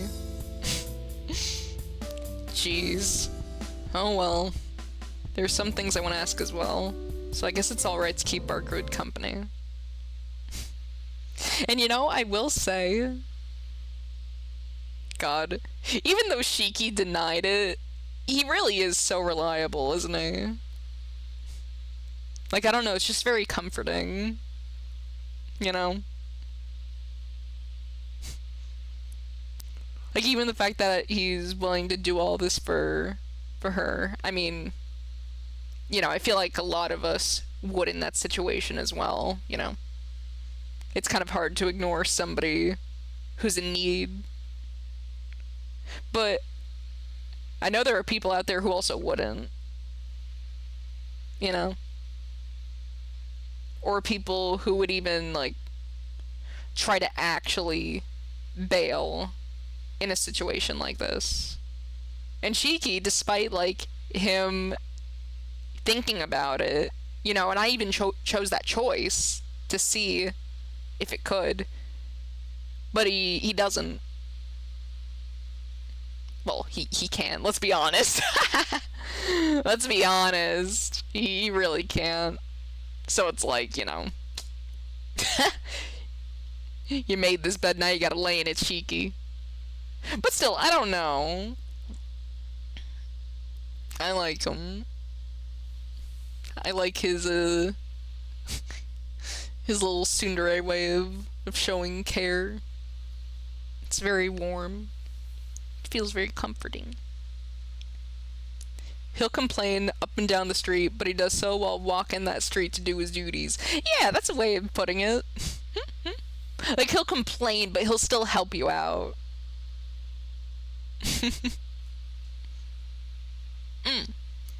Yeah, Arcrid is very good-natured.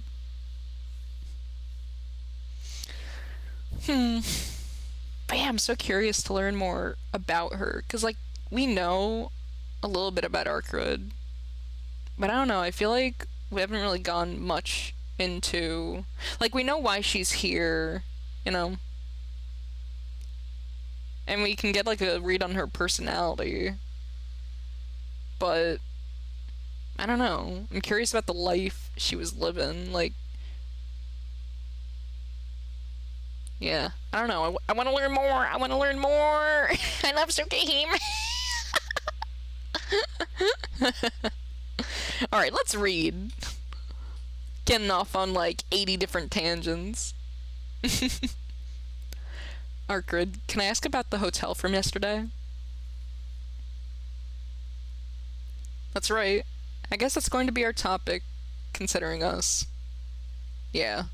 I just have one question.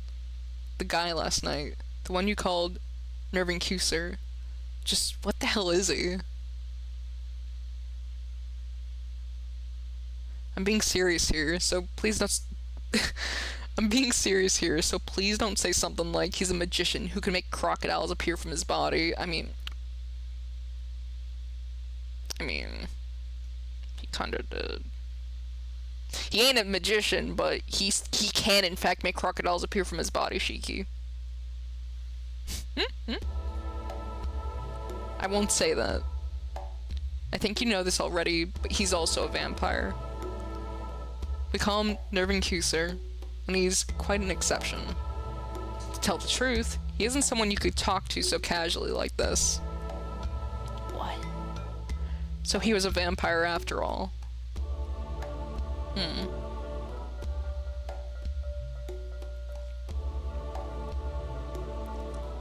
I guess the adrenaline was like, rushing so hard to Shiki's head, like, he definitely... Yeah, actually, he hasn't had a chance to, like, just sit down and process everything, so, honestly, these conversations, like, this is good they're talking about it, cause... Yeah.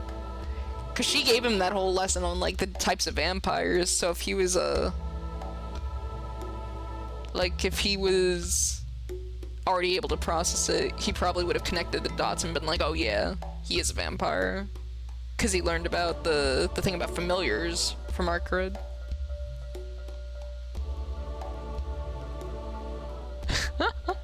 Yeah, meta, yeah.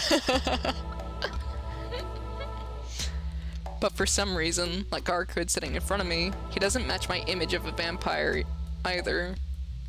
Really? I feel like he kind of matches one. Way more than Arcrid. Like, he's so scary. He's scary and pale. He wears a big old coat, you know?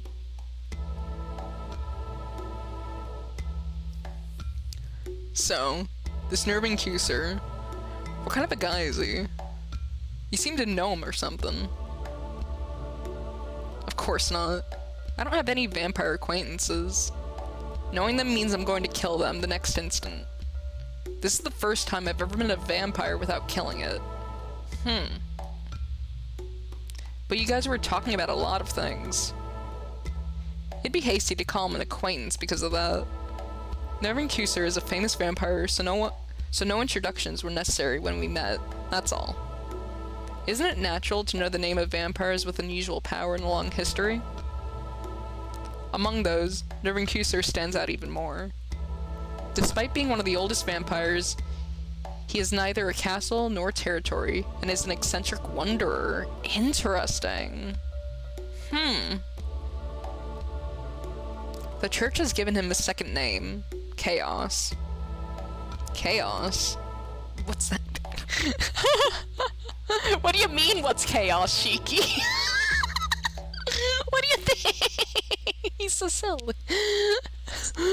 This is like when Shiki didn't know when he questioned what violins were. He questioned the brekkie.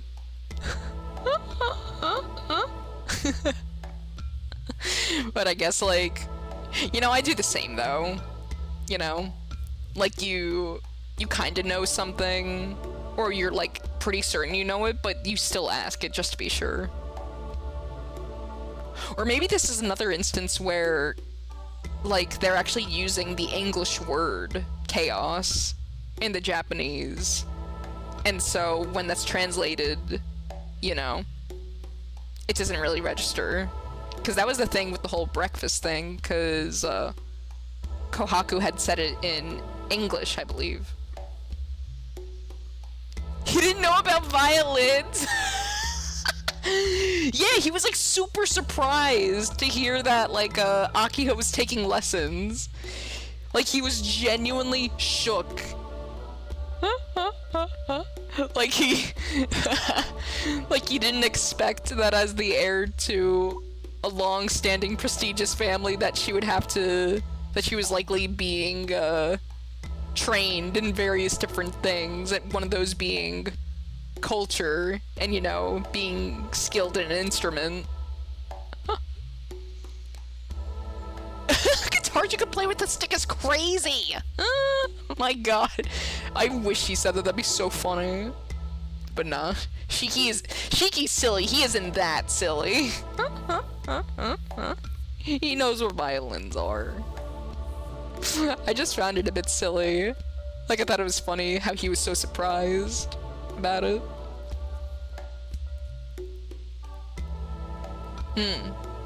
Okay. Literally squirming, squelching chaos. Like a primordial earth where no one knows what'll fly out after the mixing of various things. A meaning I'm guessing from last night. What a very fitting name, then. Not knowing what'll fly out? Jeez.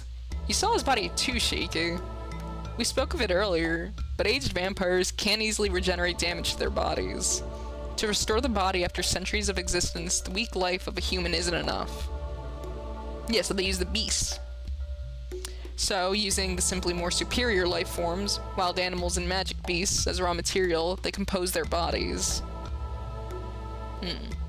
As one of the oldest vampires, Nervin Kusar is probably in a league of his own regarding the sheer amount of beasts he's caught and used for his body. Okay, so this is a good little, like, refresher. So it isn't enough just to drain the blood, they also... But I wonder if to get, like, the full benefit, if they have to absorb it, or if it's, like, an optional thing, you know?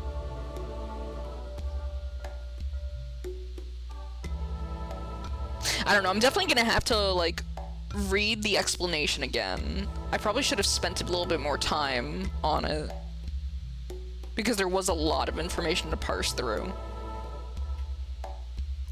So, he's an amalgamous being. A party of animals? That is so silly. Yes, he is indeed a whole-ass safari. Mr. Chaos is a safari, yes. He's the whole zoo.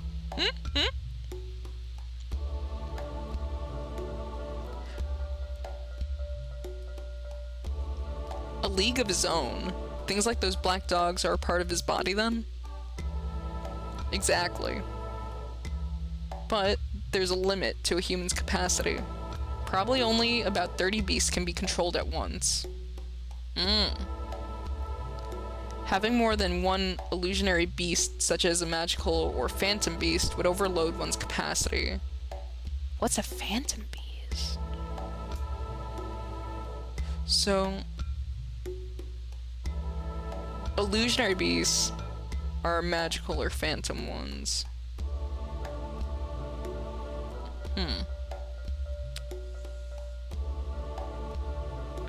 Putting that into consideration, all of Nervin Kusar's familiars are probably real animals. That's crazy then how fucking strong they are. You know?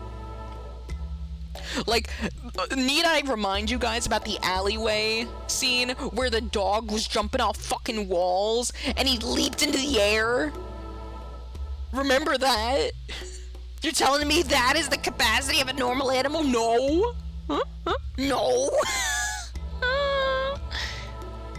Nah, they definitely get power boosted, likely when they become a familiar, like when they become a part of his body. Bring your pets to work day! Dude. He would go crazy at the office party.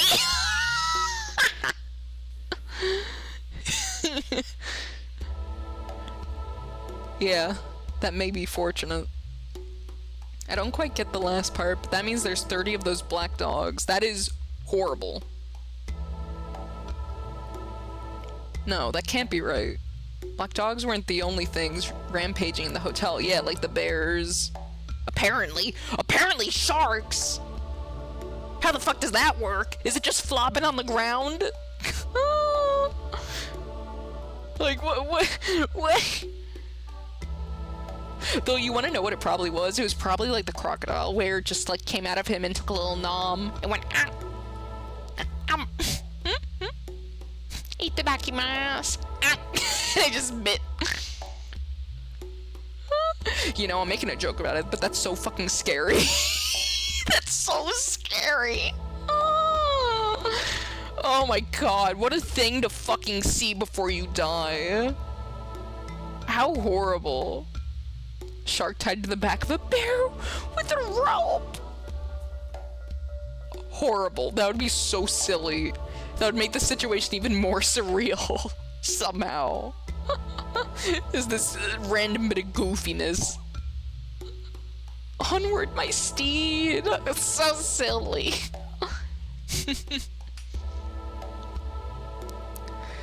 I think there were things like lions and leopards. Okay, I didn't remember hearing about that. Okay, actually, I remembered the lions, but leopards as well? He really does have the whole ass zoo. My god, never mind having the dog in ya. He has a whole fucking African safari in his ass. What the hell? Right.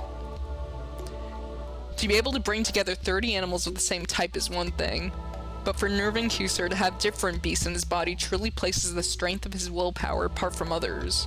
Ooh, I see.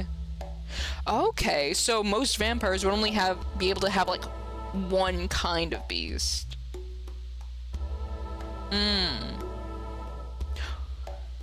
Interesting. So they would either have like many of one kind of normal beast, or one of those like illusionary beasts, like a magical or phantom one. I see. Okay. Interesting. Well, it does seem odd that if he has that sort of power, he would only use wild animals.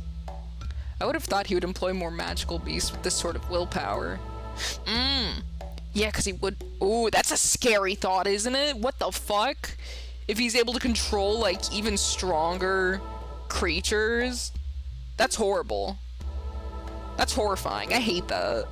Let's not think about that. Let's not think about that. Our crew descends deeper into thought. She's going deep into the sauce. Whatever. Okay, maybe not. We're talking about it. We're entertaining it more than she is.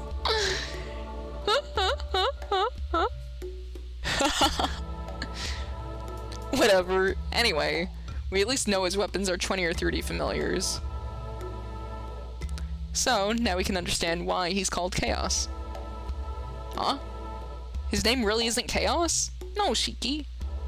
That's the name the church gave him. Yeah, most long-lived dead apostles don't use their names from their human lives.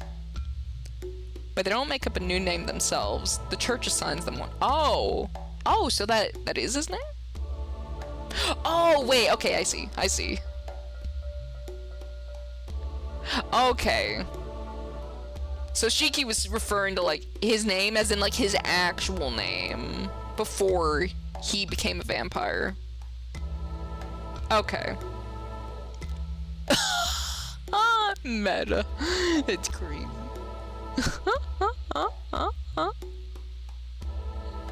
If Arkwood were to have a spirit animal, I don't think it would be a little kitten, a little cat, you know? Arkwood strikes me more as like a dog. Cause she's just so lovable, you know? She has a lot of love to give, and she's so kind and forgiving. As we said before, she's just so good-natured. I don't feel like she would be a cat, because cats are so independent, you know? I feel like Arkwood, she strikes me as somebody who, despite being cheerful, like, she's pretty lonely. You know, that's why she has so much fun talking with Shiki. Cause she rolls around that too!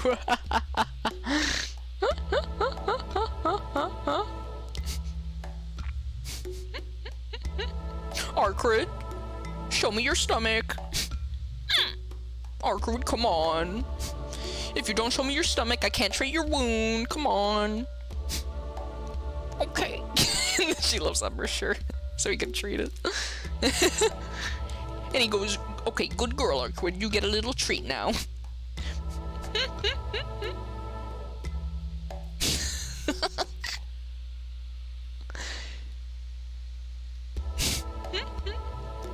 Is she guarded? I don't know if she's guarded. Like, she seems so, open, rather. Like, she's so willing to just talk about things. If she was guarded, I feel like she'd be trying to, like, keep more things from Shiki. But she seems like she's very forthright with information. You know, like, even when he doesn't ask the question, she still takes the, initiative to tell him, like, inform him about things so that he knows what's going on. Perhaps not so much guarded, but rather isolated from others, cut from the same cloth. I mean, that's probably just most vampires. I don't know if that's, like, Arkwood in particular.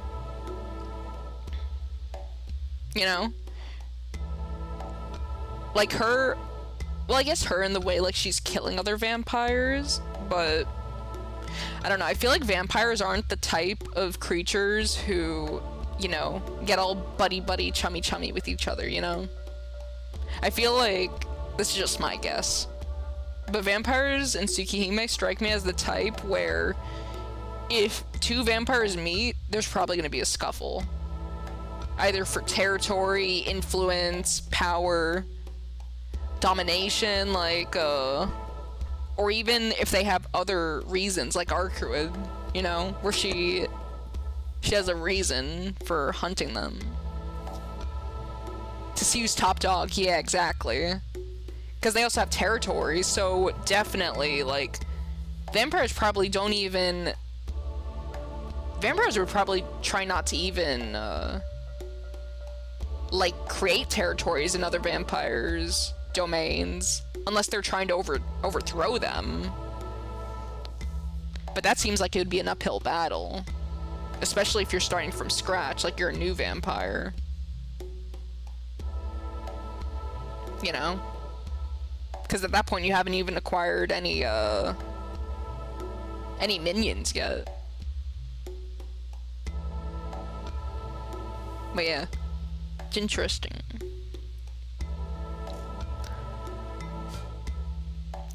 They don't make up a new... Okay, I read that. The church assigns them one.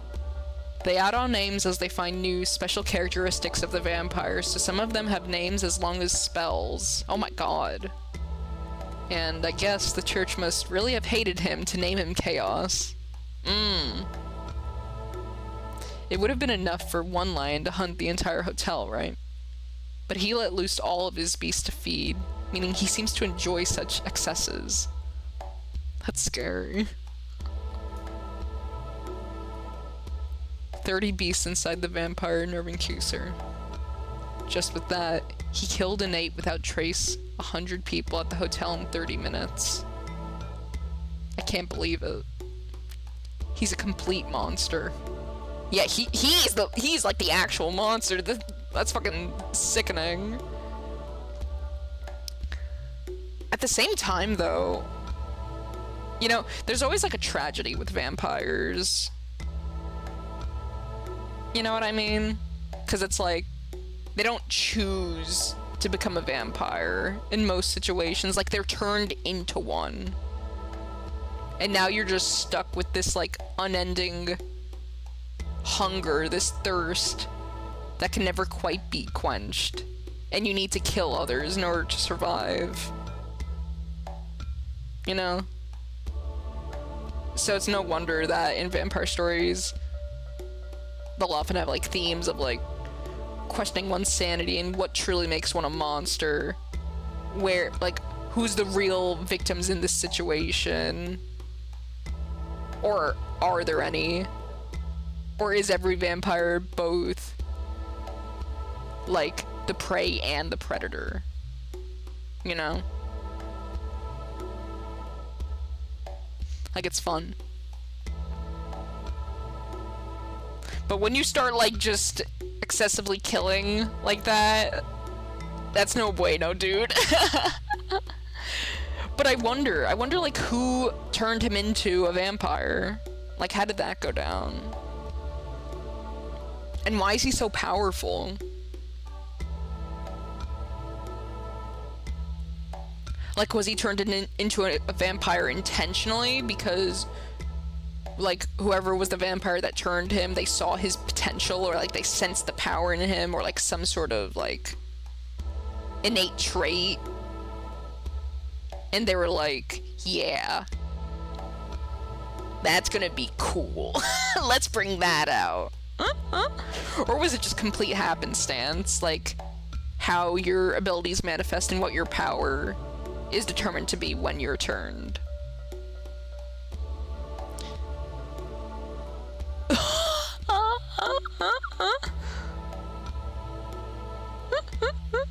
Yeah, vampire names would be crazy. I think it's part unlocking his potential with extended life and the fact he's so old. I see. So you think he wasn't, like, he didn't have that potential to begin with? You think that, like, since he's been around for so long, he's just accrued that much? And so he's, like, kind of naturally exceeded the capacities, like, the limits that most normal vampires would otherwise have. He's got what sounds like Dracula level ability. Yeah, he sounds like a bad dude. And apparently the church seems to have it out for vampires, but they especially seem to have it out for him. Like the fact that they didn't even give him, you know, like a full name, or like a long one rather, and instead just opted to call him Chaos. Like, it's both accurate, but it also feels like it's a dig at him, you know? Like, giving him such a short name.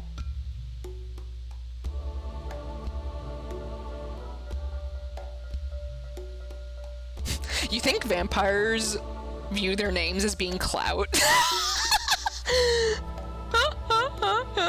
You know? Like, a vampire rolls up with a big name and you're like, oh, fuck.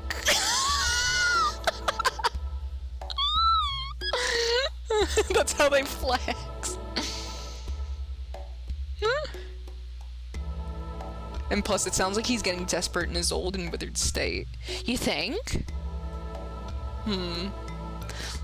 Like, I don't know what brought him to this town. Arkwood's definitely here because of him, though. Like, she's hunting him intentionally. That's why she's here. But, I don't know. He didn't sound too desperate to me. He definitely was looking a little worse for wear, but then again, I don't really have a reference on how, like, most vampires tend to look. You know? Because Arkwood can't really be used, because she's a bit of an exception herself. Like, she isn't even, a dead apostle. She's a true ancestor.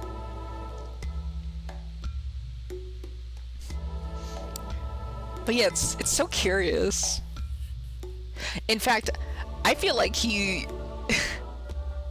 I don't know, is he? Because he was just able to feed a shit ton. Like, he devoured those folks in the hotel. You know? Like, I don't know how much more, you know, bodies it would take for him to have a good meal, you know? How big is his tumbly? His rumbly tumbly.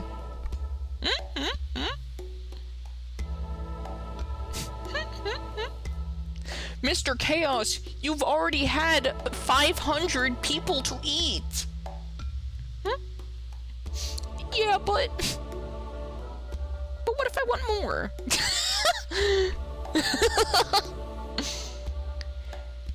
It sounds like his age cuts into his ability to regenerate.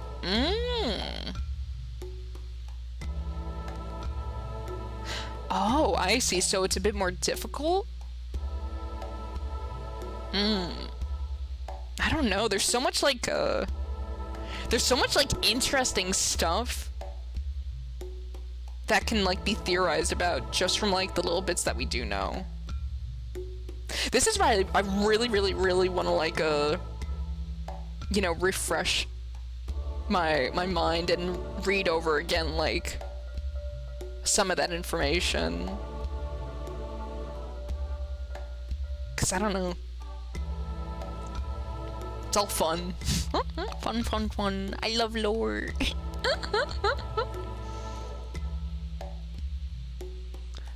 But yeah, we gotta continue reading. We're not gonna learn anything just by sitting here theorizing. Yes, he really is the worst opponent I could have. Wait, he really is the worst opponent I could have at the moment. He's one of those you'd never want to meet. But what's worse is that such a guy knows where we are. Even now, I'm sure his familiars are watching us. That's so scary. What? Isn't it obvious? We were saved earlier because the sun rose, but we can't count on that tonight. He knows of this place, so he'll certainly come to kill us at the height of his power at midnight. Oh my god. come to kill us tonight? Yes, he said so himself. What is this? That man in the black coat is coming tonight? Wow, Shiki really must have been on like an adrenaline kick. He actually didn't, not even process, like he didn't even take in a lot of the information that was happening during all of that. I mean, it makes sense, but oh my gosh. My boy truly was going through it. My poor boy Shiki. Hot cock stream and I just got home. Life is rigged. Oh, it's okay, Serenity. Honestly, we'll probably be going for a while tonight because I'm having a lot of fun with Tsukihime. And, thankfully, I'm in a place where I can stream at night. You know? So we could have, like, we could enjoy a lot of Tsukihime tonight, I think. If that's alright with you guys, that is. Do you want me to tell you a bit about what's been going on in the story? So that you can be caught up? Like, I could give you a quick little summation.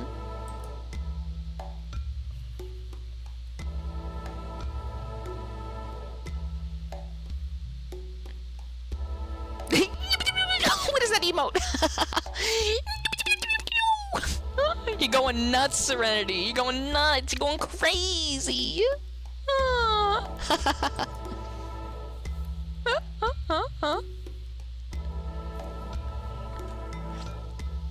Basically vampire shenanigans. Like that's the best way I can put it. Very scary, very powerful pale men are in your area. They're in your zip code. They're spelunking in your streets with little shadow creatures. And they're out for blood. And Arcuid don't like that. Arcuid says, Shiki, we must hunt vamp. And she could go, okay, I guess we should hunt vamp. And now they're going to do it.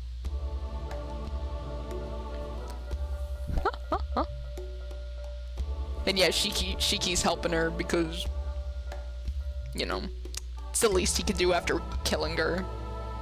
That's the reason why she even needs his help. She's very weak because he cut the lines real good on her.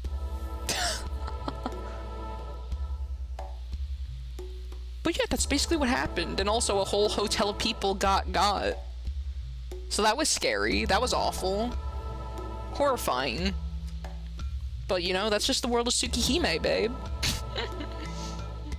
In that it's scary and horrible.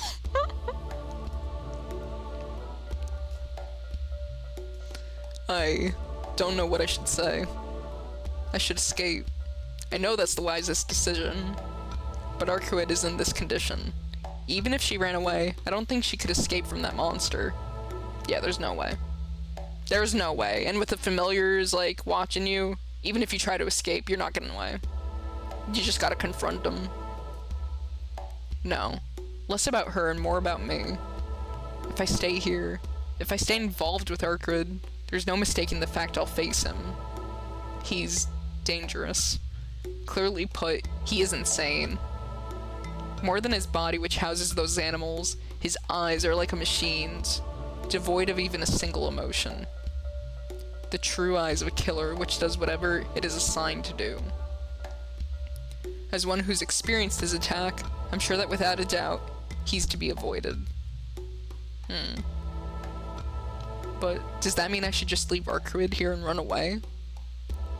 No matter who she is, she can't move because she protected me. And I can't... Oh, and I can tell her good luck and... Oh, wait. Let me try it again. No matter who she is, she can't move because she protected me. And I can tell her good luck and go home. Arcuid. But it's alright. Even nerving Q-Sir isn't a problem for you. No matter who it is, you can kill anyone with a single blow. Huh? Arcuid says something completely outrageous. As if it was completely ordinary. Huh? Hey, what in the world are you saying? What am I saying? You're going to fight with me, right? Arkrid looks directly at me. Her eyes place all trust in me. Oh, how could you say no? How could you say no? Oh, dude.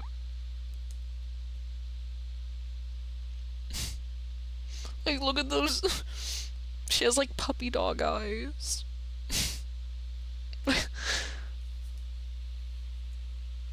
But this isn't a joke.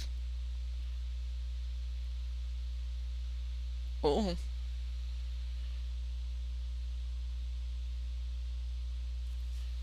I'm gonna save.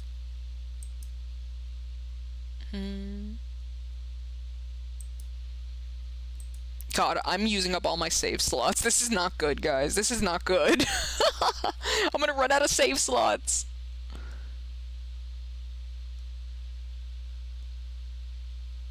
Yeah, no, you even though you want to refuse, you know, it's such it is a fucking terrible situation, but it's like, you can't. If anyone has the power to stomp them, like, it's Shiki, because Arkrid's in such bad state. Unfortunately, they're in a situation where they have to rely on Shiki.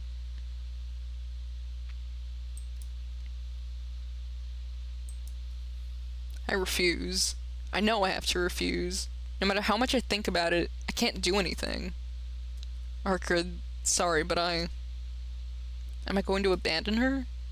It's my fault. Because of Tonoshiki, she can't move as she needs to. Am I running away? From that monster who mercilessly, cruelly, one-sidedly slaughtered all those people? Run away and pretend like I never saw it? After being the only one to survive, I'm just going to run away without any pangs of guilt? The lines of death only I can see. Didn't that important person once tell me that I have this power because there'd be a time when I would need it? Shiki? Yeah, I know. I can't run away by myself. I look up at the ceiling and take a deep breath.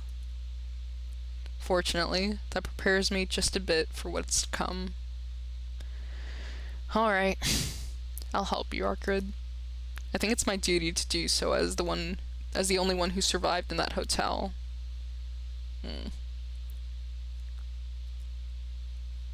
The survivor's guilt kind of be going a bit crazy. But I get it. I would feel the same way.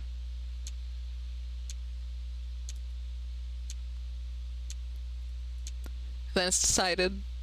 It's alright, Shiki. With your skills, you'll have no problem killing him. Arkrid states this outrageous thing with a straight face. Well, I'm not as optimistic as she is, but I've got no choice. The question is, how I'll act to do that. I froze as soon as I looked into his eyes at the hotel, so I think all I can do is to approach him from behind so he won't notice me, and then get him somehow. Oh, that was just because your will is weak, Shiki. Nervenkuser's mystic eyes are nothing special, so even if you just discard your doubts, you should be able to deflect his gaze even if you look right into his eyes. Wait, really? Oh shit. Arkrid teaching us those little strats.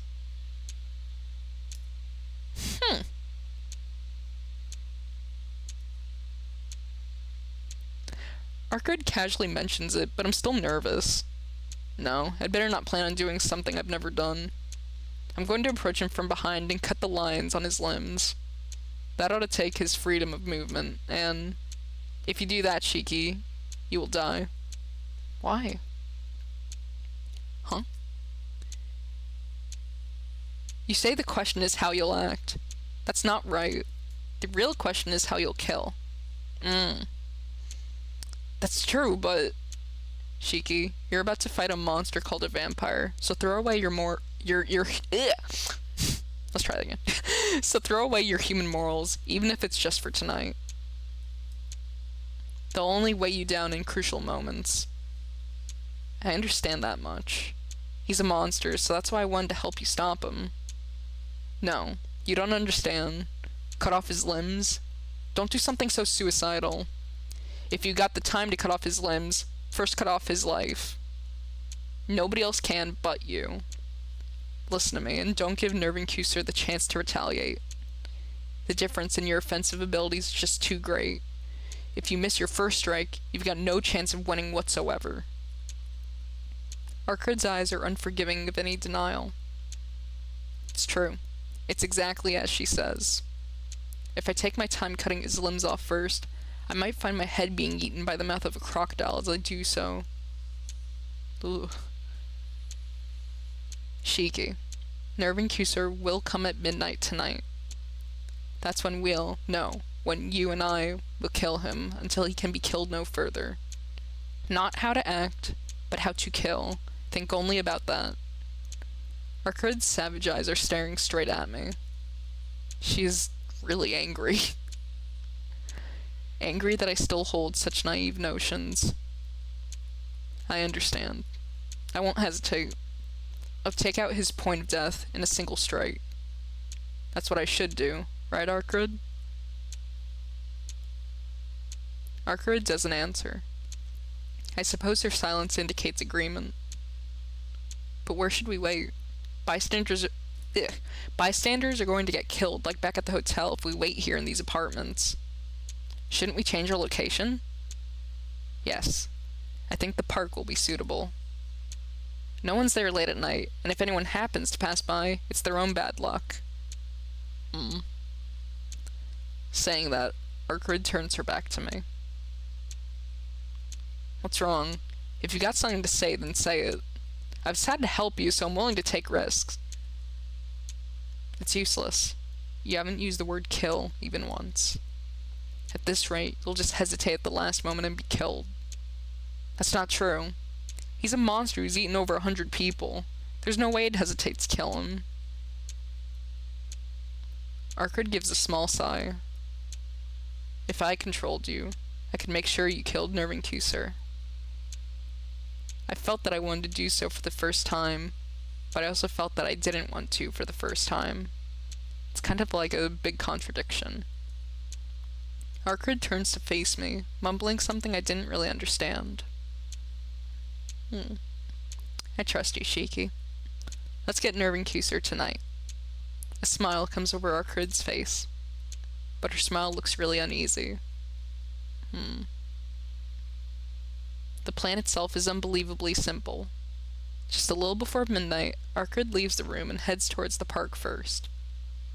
Nervincuser's familiar, that blue crow, according to Arkard, should follow her, so I leave the room and go to the park just a bit after she does.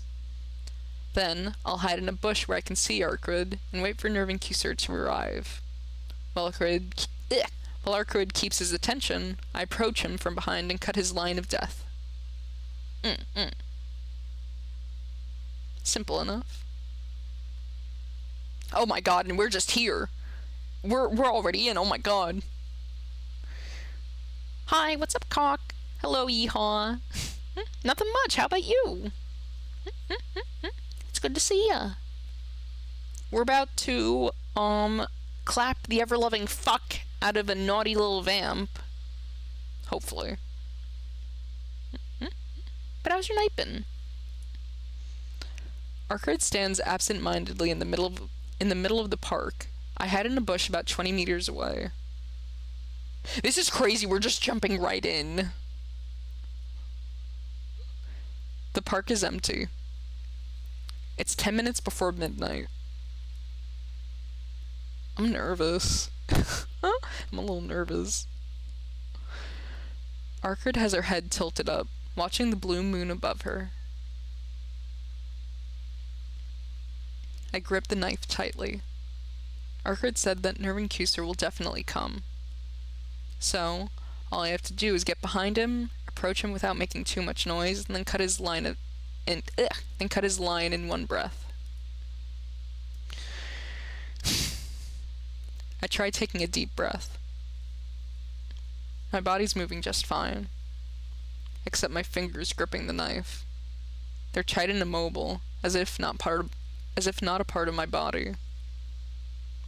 Maybe I'm nervous that the vampire called Nervincuser will come again.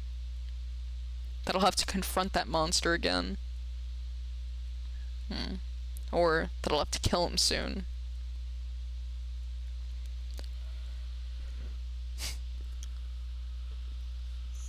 Sorry, it's getting a little late. Coco getting a bit eepy. My breathing speeds up. My heart pounds as if it's not a part of my body. Calm down. He isn't even here yet. That's right. The target has yet to arrive. I'm beginning to worry I won't even be able to move my feet by the time Nervincuser arrives at this rate. Arcrid, aren't you scared? I stare at the I stare at the white girl vacantly and look up at the moon. She doesn't look uneasy at all. Her face looking up at the moon comes down. At the same time, it seems I've kept you waiting, princess of the true ancestors. A heavy voice like rusted iron. Already? That's why Arcrid looked down. More than 5 meters away from her, and more than 10 meters away from me, a man in a black coat appears like a ghost.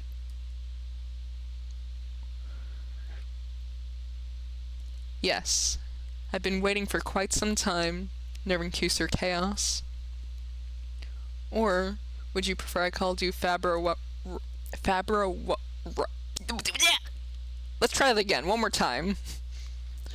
Or would you prefer I call you Fabra Rowan? Sounds classier. Arcur's voice reaches me through the wind. Oh my god, he's so fucking scary! Impressive. I never would have dreamed anyone would call me by the name I went by while I was still a human. Just what one would expect of our executioner. I suppose you have long since found out all there is to know about the current 27 ancestors of the dead apostles. I can hear Nervincuser's reply clearly as well.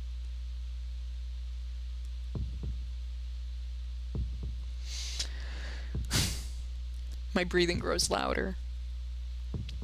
Arcrid is drawing Nervincuser's attention. This is my only chance. I take my glasses off through sheer willpower.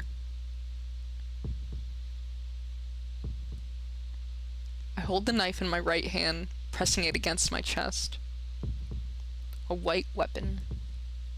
Now, with this, I'm going to dismantle that man-eating monster.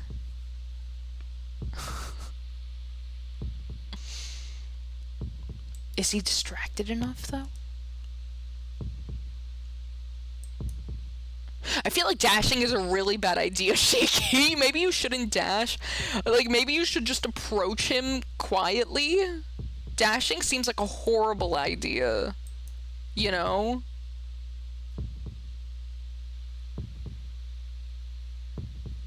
Guys, what do I do? What do I do? Okay, guys. Tell me what to do, please. I'm too afraid. Oh god, if it wasn't dash, I would choose one, but I feel like that's gonna attract his attention, you know? But at the same time, oh fuck. It might actually be too early though, cause he just got here. He might be, like, expecting an ambush. Like, he seems smart, you know? Like, oh. Okay, I'm gonna calm down, and I'm gonna think about the situation, and I'm gonna choose what I think is the best possible option. Okay. They're talking. He came in. What I would do if I was Shiki is have option number 3, which is not here, which is observe before moving closer. Maybe that would be 2 then. Because I feel like it would be best to see if there's any familiars still lurking, you know? Because again, I feel like he might expect an ambush. You know?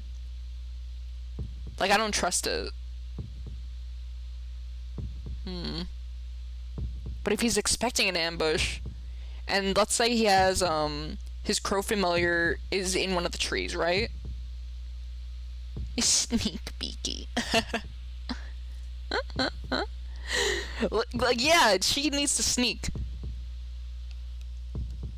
He didn't consider Shiki last time. Maybe because, like, he was so insignificant. Like, he was solely focused on Arcrid. So that could be the case this time as well. But if Shiki was with Arcrid the first time, he may be expecting him to be there again. But maybe he would just ignore Shiki because he feels like he isn't a threat.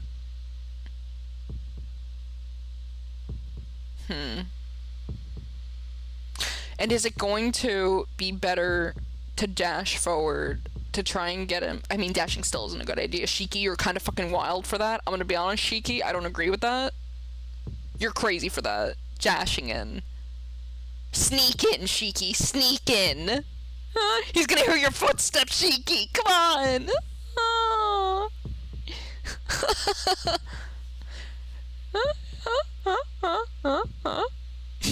You goof. Oh god. Either one could be correct. Fuck. I'm overthinking it. See, I would do horribly in this situation.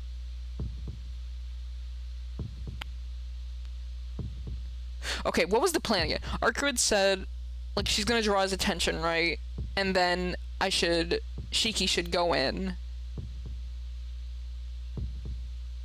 I feel like it's too early. It's too early then.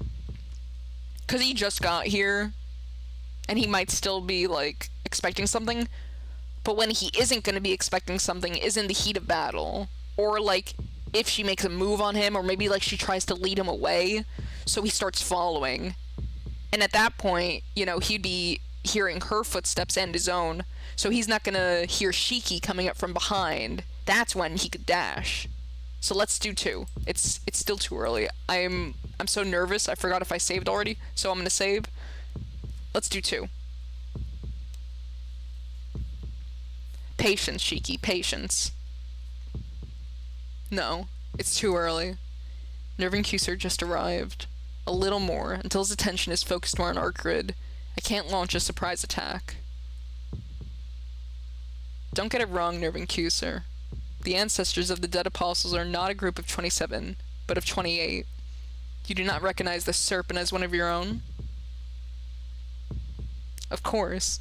His ideals differ from ours.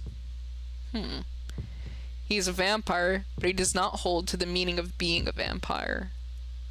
Consequently, we do not accept him as one of us. Interesting. So maybe vampires are a little closer than we had thought. Maybe they're not as solitary. Like, if they're close enough where they're excluding members of their own just because their ideals differ. Yeah, maybe they are a bit closer. Interesting. But we're old friends. Oh my god, look at his face, it's so scary! Why is he doing that? I believe I understand him more than the other dead apostles. I see. Come to think of it, you're like the serpent as well. As you're unlike the other vampires too.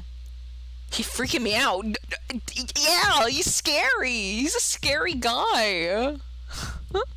He's not good. Since you're both heretics, you must share common interests. Damn, Arcrid. Wrong. Hearsay is isolated, therefore it is hearsay. Heresy? Hearsay. Just because we're both separated from the flock doesn't mean we comprehend one another. Really? Coming as far as this country to pursue me. I think you guys are similar. Oh.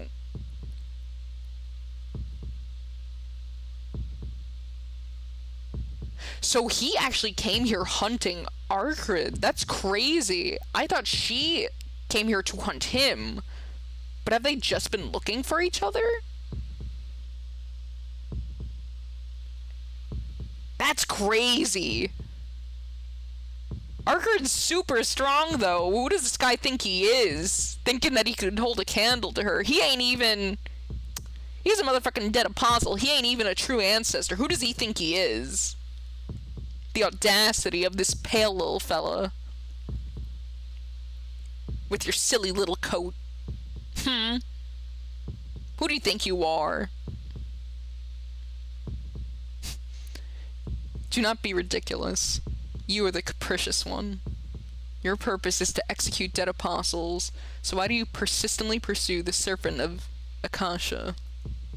The serpent's poison is not something the princess of true ancestors should be persistent about. God, there's a lot of puh words, you know, puh.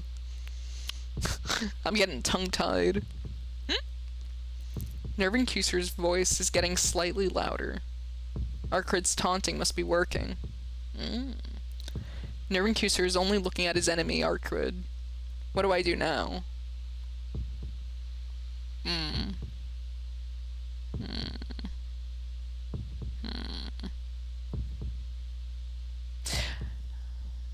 I don't think he's agitated enough. I think we should wait.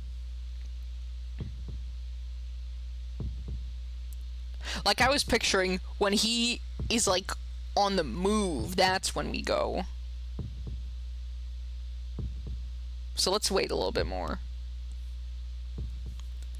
Still too early. There's about 10 meters in between me and Nervin Kuser. I need a more definitive opening before I can draw close without him realizing me. That's what I'm saying. I gulp. A little more, something. I do not understand. Muttering. As if speaking to the moon above, Nervin Kuser mutters aloud. It is displeasing to be faced by such unsightly enmity, but I cannot think this is one of the princess's familiars.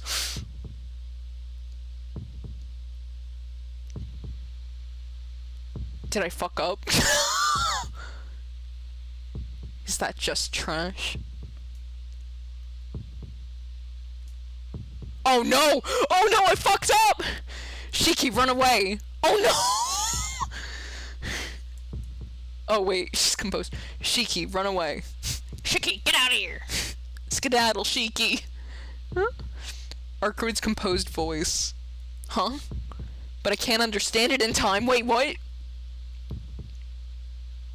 My leg. No! Wait. Wait, I fucked up. My legs start to sink in something. The firm ground beneath me is like quicksand. The ground is full of something pitch black. My body collapses. My ankles, which sunk into the black puddle, are attached to nothing. Oh my god. I fall with a splash into the puddle. There's no bottom. This black puddle transforms into a mouth of a large animal and compresses my body! No! Oh, thank God! Oh!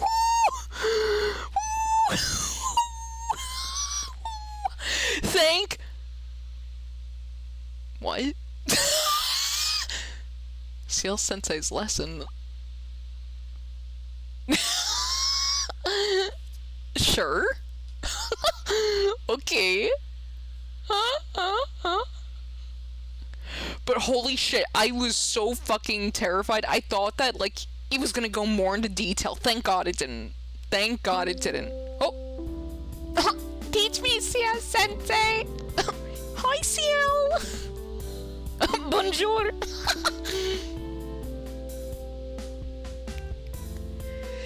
And now the hint corner for the sake of the mischievous Tono-kun, who quickly ended up in a dead end. It's time for Teach Me, CL Sensei. Well then, now for the third of the ever-popular series, Shakes and Shivers Animal Land. What? Could it be? Liar, I don't see any animals coming out. Denied. No longer human. Pet's name, go. It's her. What? She summoned a fucking cougar. Killing junkie. Yeah. Well then, the third in our animal series. Is it her? She didn't have the ears though. Is that the Neko babe? Surely we would have seen like cat ears and a tail, no? Well then, oh, I already read that. Why did Tono-kun end up dying? It's because I fucked up, Ciel. I'm sorry. I was too nervous. This time we brought a special guest lecturer. I've called in this person who was wandering about after finishing his task earlier. What? What? Professor Nervin Kusser, please go ahead. No, don't have him explain it. The fucking music. Stop! He's scary. Get him out of here. I don't want him as my professor. Nothing. Nothing. I will only speak when I'm victorious. If we're here, it means you have won in a way, Professor Nervin Kusser. I see. That is a sound argument. But there is nothing to be said. I do not know of anyone who would miss a once-in-a-lifetime opportunity. Return to the choice before and correct yourself.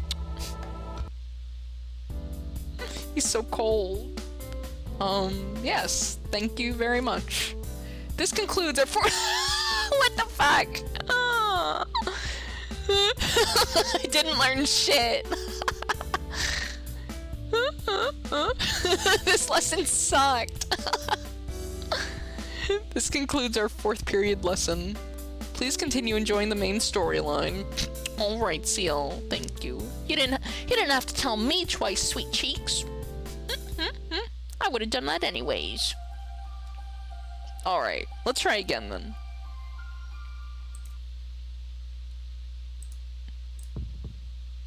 Okay. Okay, we're back at the first one.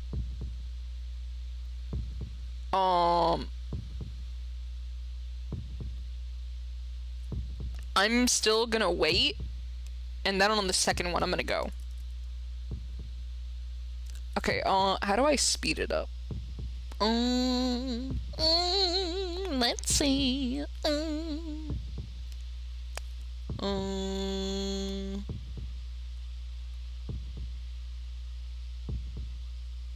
Is there any like a...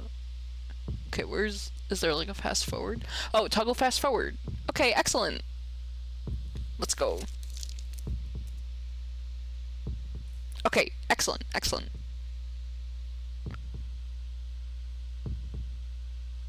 Yeah, go and get him, Shiki. Get him! Nervin Kusser is only looking at our grid. My chance is only during this instant. Gripping my knife, I crouch down. Yeah, sneak! Get that good sneak in, Shiki. Gripping my... Oh, I already read that. With everything I have, I run towards Nervin Kusser. Get him, Shiki, get him! All of his senses are directed towards our grid. Even I, who is not in this conversation, can tell Nervin Kusser is only looking forward. His back looks defenseless, not knowing I will dismantle it in a few seconds. I can do it. Yeah, you can, Shiki, go and get him! Get him! I feel it. Without a doubt, I can kill him. I run, only a matter of steps before I can reach his back with my knife. His back. His defenseless back. There's no mistake. He does not sense me. One more step. Then it's all over. Get him! Get him! I stop. What? What is his body? Nowhere. Nowhere. Nowhere, nowhere, nowhere, nowhere, nowhere, nowhere, nowhere. What? There's not a single line anywhere.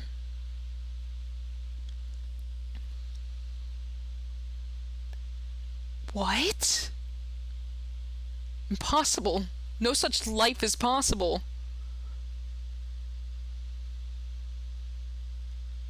Throb. Headache. My fingers gripping the knife tremble. After a stab of pain in my brain, I see a single black point on Nervin Kuser's back. Okay, good, good. There.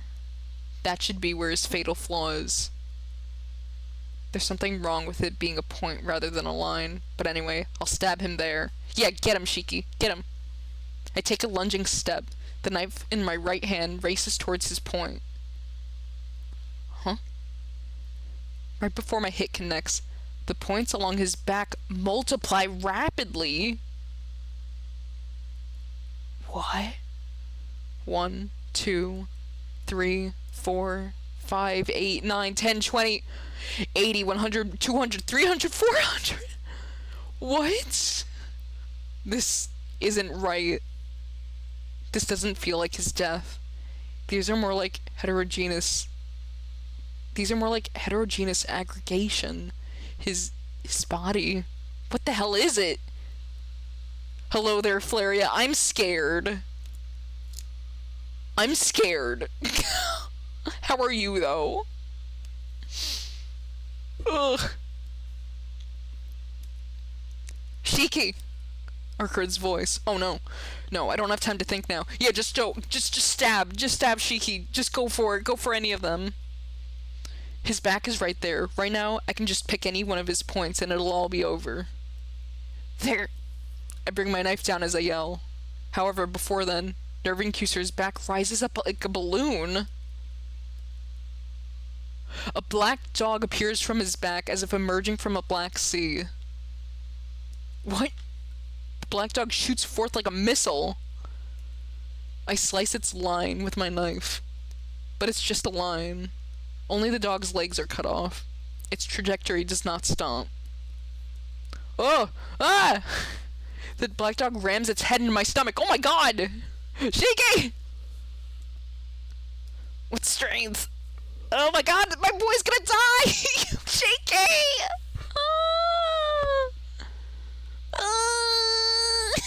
My boy! It's gonna give him the old Arcra and he's gonna get like a fucking bite to the stomach. I fly back several meters and get pushed down on the ground. Oh my fucking god! The black dog then tries to bite into my neck. I pierce the dog's right abdomen with my knife. Good, good. Nice quick thinking, Shiki. My knife enters the black dog's point of death as easily as going through air. The black dog's movements stop. Good work, Shiki, good work! In that instant, its body becomes a black fluid and pours over me. Ugh. Ugh. Ugh. Oh? Covered in the black fluid, I can't stand up. Why you? I can't get it off. As if sewn to the ground, I can't move. Oh no! It seems something has happened behind me. Oh no.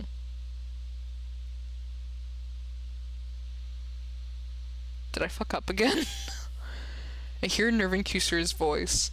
Stretched out against the ground, I look towards Nervin Kuser and Arkrid. Oh no. You're familiar, but how unfortunate. Those who enter my domain will be recognized and attacked by one of us even if I do not notice. There can be no surprise attacks against me. What? That's fucked up. That's hacks. How are we gonna win? It seems so. You weren't even looking at anything but me, yet you still reacted to the danger behind you. That is the strength of a collective, is it not, Nervin Kuser Chaos? Arkrid narrows her eyes slightly and walks toward Nervin Kuser. Interesting. You're so weak you cannot even use your marble phantasm, yet you still challenge me? There's no need. There's no point in becoming... Wait. There's no point in becoming one with the world just to fight a dead apostle. What does that mean? What? For someone like you, these claws will be enough. Nerve Cuser Chaos. She said, I don't gotta pull out my best attacks, honey. I let my fists do the talking. That's all you're worth. I hear a short laugh. Fool. Realize your folly, Arkrid Brunstud. Nervencuser raises an arm. His coat ruffles like a cape and countless animals fly forth. With a thunderous roar, 3 beasts run toward Arkrid like bullets. Not anything like black dogs, but 3 giant leopards larger than Nervencuser himself, like large demonic silhouettes. Oh my fucking god!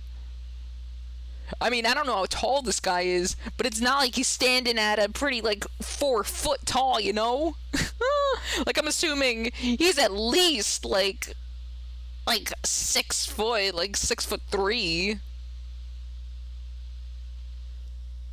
And these things are larger than him? What the fuck?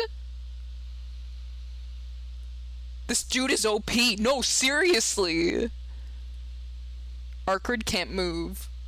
3 leopards run, cracking the bricks under them just by running. Oh my god. They're far faster than Arkrid, who's trying to run away. Oh no! The 3 beasts pounce towards Arkrid. It's over quickly.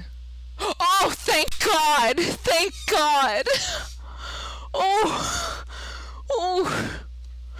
Oh! I'm sorry for downing you, Arkrid. Oh! Dude, that scared the fuck out of me. In an instant, the 3 leopards' bodies are cut in half and fall to the ground. That's my girl! That's my girl! What? Nervencuser's voice booms. Arkrid is silent. From there, she moves to attack him. Beasts emerge from Nervencuser's body. The instant it emerges, the lion's head is grabbed and torn apart from its body. That's so sick. The leopard is killed the instant it attacks Arkrid by getting pierced by her punch through its head. Holy shit. The tiger is torn apart like clay. Oh my god, Arkrid.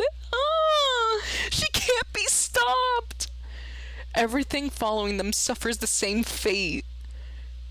The same with the flying eagle and the giant grizzly bear. The same with the shark swimming in the ground. That is horrifying. He really pulled out... He pulled out a Zato. Shark.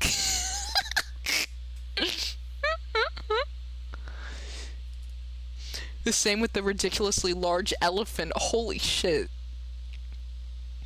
In the end, they can't even stop her and turn back into a black, sticky fluid. Nervencuser tries to escape. Arkrid swings with her claws. After the sound of ripping flesh, Nervencuser's body is split in 2 from the neck down. Holy shit! Wait, he's done! Roaring in pain, Nervencuser leaps away from Arkrid. Split from the neck to the waist, he's lost over half his body. The rest of his body falls at Arkrid's feet. This isn't a fight. What about Arkrid saying she was only able to move? The beasts Nervencuser let out weren't weak. Those lions and tigers, just one of them can tear a car into scraps. And that grizzly bear could have torn a tank apart with its uncontrolled violence. But such beasts weren't torn apart by Arkrid, and Nervencuser... Wait. Oh.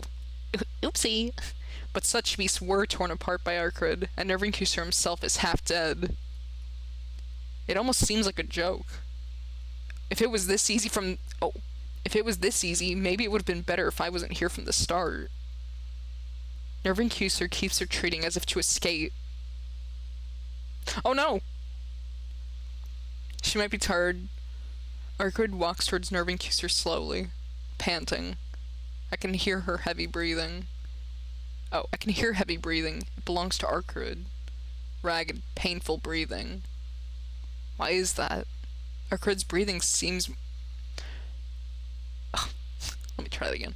Arkard's breathing sounds more painful than Irving Kuser's, who's torn in half. Oh god.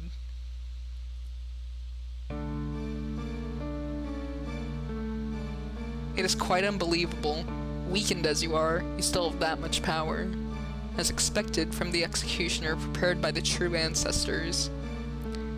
Do not face the white I can't speak! Do not face the white vampire princess. It seems the warnings of the others were correct. Irving Kuser's voice isn't dimmed at all. I feel a horribly sinking sense of despair. Arkard tries to catch her breath as she slowly draws near Irving Kuser. But I never expected to defeat you with only 10 or 20 of myself in the first place. Enough boasting. You can't kill me with any amount of such familiars, and I've cut off half your body. No matter what, you have no chance of winning. Yeah, you tell him, Arkard! You tell him! You tell him! My familiars have all been killed, but you seem to be mistaken. I do not carry familiars, nor do I use them. All those things you fought were truly me.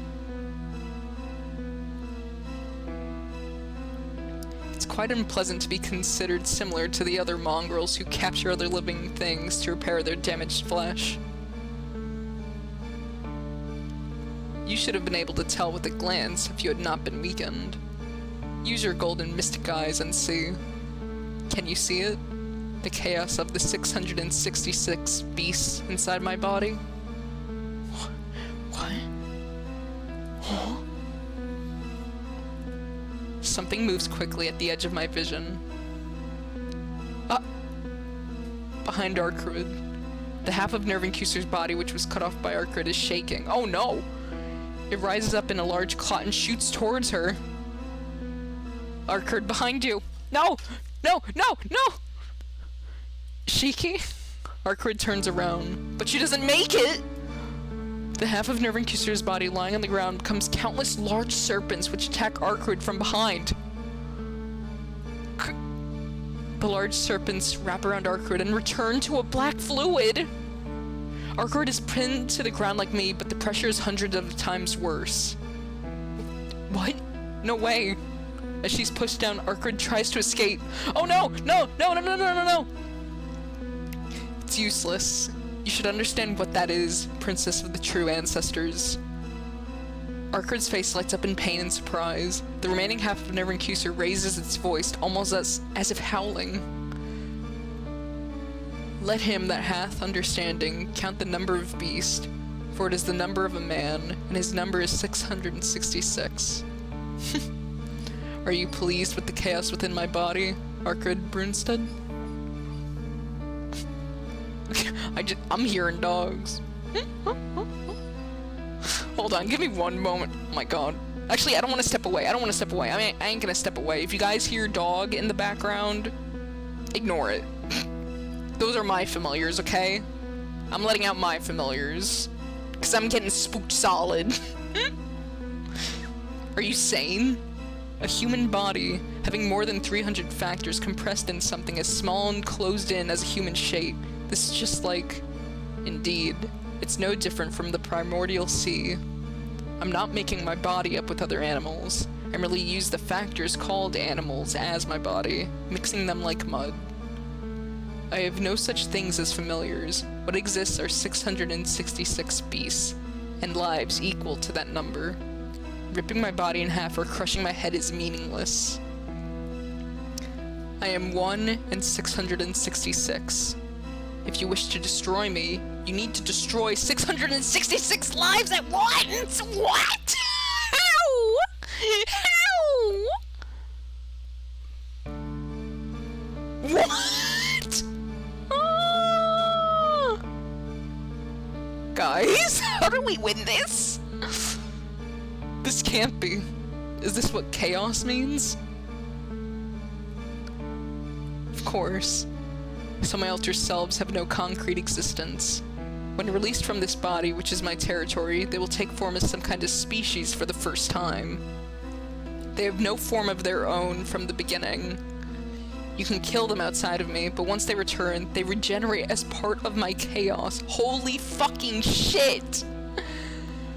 Though, even I cannot predict what they will become once they emerge. Understanding and controlling this disordered dendrogram is my eternal thesis. Why does that go so hard? What the fuck? Stop spitting when I'm...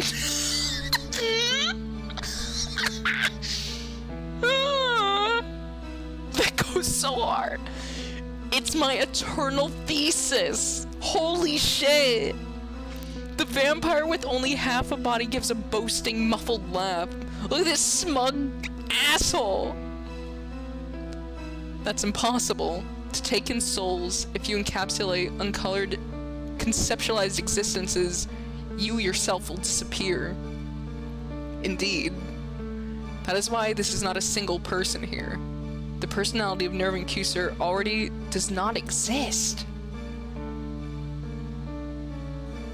What does that mean? We are not a single body, but closer to a limitless collective. Oh my god. Certainly, there is no meaning of existence in such a life.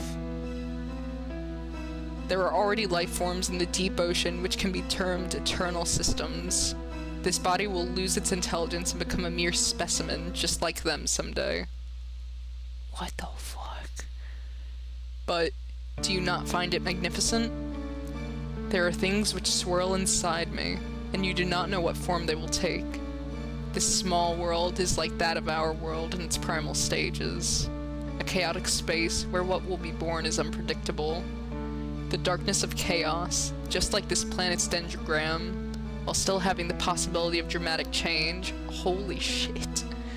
I wish to know what lies at its culmination before I disappear. This is why the church gave me this name. Nervincusar Chaos. Equipped with 666 beasts, no longer a vampire, but a space which has become chaos. A heretic who broke the taboo. Holy fuck. Arkard's voice is held off. The black fluid squirms all around her. Is she gonna be okay? Like, this is a badass monologue and all, but this... Oh my god! Even Arkard's face is already half covered. Somebody help! Somebody help, please! Oh no! That's all. Under such a prison, even you cannot escape. It is a union of 500 of my parts. The soil of Genesis. Even were you to be at full strength, you could not hope to destroy it. It is equivalent to destroying a whole continent! Oh, what? Nervicuser's remaining half approaches Arkard slowly. Don't you dare! Don't you dare! You get away from her! You get away from her, Nervicuser! You get away from her! Leave her alone! Many of our brethren have been killed by you. Many have sought to destroy you, only to be destroyed in turn. But that is all over. I, Nervicuser Chaos, will accomplish a great achievement none could perform until now. Nervicuser, this reality marble, who... It should be easy to tell. Your nemesis, the serpent, came to me to teach me, but not the current one from this generation. Before you killed him, he bequeathed upon me the method of making this cage. What? I can't hear Arkard's voice anymore. Oh my god, no, no, no.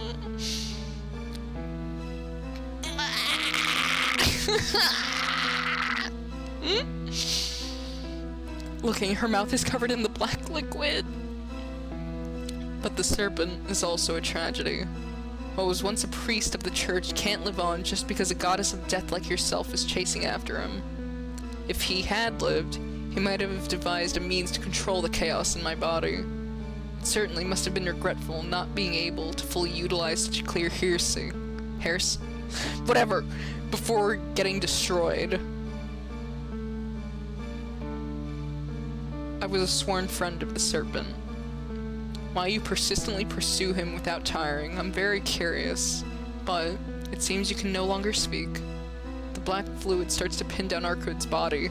By now, it's no longer Arkwood's collapsed feminine figure, but only a formless mud. What? What? I will make you a part of me, Arkwood Brunstad. Absorbing your amount of will may require great effort, but it will make me the highest rank of vampire. You better not! You better not! A little pain is like a celebration for the new creation. I'm gonna shit a house.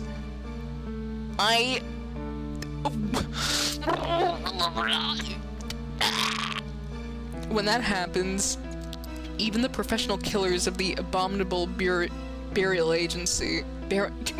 I can't speak, I'm stressed out. Burial agency will be nothing to fear. I will eradicate all members of that moldy church. Arkwood's face sinks completely with a sucking sound. No. Even the lines of her body, which I could barely see before, have disappeared. At this rate, if I leave Arkwood alone, she'll be absorbed into the black fluid. Why you? I look at the black fluid covering me. The black lines of death definitely do exist. Resisting the throbbing pain in my head, I run my knife along them. Oof. The black fluid becomes like mere water as I slice the lines. Good, good, good! You can get through it! Save her! Save her! Save her! Alright. I breathe heavily as I stand up. I have to save her. That's what I'm saying! I have to save Arkwood from that monster. But how? I can't even get close to Nerve and Cuser. Even Arkwood, as terrific as she was, wasn't able to take him down. Then, if I stand and face him, wouldn't I be killed instantly? I only barely managed to kill one dog. I wouldn't last a second against those other beasts like the lions or leopards. Furthermore, I can see hundreds of points on his back. I couldn't fully understand the conversation between Nerve and Cuser and Arkwood, but it seems that each one of those beasts are him. Then, if I can't speak. I'm so fucking, dude, I'm about to start tweaking. Then, if I want to defeat the vampire Nerve and Cuser, I will have to kill all of the beasts having that point. I can't step forward. No matter what, a human can't step forward towards that monster like that. Toward a monster like that. Damn it. In the end, once more, I'm trying to save my life and do nothing about someone getting killed. Oh no! Oh no, he noticed! No, no, no, no, no, no, no, no, no.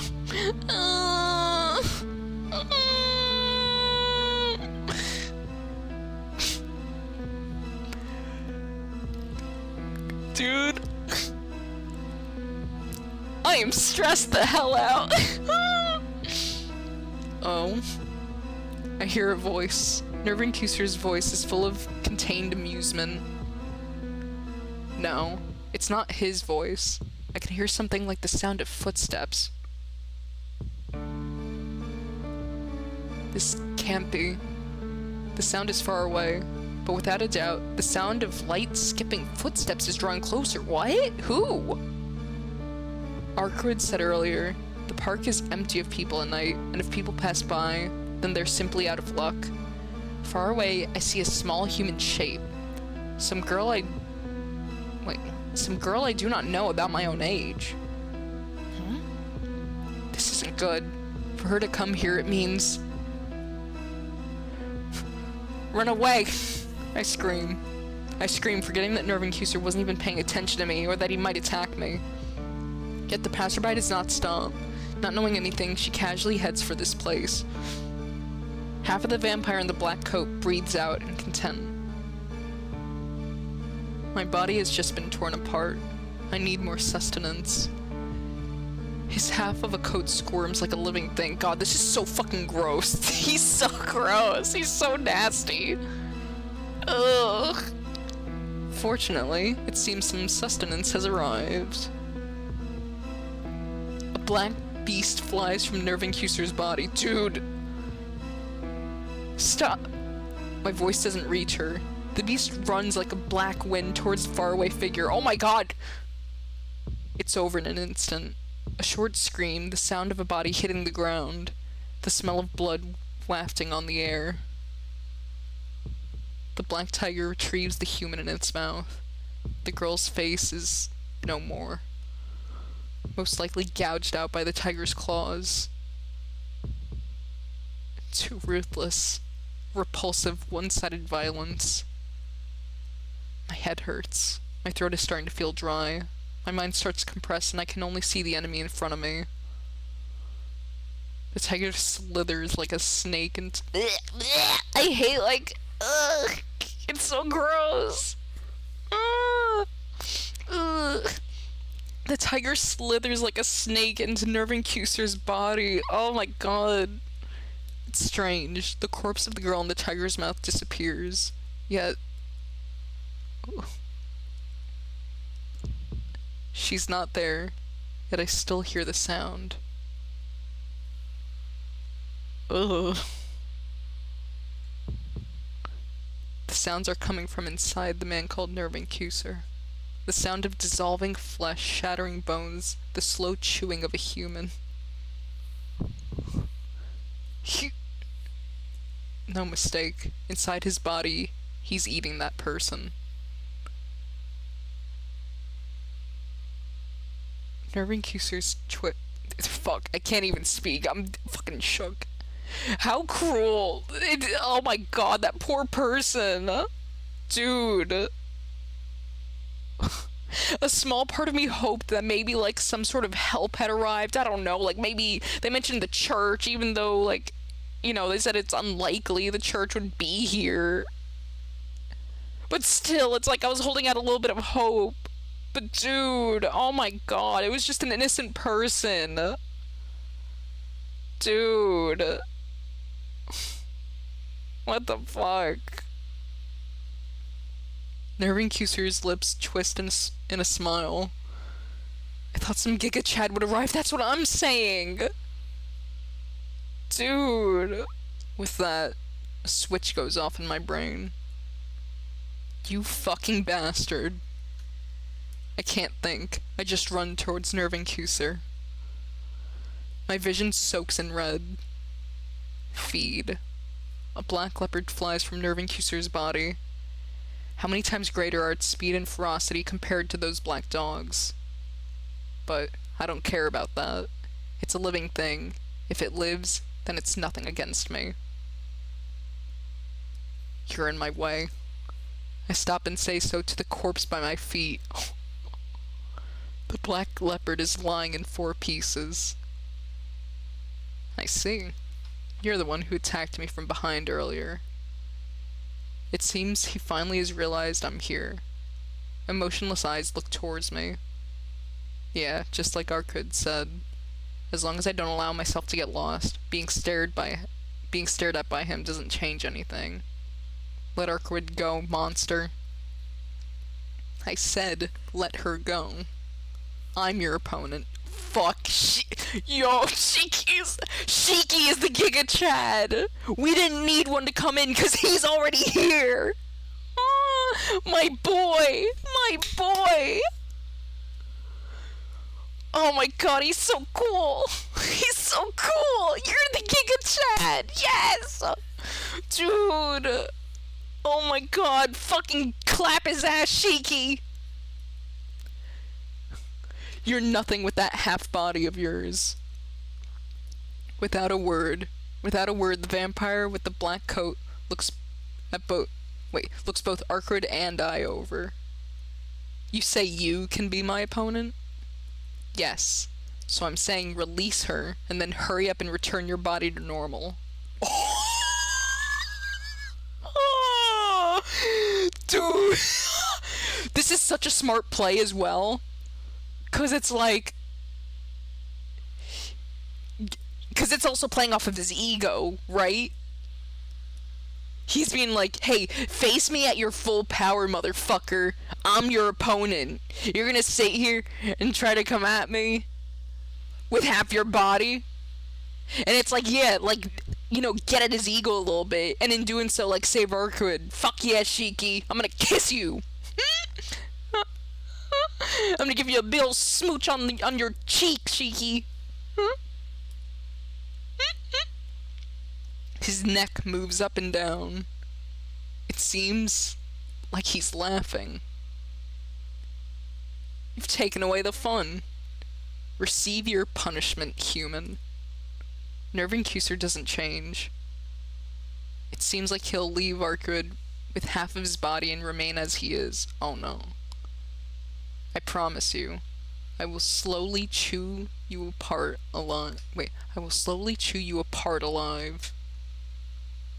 That's his name? Yes, he has a very strange name. But you could also refer to him as Chaos. Flutter. His remaining arm is lifted. Such an inferior mental circuit. The price of your arrogance, thinking you can face me, will be your certain death. Oh no, it didn't work! It didn't work! It didn't work! What's...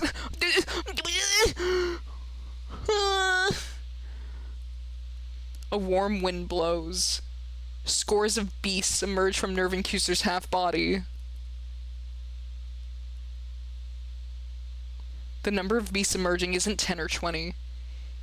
Even if each is not a strong beast, it's close to 100 of them against a single human like me, and they swarm like ants gathering around a sugar cube. Oh my god, Cheeky! What? I stick my knife into the neck of the black dog before me. The black dog dies and its death is cut. Instantly, the sound of birds' wings overhead. With a grating sound, the meat of my forehead is taken... The meat of my forehead is taken to the bone! I don't have time to react in pain. At the same time, several black dogs bite my arms and torso from both sides. You junk! Slice, slice. I stab the death of the 2 dogs in my line of vision. But it isn't enough. For each I kill, 10 more beasts take its place to rip into my body. Oh, Shiki! I can't see. I can't see anything. Everything is pitch black. There isn't anything wrong with my eyes. All around me, the black beasts envelop me in darkness. Oh my god! Things can't keep going this way. I'll die. I won't last 5 more seconds. My ankles are bitten. Blood flows. My body feels like it'll fall apart.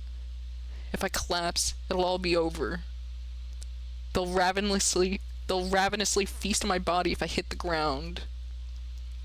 No. No. That's more fearful than painful. Everything is pitch black. I can't see anything. I can't do anything. But that's why I have to think. Fuck. Guys? Guys? What do I do? Okay, let's think. I'm okay. I'm normal. Let's think.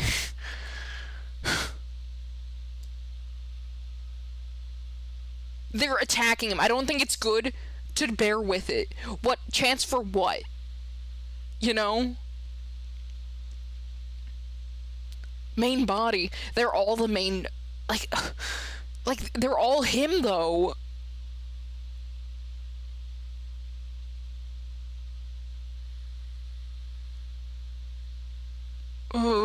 Okay, let's go with 2. Like, God, I don't know. I'd be dead already in this situation. I would have, like, not many good choices here. Yeah, really. Let's go with 2. The main source. If I can do something to Nervincuser's main body, manipulating the beast, I might be able to save at least Arkwood. Ooh! I blindly swing my knife. I force my faltering body and run forward. Go Shiki, go Shiki! If he hasn't moved as he toys with me, then he should be standing with his half-body ahead of here. Ooh! Ooh! Shiki, yes! Shiki, yes! Nervincuser. Stop your noise-making. It's unpleasant. Oh. Ugh. His coat wavers. From there, a white horn comes straight at me. What the fuck, you got deer too? Well, I guess he technically has everything, but what the fuck? Huh? Something like antlers sticks into my... Oh no! It's so sharp it doesn't really hurt. I fall flat on my back. I'm quite the fastidious person. Rest assured, there will not even be one of your cells left. I hear a voice. At the same time, a black dome arches over me. A ceiling overhead like a black umbrella. And all around, the glowing eyes of the beast. Rip. My skin is being ripped. Die. Rip. My flesh is being eaten. Die. Grit. My bones are being scraped. Die. My mind can no longer think of anything, only to frantically use my arms to protect my face. My right hand tightens, keeping a firm grip on my knife. Die. I'm being eaten. Strange. Being attacked by this many beasts. They should be able to eat me completely in just 1 minute, yet they take their time. Oh my god. Die. I'm bleeding too much. My blood and their saliva coat my body. It feels terrible. Oh god, this is awful. This is horrible. This is absolutely terrible. He's being slowly fucking tortured, like torturously eaten, my boy, Shiki. Chat, hold me. I'm fucking spooked. My poor boy. I can't see anything outside. It's just complete blackness. Die. Those countless pairs of eyes say it. They say it as they truly eat me, only bit by bit. They can't talk, so they speak with their blazing eyes. Die. Hurry up and die. The black dome of beasts chants in unison. My fucking god. A scream leaks out, but no one is going to help me. I'll be killed. Like that person before, I'll be devoured alive. No. I don't want that. I don't want to die this way. I don't want to be eaten while being conscious. Oh, that's such a horrible way to go. That's so fucking bad. Oh, God.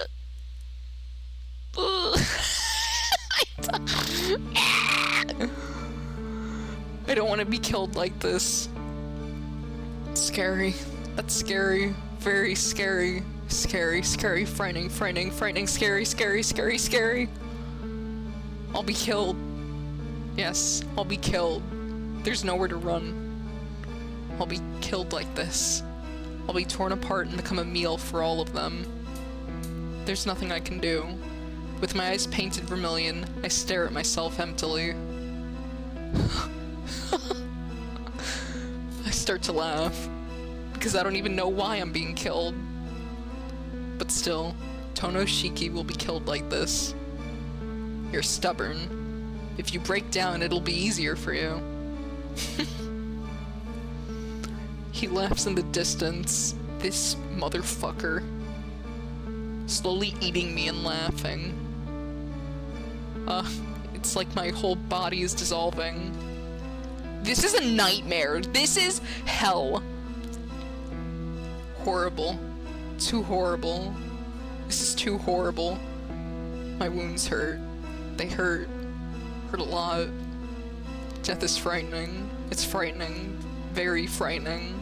He's laughing in the distance, watching me die and laughing. If I strain my ears, I can still hear chewing and the smashing of bones coming from within. Not only did he devour all those people yesterday, and not only did he eat that unknown person, he's trying to eat and kill even me.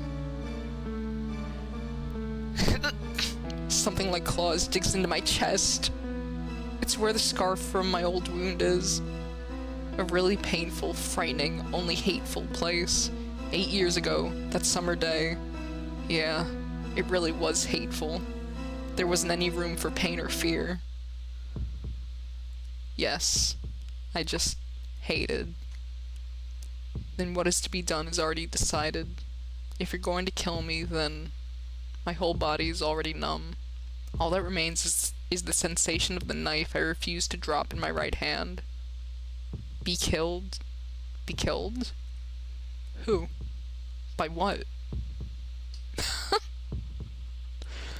I laugh out. Right. That's exactly how it is. Running away is absolutely impossible. Escape is absolutely impossible. There's only one thing to be done. be killed. Be killed. Definitely. Without a doubt, be killed. By nothing else, and by no one else. He will be killed by me. Ooh. In a place of a yell, I start to laugh like an idiot. My boy? Strange. Strangely, I can't stop laughing. Slice, slice, slice, slice, slice. With each sound, another beast dies. My brain is in agony. All throughout my body, my nerves, my blood... Fuck. My nerves, my... Everything's tweaking! Everything's going crazy! Fuck, I just had to...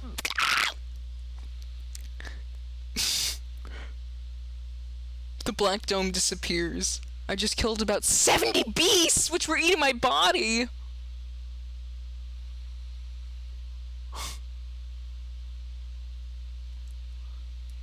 What?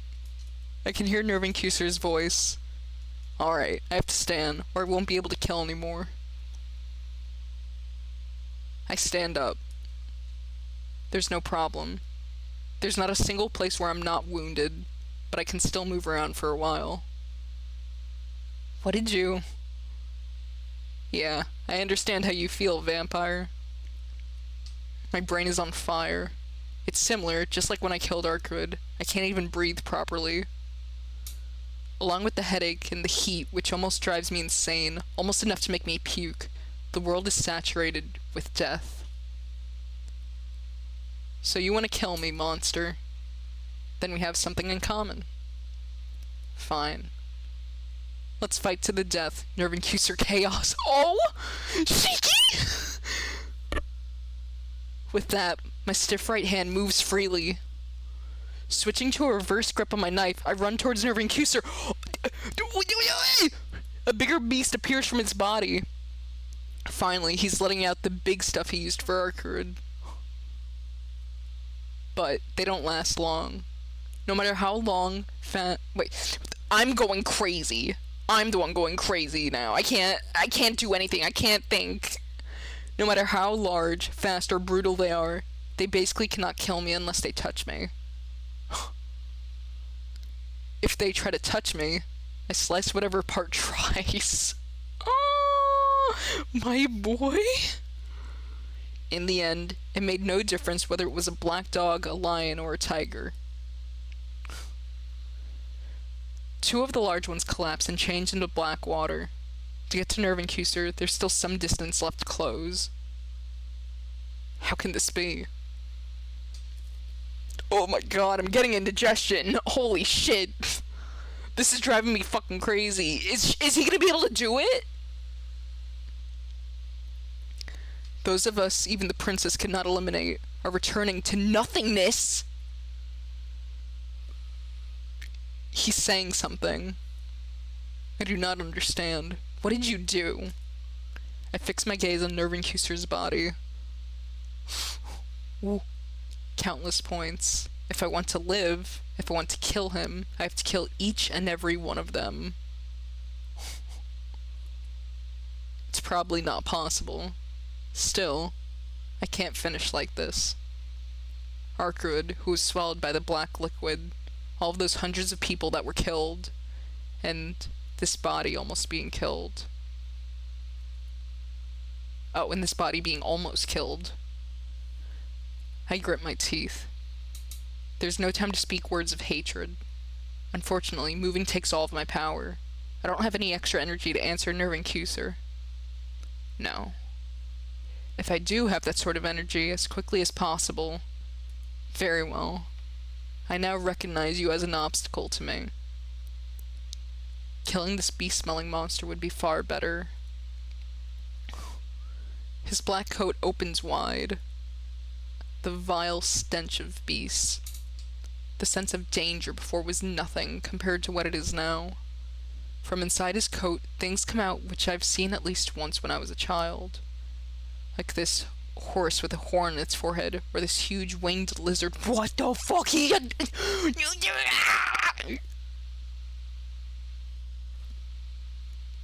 Tsukihime's crazy! Those are troublesome. It's not simple to kill them, because they have very few parts vulnerable to death. So, I get more serious. Is it because I said kill? The pulsing of my blood is painful. My nerves are grinding together. Everything in my body links together to remove that which gets in my way. I slice in half the horned horse, along with its horn. I slice the lizard from its back to its lower right abdomen. Impossible. I hear that obstacle's voice. Unfortunately, I can't even see properly now. All I can see are those black points and lines. Scum. Why must I attack a mere human with my full force? With a squishy, fleshy sound, Nervincuser's half-body returns to its previous human shape. It seems he finally put back the half of his body binding Arkwood. Oh, thank God, is she okay then? I will kill you. You will find out that existence far superior to yours exists within me. His arms tear into his own chest. As if ripping apart darkness, he rips into his own chest. From the hole in Nervincuser, something bizarre emerges. What? If I have to describe it simply, it's a crab-like spider.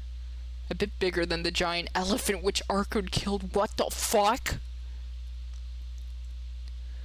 My vision has gone red. I can't see very well. All I can see are their bizarre silhouettes and their death. My fingers are cold. Maybe I've lost too much blood. My whole body is frigid. But still, my body isn't screaming. It orders me forward, saying that if I have enough strength to scream, use that energy to kill Nervincuser faster. My spine hurts. My body's cold. My fingers are frozen. Yet, my brain burns with fire. These crab spider beasts keep crawling out from Nervincuser. Nervincuser is only a little bit away. These things are in the way of me getting to him. For now, these three. I completely kill those emerged obstacles. Impossible. As if dizzy, Nervincuser moves back. There's no way someone can destroy all my killing beasts. Such a fact is impossible. We are immortal. As long as I live, the immortal beasts return to chaos and are reborn, so then why do they return to the original nothingness after only being stabbed by you? I walk towards my screaming enemy. Yo, Shiki! Ugh! Scary. Nervincuser tries to pull back and retreat, but stops himself. Unsightly. His previously machine-like eyes finally start to burn with crimson hatred. I understand how he feels. Probably. The killer in Nervincuser is ordering himself to retreat. But the vampire in him does not allow defeat from a mere human. He doesn't understand. He doesn't even let himself withdraw. So, he does not allow himself to even take a single step back. His mind stubbornly doesn't allow him to realize his powerlessness. Another step forward. From here, I can jump and slice his body with my knife. No, never. His name is Nervincuser, the immortal called Chaos of the undecaying vampire race. Oh, my name. My apologies. It is not possible for me to look this unsightly. His body starts to form a shape. The body, which was only darkness, begins to transform. This body is immortal. I have surpassed death long ago. His body leaps forward, not his beast.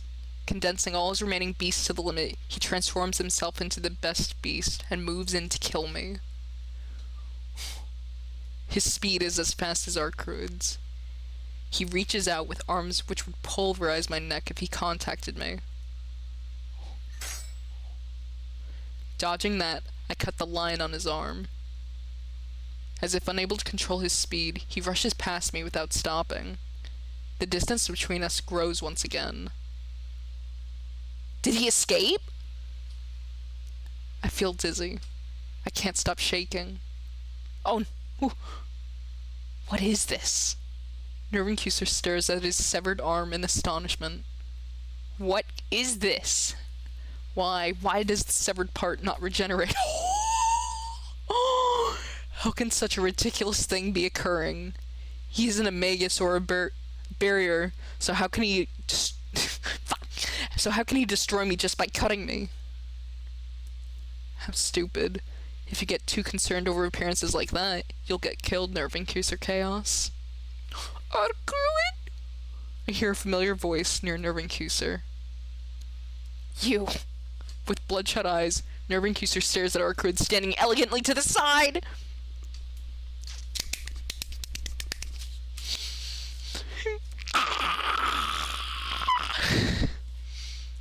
Oh, I see. When he ceased being only half a body, she became free.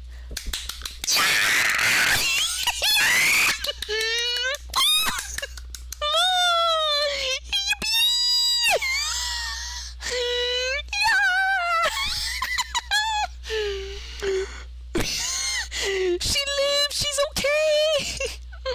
And she's badass! This is sick! Oh, don't worry about me. Shiki will take care of you. Right now, he would even kill me if I got in the way. A giggling voice. It's your fault for thinking you should kill him painfully. You should kill your enemy quickly without even allowing the opportunity for a counterstrike, right? That was your mistake. Silence. I do not make mistakes. I still have 560 lives remaining. Just wait. Once I kill him, I will get you once more. Really? It won't happen, but I'll be waiting. Arcruit doesn't go near him. Nervincuser is only looking at me. He's coming. I brace my right hand with my left as I grip my knife. Nervincuser crouches. It's the action of a predator preparing to pounce on his prey. Oh, I forgot to tell you one more thing, Nervincuser. Her voice flows like the wind before that. It may be a little late, but he's killed me once before. What? This time it's for real. In his astonishment, Nervincuser loses sight of his identity. For a moment, his entranced thoughts flow into my mind like a curse. Is this a nightmare? Kill Arcruit Brunstad? This monster, for whom even the words immortality is enough to describe, was killed by that human? No, that cannot be true. But wait, hypothetically, if it is true, then you're fucked. Dude, then you are fucked. Then, just which one of us was the pretentious one?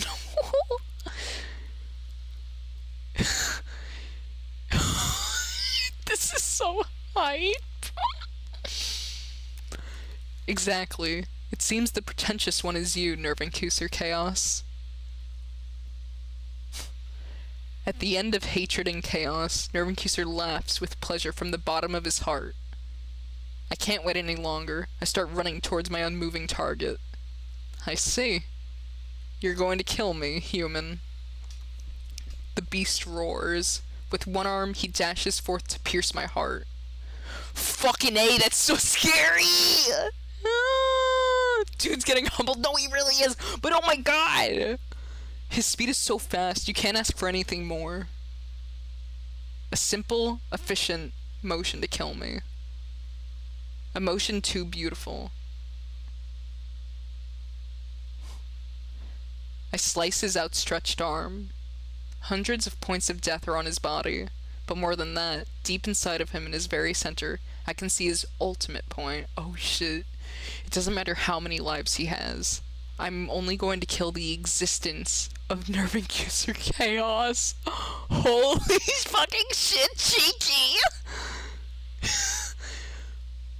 But, so it isn't killing Nervincuser, but the chaos which is him. I'm going to kill one world. I attack him head on. A light sound of impact. The knife pierces into his center. Twisting his lips in a grin, the vampire laughs voicelessly. This can't be. Numbly, the black beast starts to crumble from his fingertips.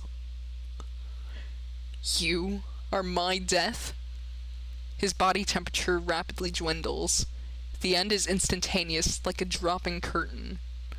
With this one attack, along with the remaining 560 beasts, Nerve-Incuser Chaos is annihilated.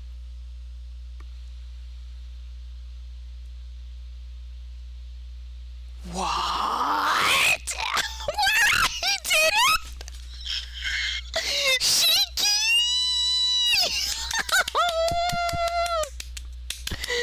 Yay! Deleted! Dude! Shiki actually fucking did it! Oh my god! Is he actually gone for real?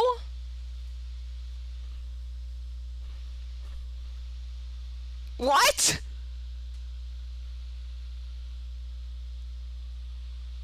Dude. Can we have a toast for my fucking main man, Shiki, right now? Holy fuck. Shiki, this one goes out to you.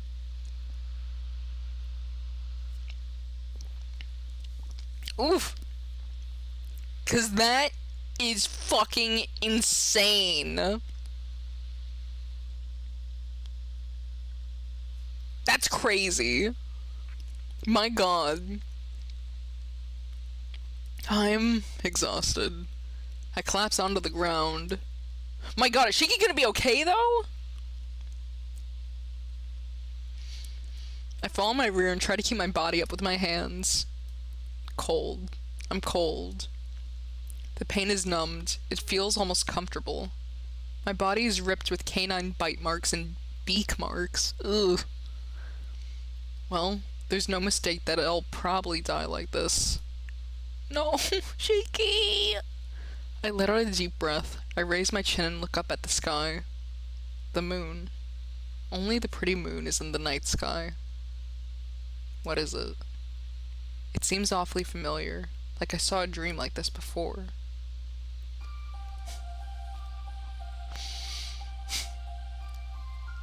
Shiki, you okay? Harkard walks towards me as if nothing happened just now. You stupid idiot. If I was okay, I wouldn't be human. I speak and breathe haltingly. Even talking is painful, so maybe I shouldn't have responded.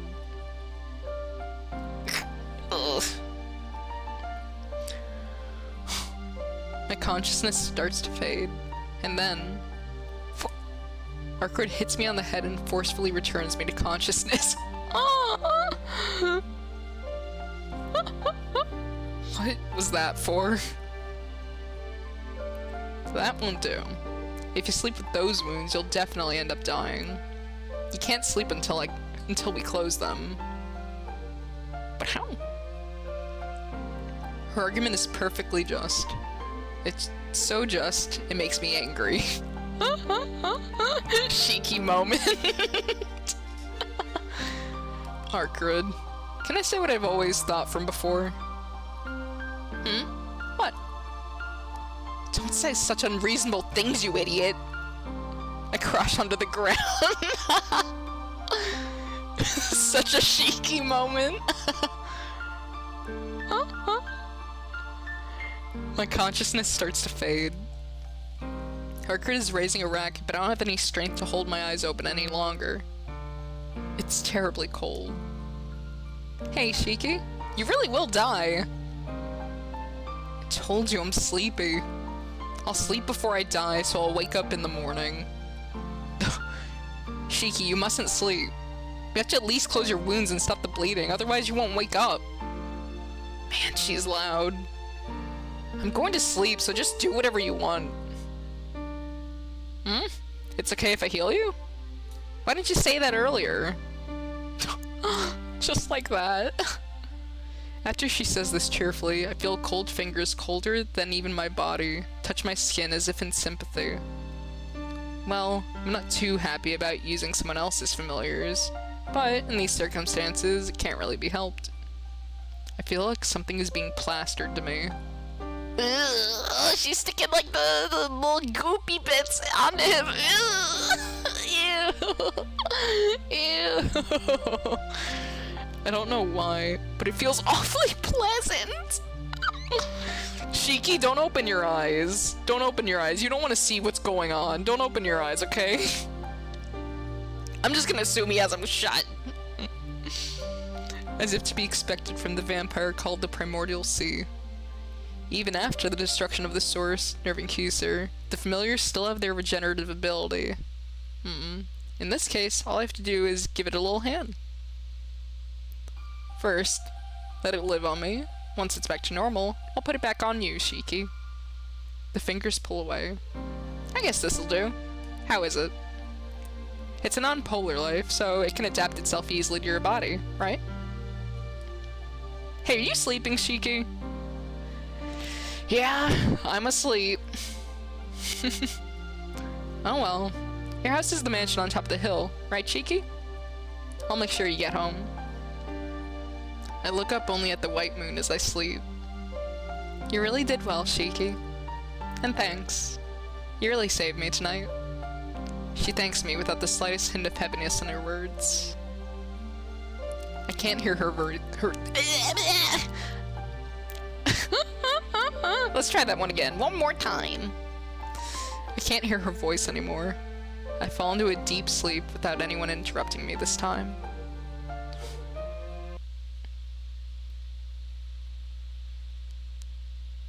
And that's the fucking end of chapter 4? What the heck? That's fucking incredible! What? What? That was amazing! What was that? That was so good! Oh my god! Dude! Tsukihime! Tsukihime! Peak! My god! Also, hello there, wow, it's Portal. Sorry, when you came in I couldn't welcome you because I was, reading. But how you doing? Did you enjoy that? Did you guys enjoy that? That was so fucking good! What? Oh my god! That was actually so good. I've only seen this universe from Melty Blood. And are you liking it? Like now that you're seeing it in its OG VN? Cause dude, I'm having a fucking blast. That was so good. And it was so good experiencing that, like, without knowing what was gonna happen. Like, oh my god, it really sucked not being able to watch any more of the remake, you know? But dude, if it's gonna be like this, with, like, me, like, experiencing stuff, like, truly blind, it's fucking worth it. You know? That was so cool. I'm genuinely shocked Shiki was able to do that. You know? Like when they said you had to kill all of his beasts within him at once, I thought they meant literally all at once.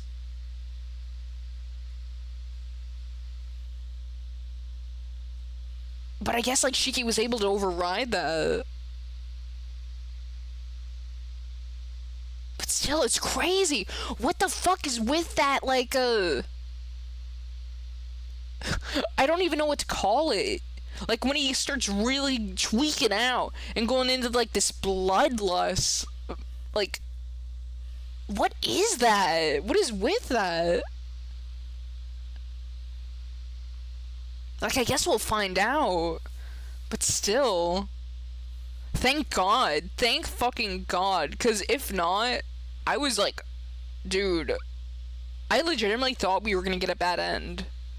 I thought that was going to be a bad end. So for Shiki to pull through like a G, dude,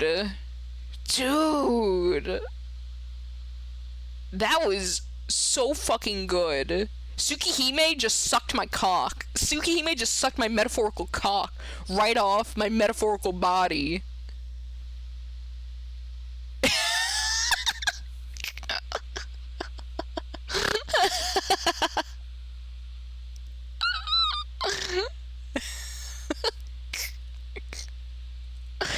But let's just go right into chapter 5 then. My god. Holy shit.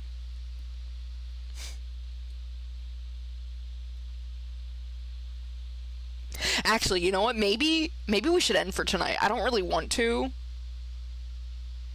I'll be honest. I don't really want to. But I feel like this would probably be a good stopping point because we have been streaming for a while. Oh my god, 6 hours. Yeah.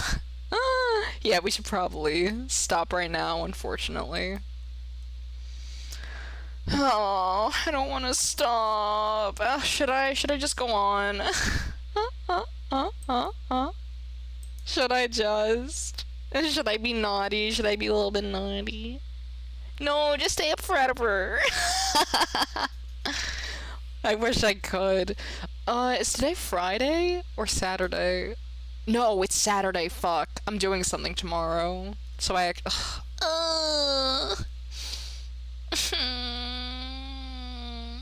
I want to stay up and play Tsukihime. Oh, but I feel like I'm not gonna want to put it down even more if I then get like an hour further in, you know? I need my fill of cock. Aw. I'm sorry, Serenity. But nah, we should be responsible. We should be responsible. So, let's end it here for tonight, okay? God, that was so good. I'm genuinely blown away. That was such a good fight. Like, you really couldn't predict what the fuck was gonna happen. Dude, oh my god, I want to continue playing Tsukihime so badly. But no, we can't. Let's find somebody to raid, eh? My god. So fucking good. And we were only 4 chapters in. I don't know how many chapters are in Tsukihime, but ain't that crazy? My god, I hope it just continues to get better. Goodness. What do we got?